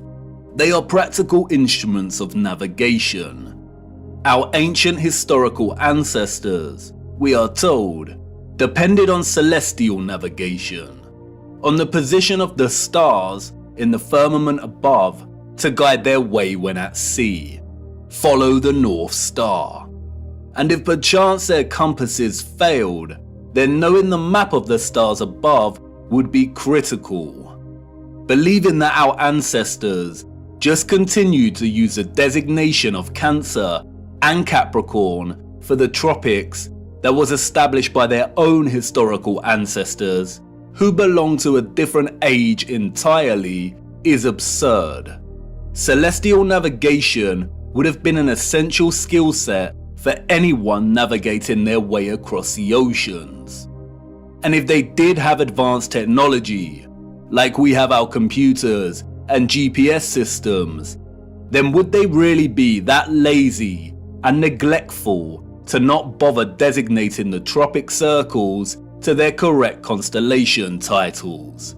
Did they really invest so much time building the most advanced astronomical clocks only to neglect their maps? No, they did not. All these historical maps present designations for the tropic circles of latitude that are well over 2,000 years old. Why? And why are we still using this designation today? For you see, these maps, and all our maps, including Google Earth, are tools of deception. Where are the maps from the age of Pisces? The maps of the last 2,000 years? And could these maps actually be over 2,000 years old? It seems like someone does not want us to know the age we reside in, or wants to distract us from finding out just how important the precession of the equinox really is. This brilliant lady's flat fact leaves us with the following conclusions. The maps, all of them, Mercator and so on, are either 1. Original maps that belong to a period that occurred thousands of years ago and have been given false dates and narratives surrounding their creation. 2. manipulated copies and versions of original maps that were created over 2,160 years ago. Or 3. They are all fake and created during the Great Reset of the last few hundred years to generate a false history and timeline and solidify the false historical narrative and the rise of Galilean heliocentricity. Out of all of these options, the second and the third are most likely. Cartographic world maps are not easy documents to create and establish. They require a solid understanding of our Earth's size and shape. They require a thorough understanding of the circles of latitude that are integral to the workings of our world. They require a complex understanding of the continents and land masses. These maps are likely manipulated duplications of maps thousands of years old, or completely fake. And we do see signs of manipulation, especially in regard to the landmass known as Hyperborea. We see Hyperborea in various maps of varying styles, and we are told that these are from the 16th century. But towards the 17th century, we see Hyperborea start to be erased from the maps. We see unknown land masses that are present in some of these old maps vanish entirely. And then it dawned on me, the message of this flat fact. We have no trustworthy maps, not a single one. We have no reliable source to show us the bigger picture of the realm we inhabit. I continued my journey, and as I ventured deeper into the forest, the path to the center that led me thus far was gone, and I could not turn back, and there lay no path in front of me. I became truly lost. How to know where you are going if you don't know where you are in the first place, if you don't have a map? All historical waymarks that I had invested some degree of trust in before were now completely unreliable and questionable. How much had been edited by the controllers? How much truth was left? What if all the maps were fake? Why are they hiding the maps of the last 2,000 years? We do not have one single accurate or honest world map. And like in all moments of being lost, right before despair takes hold, an unforeseen circumstance arose that set me back on course. I stumbled through thick overgrowth and out into a moonlit clearing with a small lake. At this clearing, I met a mysterious figure named Sturgios. I told him I was lost, and he told me to come and look into the lake. He told me to watch the water. What did I see? He asked. Myself, I replied, my reflection rippling and glistening in the moonlight. Mirror, mirror, look beyond yourself, he said. What do you see? And there it was, just as it had always been. Mirror, mirror, way up high. Mirror, mirror in the sky. Mirror, mirror, oh how they lie.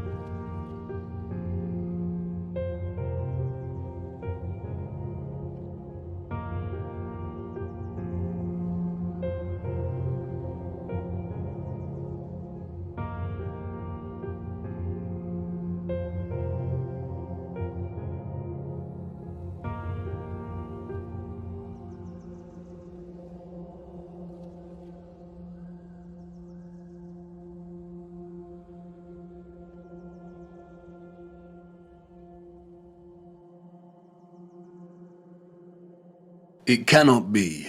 All this time, hiding in plain sight. A distorted, unreliable yet steadfast reflection.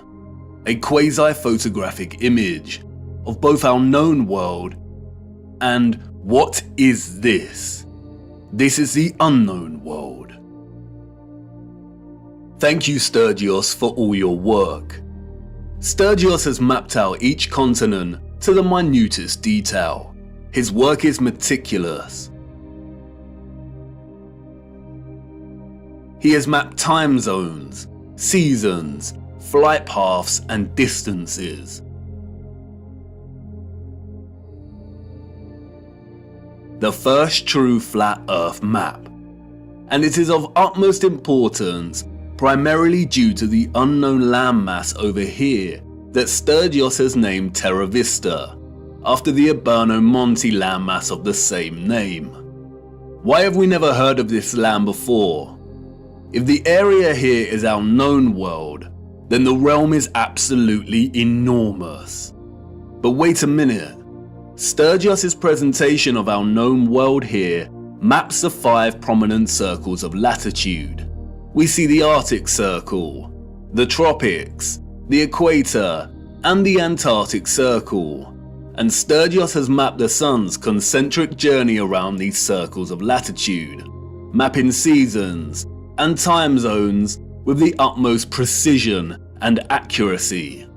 So what's going on? The Sun and Moon cannot journey the entirety of the land masses presented here because it would take too long. Does this landmass not have its own sun? Or perhaps the Moon is not a map of the greater realm after all. But not so fast. We need to spend some time breaking down Sturgios' discovery here. How the image on the face of the Moon was and is formed, when it was formed, and why are all questions that no one can answer. Nobody knows apart from the deceivers in higher places. But there are a lot of things hidden in plain sight that bring us a little closer to having a better understanding of this mysterious phenomenon. First of all is the nature of this image. It is a composite image. You are witnessing multiple images simultaneously when looking at the face of the Moon. And these images are akin to a type of X-ray photography. There is also evidently a lot of distortion and optical illusion present in these images. No one can offer an explanation as to how this composite image has formed, nor has anyone ever provided a satisfactory answer as to what exactly the Moon is. And rightly so. For if they could, we would not be in this mess in the first place. While most alternative views of the Moon's true nature are rooted in nonsensical theories, such as those dreamt up by many deceivers and boys who never grew up, and who like the idea that aliens created the Moon and there exist underground bases deep within its craters. There is one man, however, who spoke of the Moon in the years leading up to the space race in the 60s, and who offered a very sensible insight. In 1965, Professor R. Foster challenged the corrupt scientific complex by stating that landing on the Moon was an impossibility. It is an impossibility, according to Foster, because the Moon is plasma and not solid. Here is what he said in an interview. What is your theory? Well, it is by now rather more than a theory. 10 or 11 years ago, I stated to various scientists that the Moon is not a piece of rock, but it is a plasma phenomenon, a cosmic plasma, and that this fact will eventually be confirmed. I made certain predictions which were already confirmed in 1958, and the situation now is coming close to a complete confirmation. Scientific views expressed all over the world now that the Moon seems to be of a quite different nature of what was assumed. But the Americans and Russians are thinking of landing men on it. Well, that will never happen. Not on the Moon. On Mars, on Venus, on other planets, yes, but the Moon is definitely, as I assert, a plasma. Like most that speak out, Foster was most likely controlled opposition. Notice that he says it is possible to land on other planets, but not the moon. It is likely that it was his task to introduce a half-truth, that the moon is a plasma phenomenon, only for his claims to be, quote, debunked and proved wrong, unquote, a few years later, after they staged the moon landings. Since Foster's claim, however, our own access to technology in recent years has allowed us to investigate the moon in more detail. And through this we see over and over again varying instances of the moon behaving in a way that debunks a lie that it is a ball of rock. We see with our own eyes a semi-transparent moon, either at night or while there is still daylight. We see the sky through the moon. Sometimes it is even possible to see stars directly through the moon. Many have repeatedly demonstrated that moonlight is colder than the shade at night, and therefore it cannot be reflected sunlight as it possesses no residual warmth.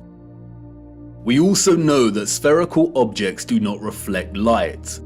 By the laws of reflection, the light concentrates into a highlight point and does not reflect. You can also see frequent crescent moons when both the moon and the sun are within close proximity of each other, meaning that it is impossible for the sun to be casting the Earth's shadow onto the moon. So if the moon is a plasma phenomenon, then how could this be formed in the first place? It is in the appropriation and demonization of the symbol of the swastika that we find some very interesting insights. The existence of a vast amount of historical literature and symbolism suggestive of a vortex opening in the center of our world is too prevalent to be coincidental. We have looked at much of this before, but strangely enough, in the years preceding and during the complete demonization and eradication of the swastika's association with the vortex, we find some additional information regarding this central vortex that is astonishing. In addition to the appropriation of the swastika as their emblem, the Nazis were also obsessed with a very similar symbol, that of the Black Sun. Prior to the rise of the Nazi regime, there existed an occult secret society within Germany called the Thule Society, sometimes alternatively pronounced Thule, that had sub-factions within it. One of these sub-societies, we are told, was the Black Sun Society. Influenced by the Rosicrucians and other Hermetic groups, the Thule Society placed special emphasis on the superiority of an alleged Aryan race with innate mystical powers. The Thule Society derived its name from a mythical northern country in Greek legend. Thule was supposedly a land located furthest north. Others have called it Hyperborea. The Thule Society believed, we are told, that an elder race, the Aryans, colonized our Earth, and they were located within the center of our hollow Earth. Admiral Byrd, the military Antarctic explorer, also made reference to a hollow Earth with an entrance at the North Pole. The Thule Society also believed that the Black Sun was a big ball of primer materia that existed in the center of the Earth and emanated radiation in the form of vril energy. This energy has many names. Some have called it Chi, astral light, odic forces, or orgone.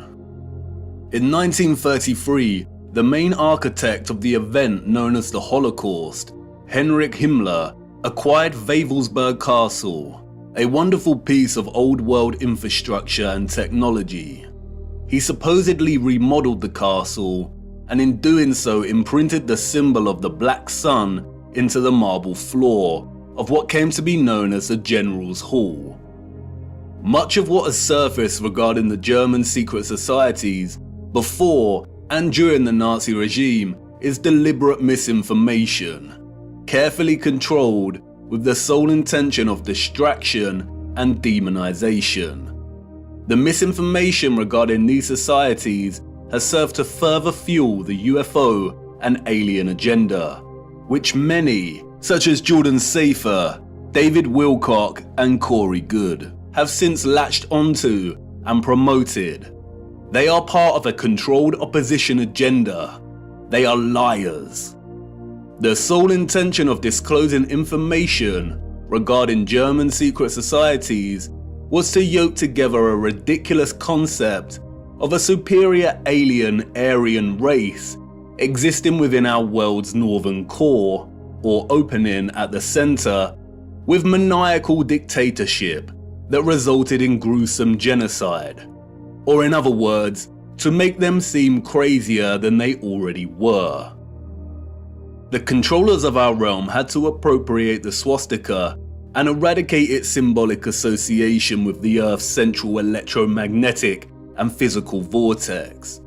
And while I do not think there exists a black sun underneath us, if the notion of this seems absurd and far-fetched, just remember that the majority of the world's population have already accepted that there is some kind of dark sphere beneath them, acting as a source of our world's electromagnetic energy. Heliocentrism has convinced so many that inside their little blue ball hoax, there exists a spherical core of solid iron at a temperature of over 5,000 degrees.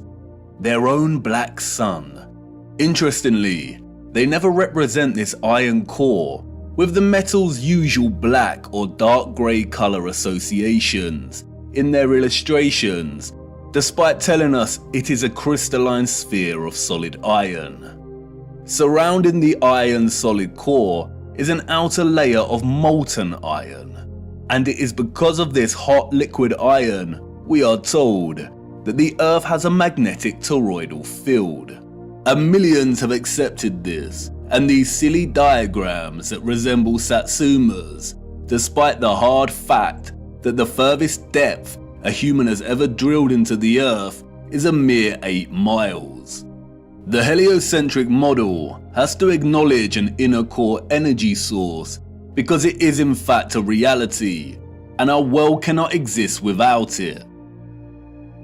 It is likely that the notion of a black sun beneath us is more distraction, although it is not as absurd as the heliocentric Satsuma model. We will return to this later. What is important now, however, is that not only have we another instance of the concept of a black core at the center of our realm, and another reference to a central vortex and opening, but we also have reference to energy, or what the Thule Society called Vril, radiating out of this opening. And if this is truly the case, then we have a theoretical model in which both the formation of the sun and moon makes complete sense. What I am going to try and convey now is complex, and I will do my best, but I need you first of all to forget every model of our Earth you have become familiar with. Things may not make sense at first, but by the end it will. Let's start with the realm and the firmament, and then a central opening. And now let's incorporate our known world, as outlined on the moon by Sturgios. And finally, let's add the source, or electromagnetic coil beneath. Whether a magnetic rock or an electromagnetic coil, the source of our world's magnetic field is located at the center and beneath, and any source of intense electromagnetism would produce strong radiation. No one can say indefinitely, but it is highly likely that the concentrated plasma that we call the moon is a result of a unique form of radiation, similar to X-rays, that emanate from this source via an opening or vortex. X-rays, or very strong radiation beams, would, by the laws of physics, emanate from this central vortex in diverging straight lines. Like X-rays, they would also be invisible. The divergent beams would continue up until coming into contact with the firmament itself.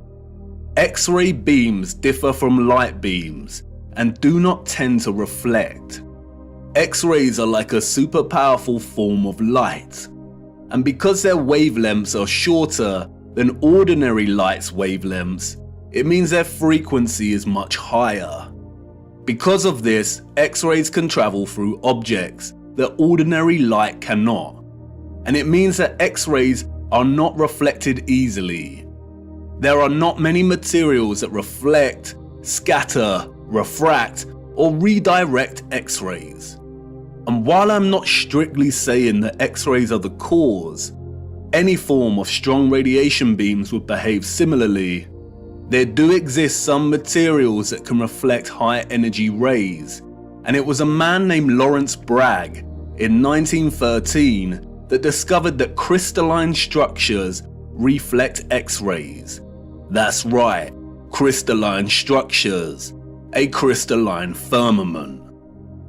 Bragg reflection is used, for example, to focus monochromatic light, and there is a device called a monochromator that uses curved crystal mirrors to reflect X-rays to focus monochromatic light. Standard monochromators use a prism to break down the light. This is a very familiar image, and Wikipedia displays it for everyone to see. It is now associated with an infamous music album. What is the title of that album? They are telling us. This means we're right on track. Radiation beams reflected off of the crystal firmament would likely be redirected down, off-center, and into the ionosphere above our heads. The same ionosphere in which the ethereal electromagnetic energy was harvested from. It is here that the beams will converge and concentrate and generate the plasma phenomenon we call the moon. The idea of electromagnetic rays reflecting from the firmament and converging in the ionosphere may seem preposterous, but there are many homemade experiments you can conduct yourself to prove the power of concentrating light rays.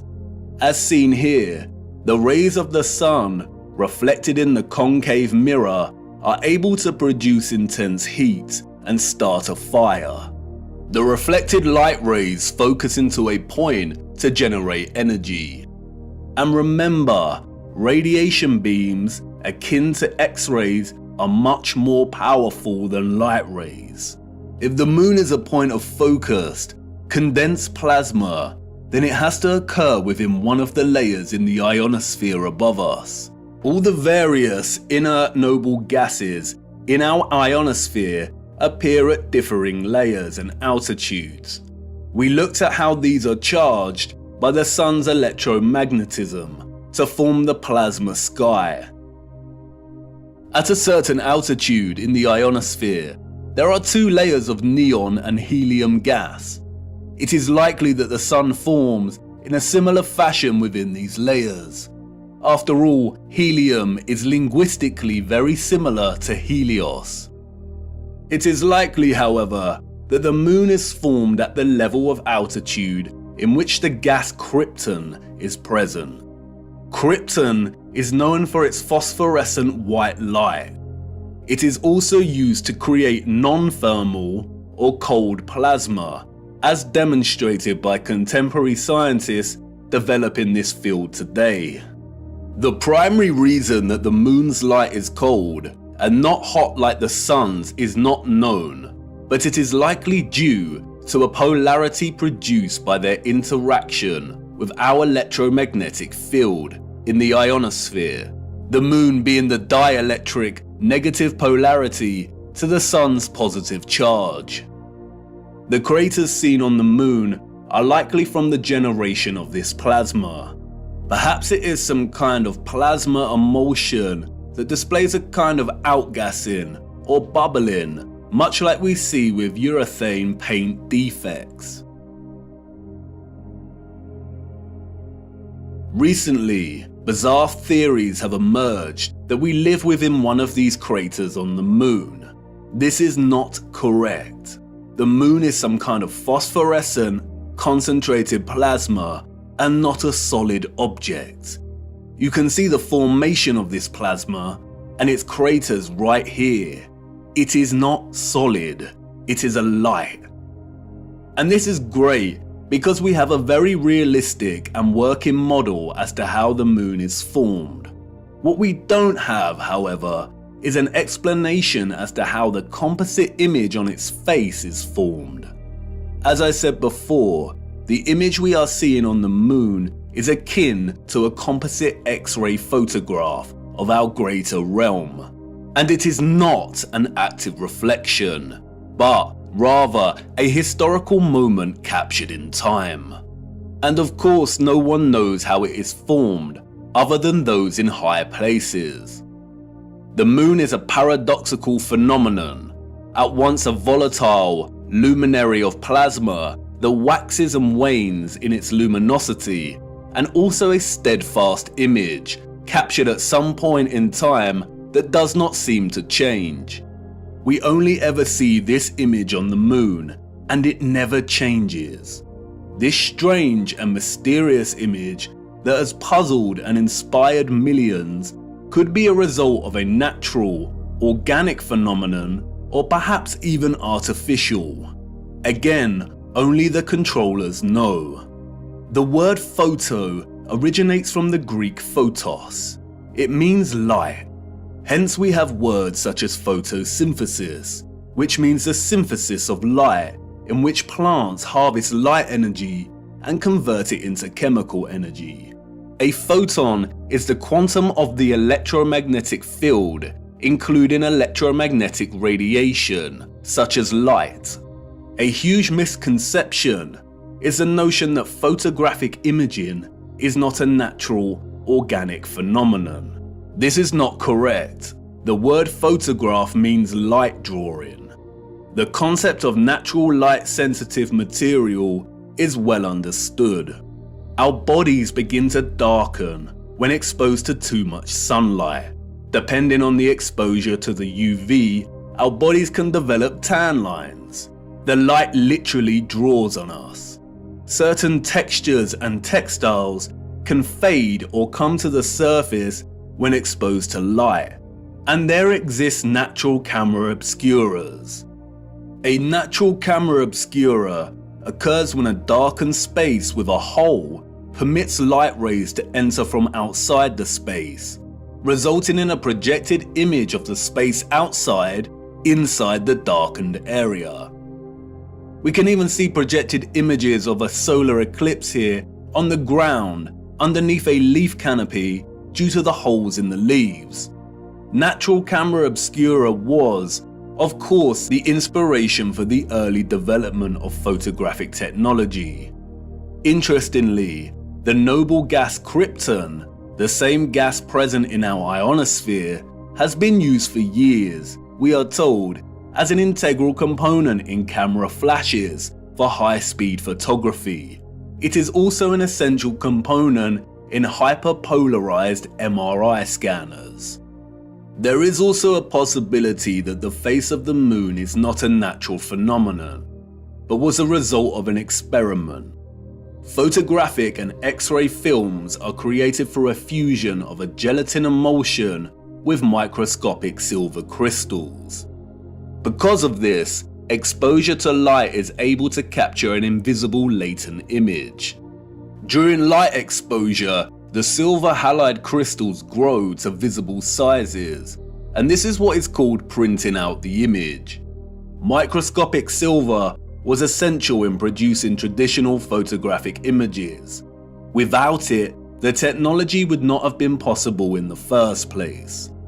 Interestingly, in their alignment of noble metals with astronomical bodies, the alchemists designated the moon as having rulership over the metal silver. The birth of modern photography began in 1800, we are told, when the uncle of Charles Darwin tried to capture the image produced in a camera obscura. He discovered that by coating white leather with silver nitrate, he was able to partially capture real-life images. The use of silver nitrate was developed further by Louis Daguerre, who went on to birth the daguerreotype and modern photography.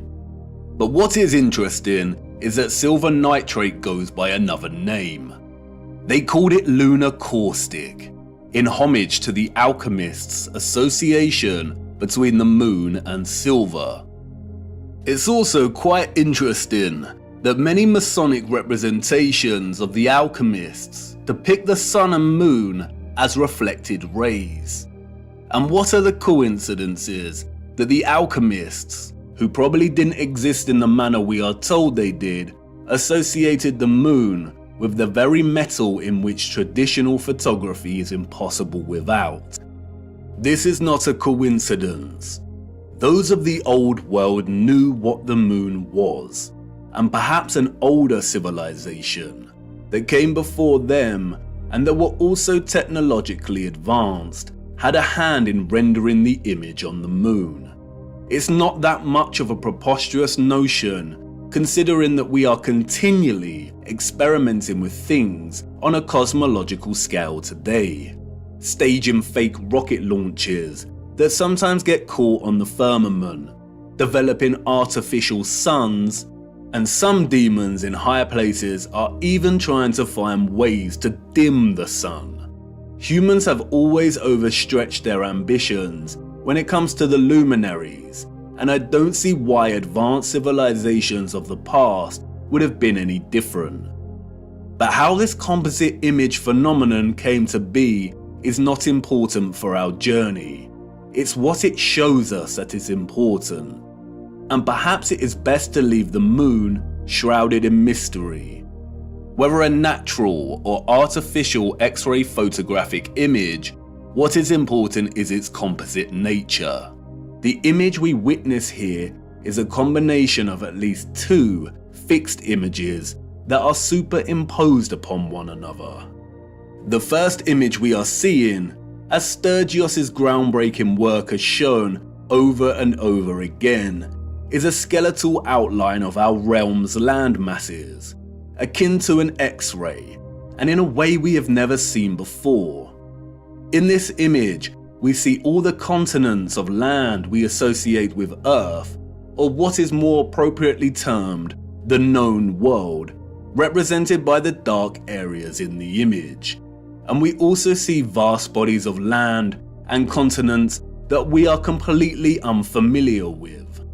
Sturgios revealed that if you treat the moon as the mirror image it is, and flip its image like you would with any reflection, then you can start to map our known land masses with utmost precision. And this is exactly what Sturgios has done, mapping the known world captured in the moon down to its Great Lakes and deserts. The striking similarities between our known world landmass and that captured on the moon are far too exact for it to be any kind of coincidence. It has been right in front of our faces every single day, literally. It is likely that no one has connected the dots here before because of this particular unknown landmass, which Sturgios has appropriately named Lemuria. And this landmass is very important because we know that it does not exist anymore. Theories of Lemuria's existence as a lost continent have been around since the 19th century, with most plotting its location somewhere around the Indian Ocean. Those in the 19th century also spoke of another lost continent called Mu. They are one and the same thing. Old maps of Mu plot the land exactly where it is on the moon. And in 2007, Masaki Kimura discovered huge structures, including pyramids, castles, and roads, on the ocean floor, some way from Japan, a location very similar to where Lemuria is plotted here on the moon. The continent sunk years and years ago, and this is very useful because it means that this image is not an active reflection, but a moment captured in time before the continent sunk. The second image we are simultaneously witnessing in our moon is that of the firmament itself. Yes, you heard me right. The moon is the only known official image of our firmament. The face of the moon is a composite image, and we have to separate the images to fully understand what we are seeing. We have the landmass of the greater realm, and this is one image from one angle. And then we have another image from a different angle. I can only illustrate this by showing you. This specific area of the moon is primarily what gives the phenomenon its spherical 3D appearance. The heliocentric liars love this area of the moon, and they have used it as a weapon of deceit against us. It is not a crater with rays, like they tell us. Look closer. Really look. This is not the markings of a spherical object. It is the apex of the domed firmament from within the dome. Watch closely. This is the composite image on the moon, presenting both images simultaneously. And this is an interior of a hemisphere dome. And now, you see, if you align the central apex point of an interior hemisphere dome, then it becomes quite obvious. If you erase the remaining vector lines of the dome, then it becomes really obvious. And once you see it, it becomes very hard to unsee. It isn't a sphere. That is an optical illusion. It is the markings of a hemisphere dome. And not only is this the interior apex crown of the firmament, it is also a reflection of the center of our realm below. This area of the moon lends its spherical shape because of the so-called rays that emanate from it. But as you can see, it is an optical illusion. The rays are actually hemispherical ribs stemming from the dome's crown. This area in the middle of these ribs is not a crater. That is the vortex directly beneath the highest point of the dome.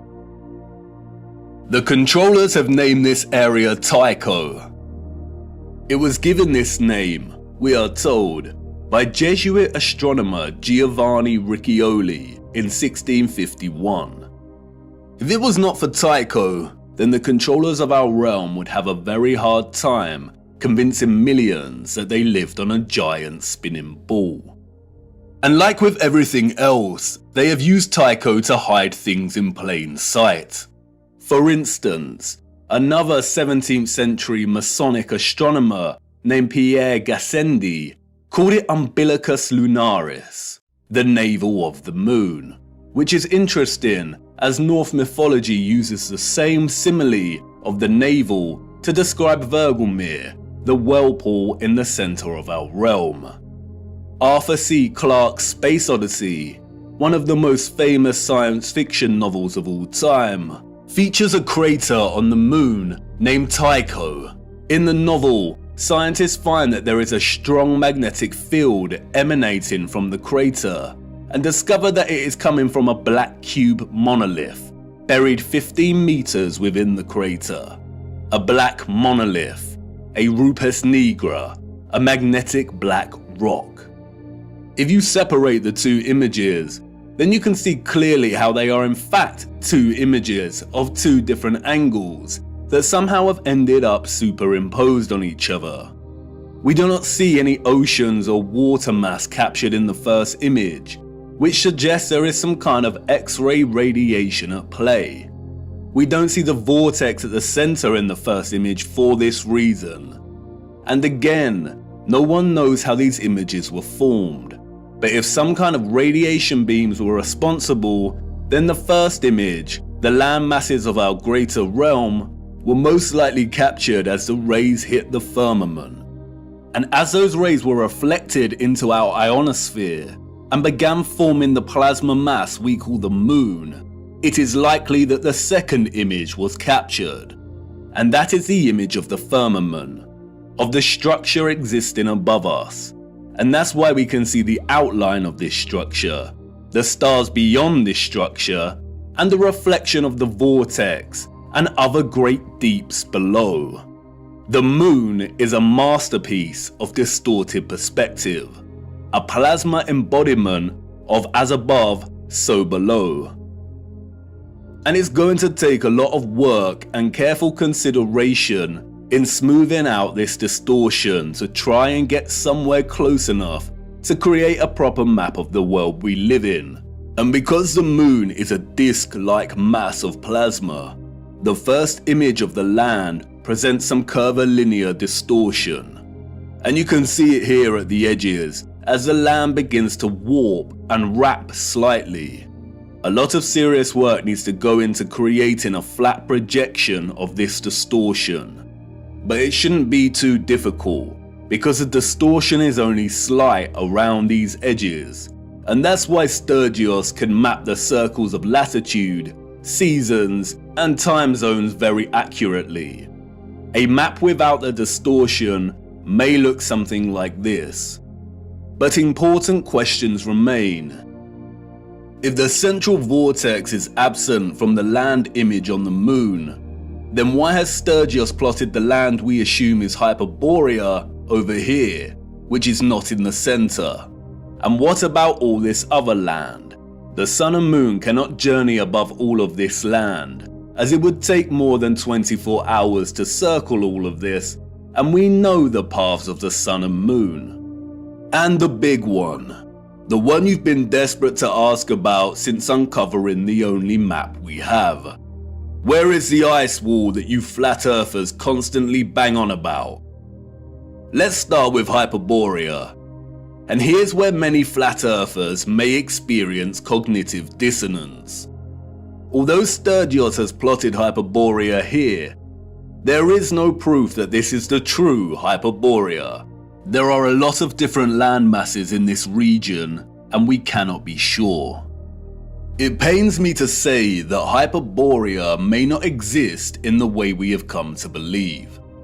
Mercator's Hyperborea is likely the work of the Masons to throw us off the real path. And this is what our purpose is all about, isn't it? Digging for the truth is difficult business, and as we dig deeper, we come to realize that artifacts we found before may not be as useful or important as we first thought. We all get it wrong, but stay with me, no need to despair just yet. It is very interesting that the Urbano Monti map was added to the Stanford University map collection and made available to the public in 2017. The same year, the flat earth was gaining huge traction, and people were starting to wake up. It's also interesting that it has been arranged as a planisphere. The huge individual sheets of this map were originally arranged as an atlas projection, but David Ramsey purchased the map in 2016, and the team got to work scanning each sheet individually and processing them digitally to wrap around a sphere. Perhaps the release of Monti's marvelous map was an attempt to keep flat earthers thinking Hyperborea was located at the North Pole, and to perhaps bring back any that was sitting on the fence and hadn't truly woken up yet. A very subtle act of manipulation. But why would they want the flat earth community to keep fixed on Hyperborea? I have some thoughts regarding Hyperborea, but first we must turn to the clocks. Those of the old world knew. They knew exactly the type of earth they lived upon, and it's displayed for everyone to see right here in the astronomical clocks. The zodiac dial here, or what is officially known as the ecliptic dial, on the Prague astronomical clock, allegedly constructed in the 15th century, does not divide its 30-degree constellation arcs equally.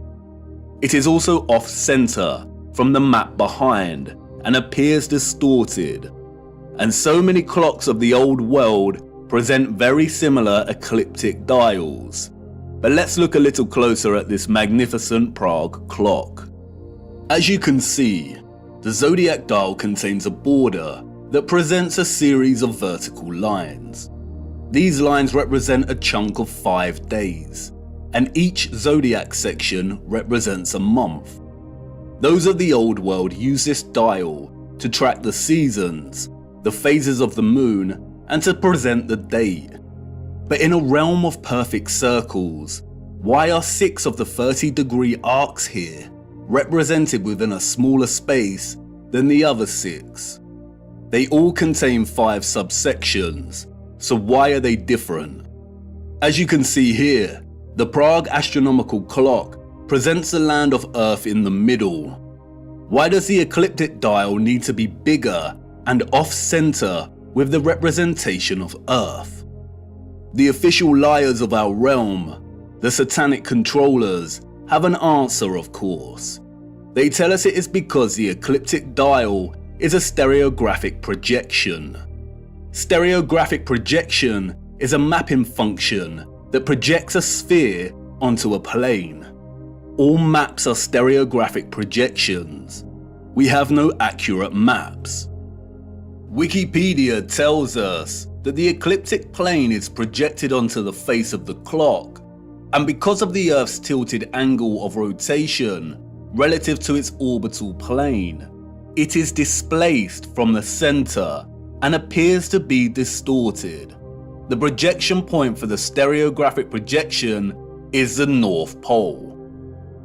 In their fabricated heliocentric model, the Earth has an axial tilt of 23.4 degrees.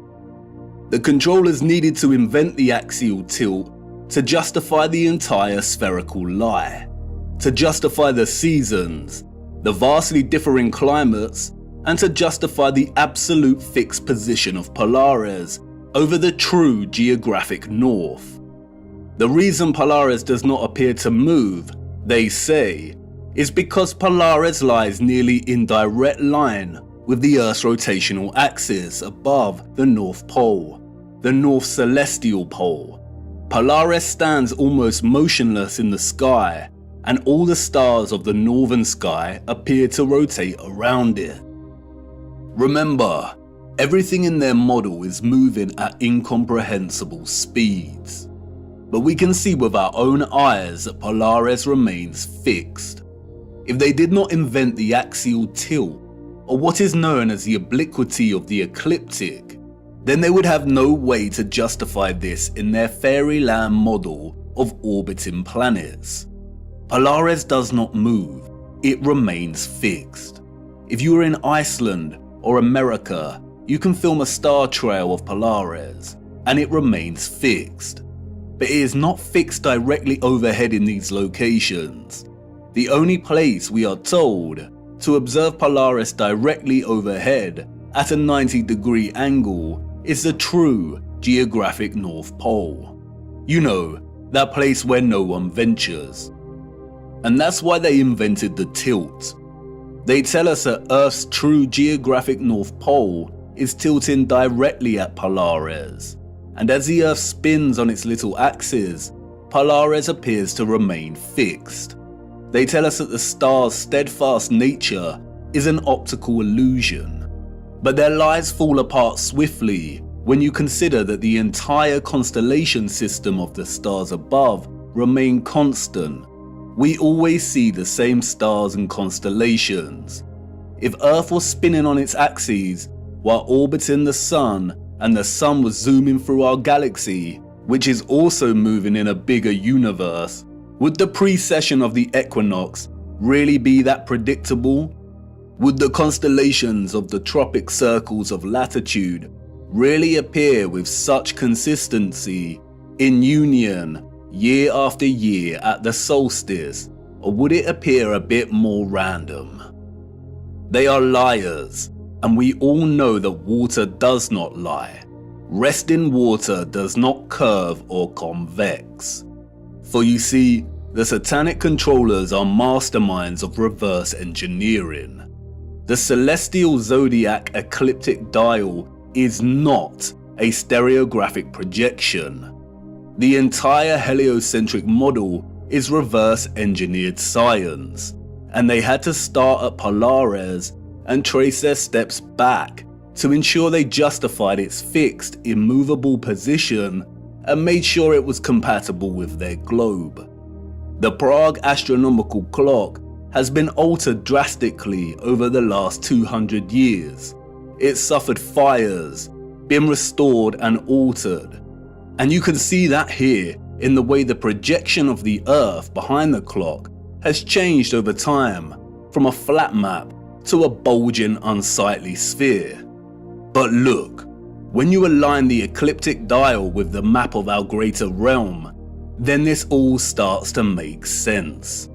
The zodiac constellations appear distorted, despite all having 5 equal subsections, because our location is limited within a portion of the greater realm, and this governs our observational perspective of the stars.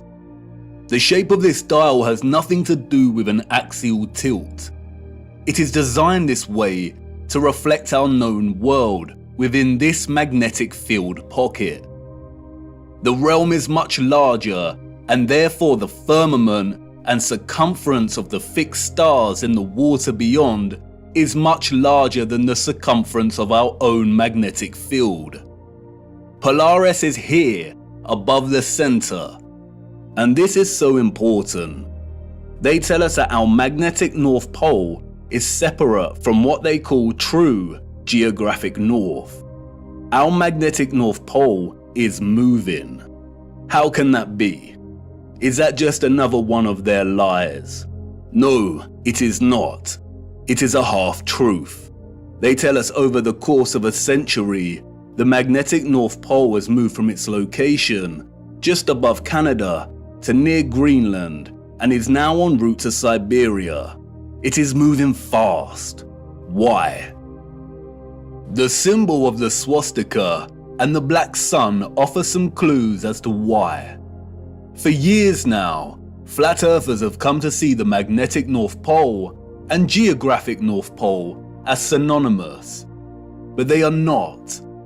As you know, the swastika symbolizes the vortex, but the black sun takes its symbolic message further. The central core circle here represents the iron core, the black sun, or what the fictional Mercator called the Rupes Nigra. But look closer. There is another ring outside of the central core. Remember, the black sun is the energetic core inside of the vortex. And remember also that in the heliocentric model, they acknowledge that the Earth's core is a solid iron sphere, but there also exists an outer core of molten iron liquid. They also tell us that this liquid outer core is responsible for producing our moving magnetic field and poles. This is why the pole is moving, because the magnetic field is not emanating from the solid core, but from a volatile outer core. This is what the second circle here represents. And like everything heliocentric related, all you need to do is apply common sense and flatten the curve, and things start to make sense. There is not a spherical outer core, but some kind of electromagnetic coil, perhaps even made of molten iron, surrounding the central solid core. At the core we have a vortex opening, but the actual volatile energetic source is beneath. The central core is akin to a central clock dial. It's solid and remains fixed, and everything else moves around it. But it is also the keystone responsible for this entire movement. Everything surrounding our world moves. The stars above move, the sun and the moon, and the electromagnetic outer core under us, and all the while the land itself and central solid core remain stationary. And not only does this outer core move and take our magnetic North Pole with it, but it is highly likely that it moves in accordance with the precession of the equinox, in time with the stars above as they move from their fixed positions, which means that it probably moves 30 degrees of the realm's circumference every 2,160 years. The North Magnetic Pole is slowly moving, and it is as natural as the sun and moon's concentric journey above us. And this is why the symbol of the black sun is a 12-spoked wheel. Each spoke represents a fixed constellation of the zodiac. Each section is an individual age. And the result is a situation like this. Every 2,160 years, our north magnetic pole circles the inner solid core and vortex by 30 degrees. This is why the pole has moved from Canada and is en route to Siberia. It is traversing the outer central circle, or what is more appropriately termed the magnetic circle. We live inside of a perfect clock, inside of God's clock. The sun and moon circle our magnetic North Pole, which is situated roughly at the center of our known world's landmass. But this magnetic North Pole circles the inner vortex and completes a full revolution every 25,920 years, or what is referred to as a great year. Each great year consists of 12 precessional or astronomical ages of 2,160 years each. We are on the cusp of entering the age of Aquarius, and this is why our magnetic North Pole is en route to Siberia. As the North Magnetic Pole circumvents the central magnetic circle, the toroidal magnetic field moves with it. The sun and moon are bound in their revolution by our magnetic North Pole, and because of this, they move within our magnetic toroidal field only. This is why the magnetic North Pole will always be the center of our known world. As I said before, the first image of the landmass presented in the moon's face is likely akin to an X-ray image and has not captured any water mass. And because of this, it has only recorded the areas of our realm with high density, such as the land. In the same way, an X-ray image will capture the parts of our bodies with the highest density, like the bone, but not the blood in our veins.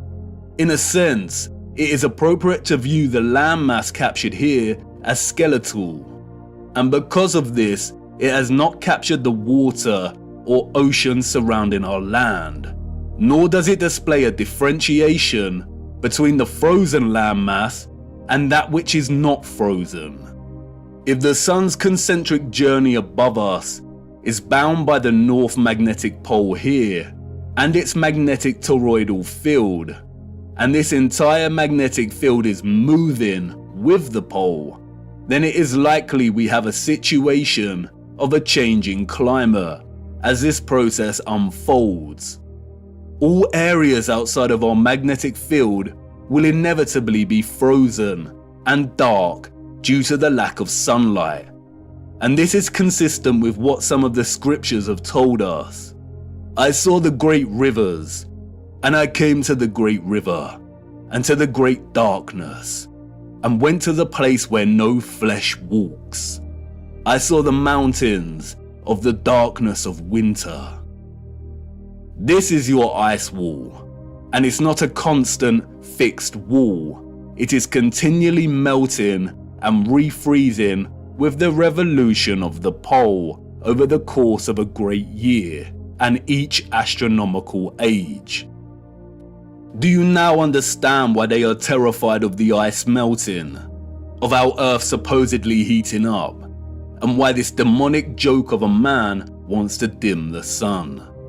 They are using natural climate change due to the rotation of the magnetic pole to justify a whole host of useless measures and money laundering.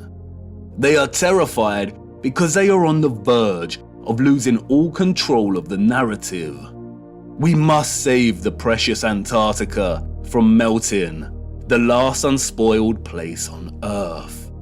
But as you can see, there is no landmass for us to call Antarctica. It is a complete lie. When they refer to Antarctica, there is only the Antarctic Circle, and a lot of the footage at the so-called Antarctica could have been taken at any location around this circle. As you can also see, the land masses of South America, New Zealand and Australia all fall within close proximity to the outer edge of the greater world map, and would therefore be within close proximity to the foundations of the firmament itself. This is most likely the reason there is heavy military presence in these regions. The changing climate, the melting of the Antarctic Circle, is as natural as day and night. It is a macro process of the larger clock we live within. We have already discussed how the constellations that the sun is in during the equinox and solstice form a cross on the zodiac wheel when signaling the age and tropic designation. We'll look closer at the Prague clock again. The central dial of the clock is placed within the center of our magnetic field, and the sun and moon move within this field. Our magnetic field is off-center from the overall greater realm. It isn't an even cross, but a true cross, or what is now referred to as a Latin cross or crucifix. We live within the crossbeam of the cross. And in case you hadn't noticed, our magnetic field pocket within the greater realm also forms a crescent moon.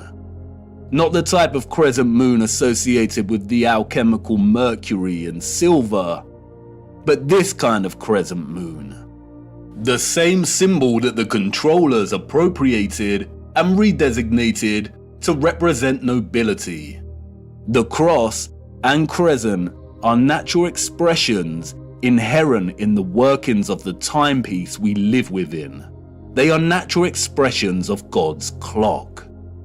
And we got it wrong. Polaris is not situated 90 degrees above our North Magnetic Pole, in the region we call the Arctic, home to Greenland and Iceland. Polaris rests above the vortex at the center of the greater realm. And this is where the distinction between geographic cardinal directions and magnetic directions needs to be emphasized. When we travel across our known world, or the land within our toroidal magnetic field, we use a magnetic compass, and the magnetic pole is in the center. That's why when we travel from west to east, we go in a circle, and when we travel north, we go towards the center, and when traveling south, we move directly away from the center. However, there also exist geographic cardinal points. And what do the scriptures have to say about this? It's right there in Enoch's reference to the 4 quarters of the world. Our magnetic field, according to Enoch, lies in the geographic north of the greater realm. And the first quarter is called the east, because it is the first. And the second, the south, because the Most High will descend there. And the west quarter is named the diminished. And the fourth quarter, named the north, is divided into 3 parts. First of them is for the dwelling of men. The second contains seas of water, the abysses and forests and rivers, and darkness and clouds. And the third part, the garden of righteousness.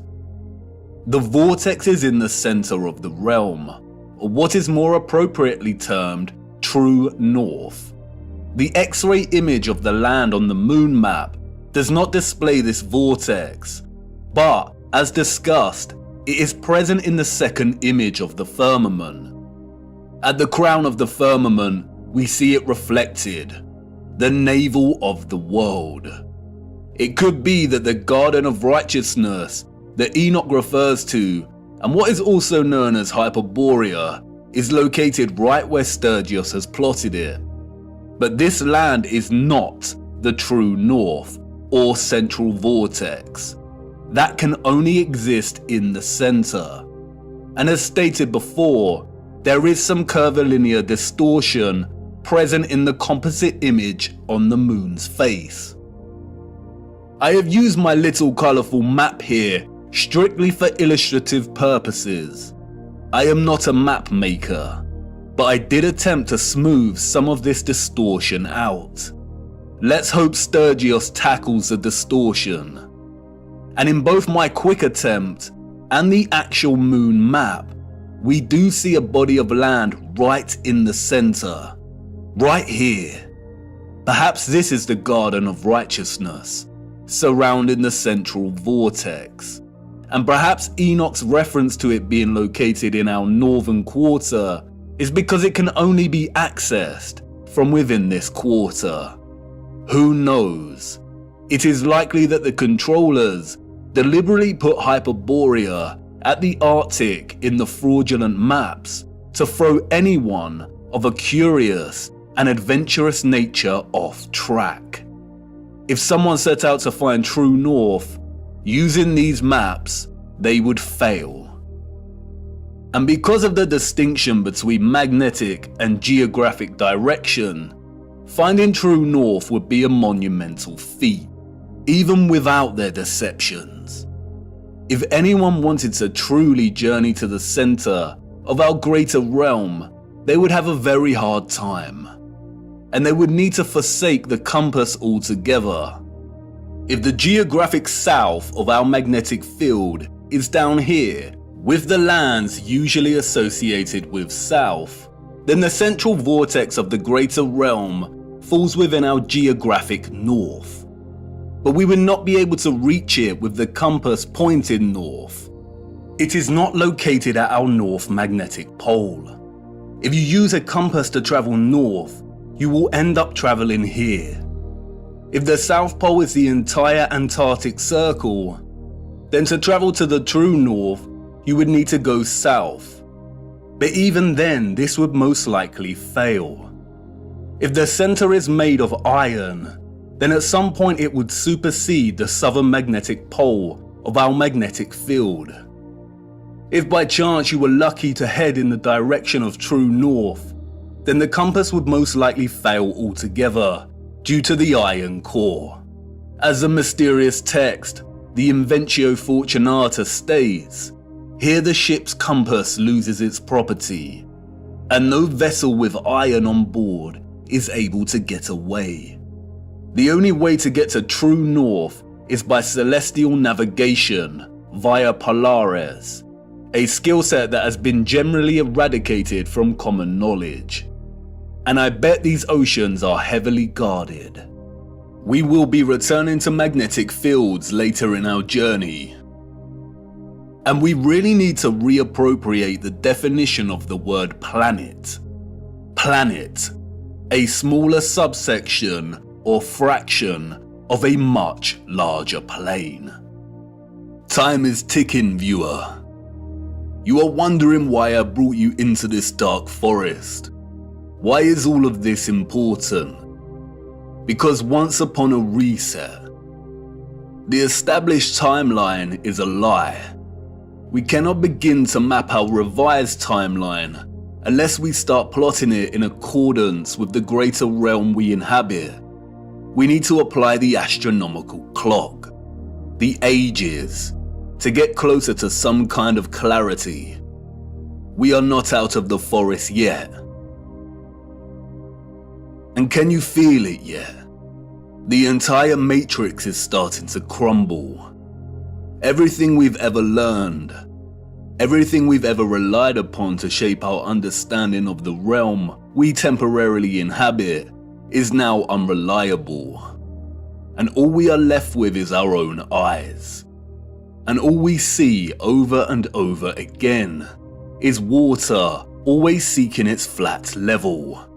We see structural remains that those in the history books could not have built. And we see a great evil multiplying. We only have our eyes and old photographs, moments captured in time, the act of photography, the art of juxtaposition, of comparison and contrast. We are so small Our world in the mirror. Where are the maps of the age of Pisces? Where has our history gone? And what has become of us now? Are we that different to those we see in the 19th century? Look at us, desperately searching for lost time. Our boots caked in mud, our entire days spent digging through the deception. Digging and moving the mud. Frantically digging. Tired and aching, but not giving up. And what do we find? The same things that our ancestors of the 19th century found.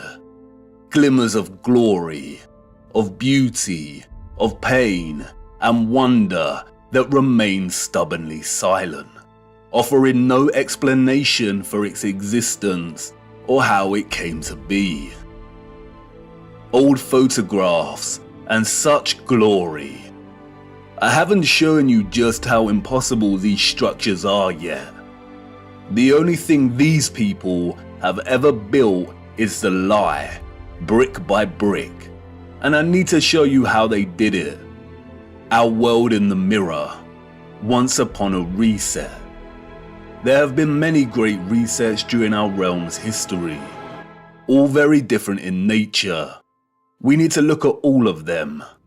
How to reset time, to wind back the clock. The death and dawn of a new age. This was not the first reset, nor is it the last. It is happening again right now. Empty cities, such quietness. There is a war going on back home, viewer, and most haven't even realized. A peculiar and irregular type of war. Silent warfare, information warfare, biological warfare. A war as old as time itself. A war between the forces of light and those of darkness. And we're caught in the middle, on the cusp of the dawning of a new age. A war for Aquarius, the water bearer. Watch the water. And for us that fell in love with the truth, and who have resisted the darkness, we've had the armor of God on now for so long. How many of your friends and family have deserted you? How many of them left you stuck in the mud? And you've remained steadfast. But it's time we took a stand and became very loud. It's time to draw the sword of truth. The blind are going to need us because nothing can stop what is coming. The legend of Offerus, bearing Christ, bearing the truth so it can reach the masses. I would try my best to continue our journey, but as things become even darker, the lights will inevitably go out, and our journey may end here. But you have more than you know, more than you need. You've seen enough deception. Do not believe a single thing they say. We have to try and keep moving. The clock is ticking and we don't have much time. We need to go to Siberia. There is something frozen in the ice that needs examining. Come on, it's time to address the big question. Who were the citizens of the future? And it's not what you think. The timeline is wrong, and the maps are fake. This is not the answer. No. For you see, they had a king over them, and not just any king.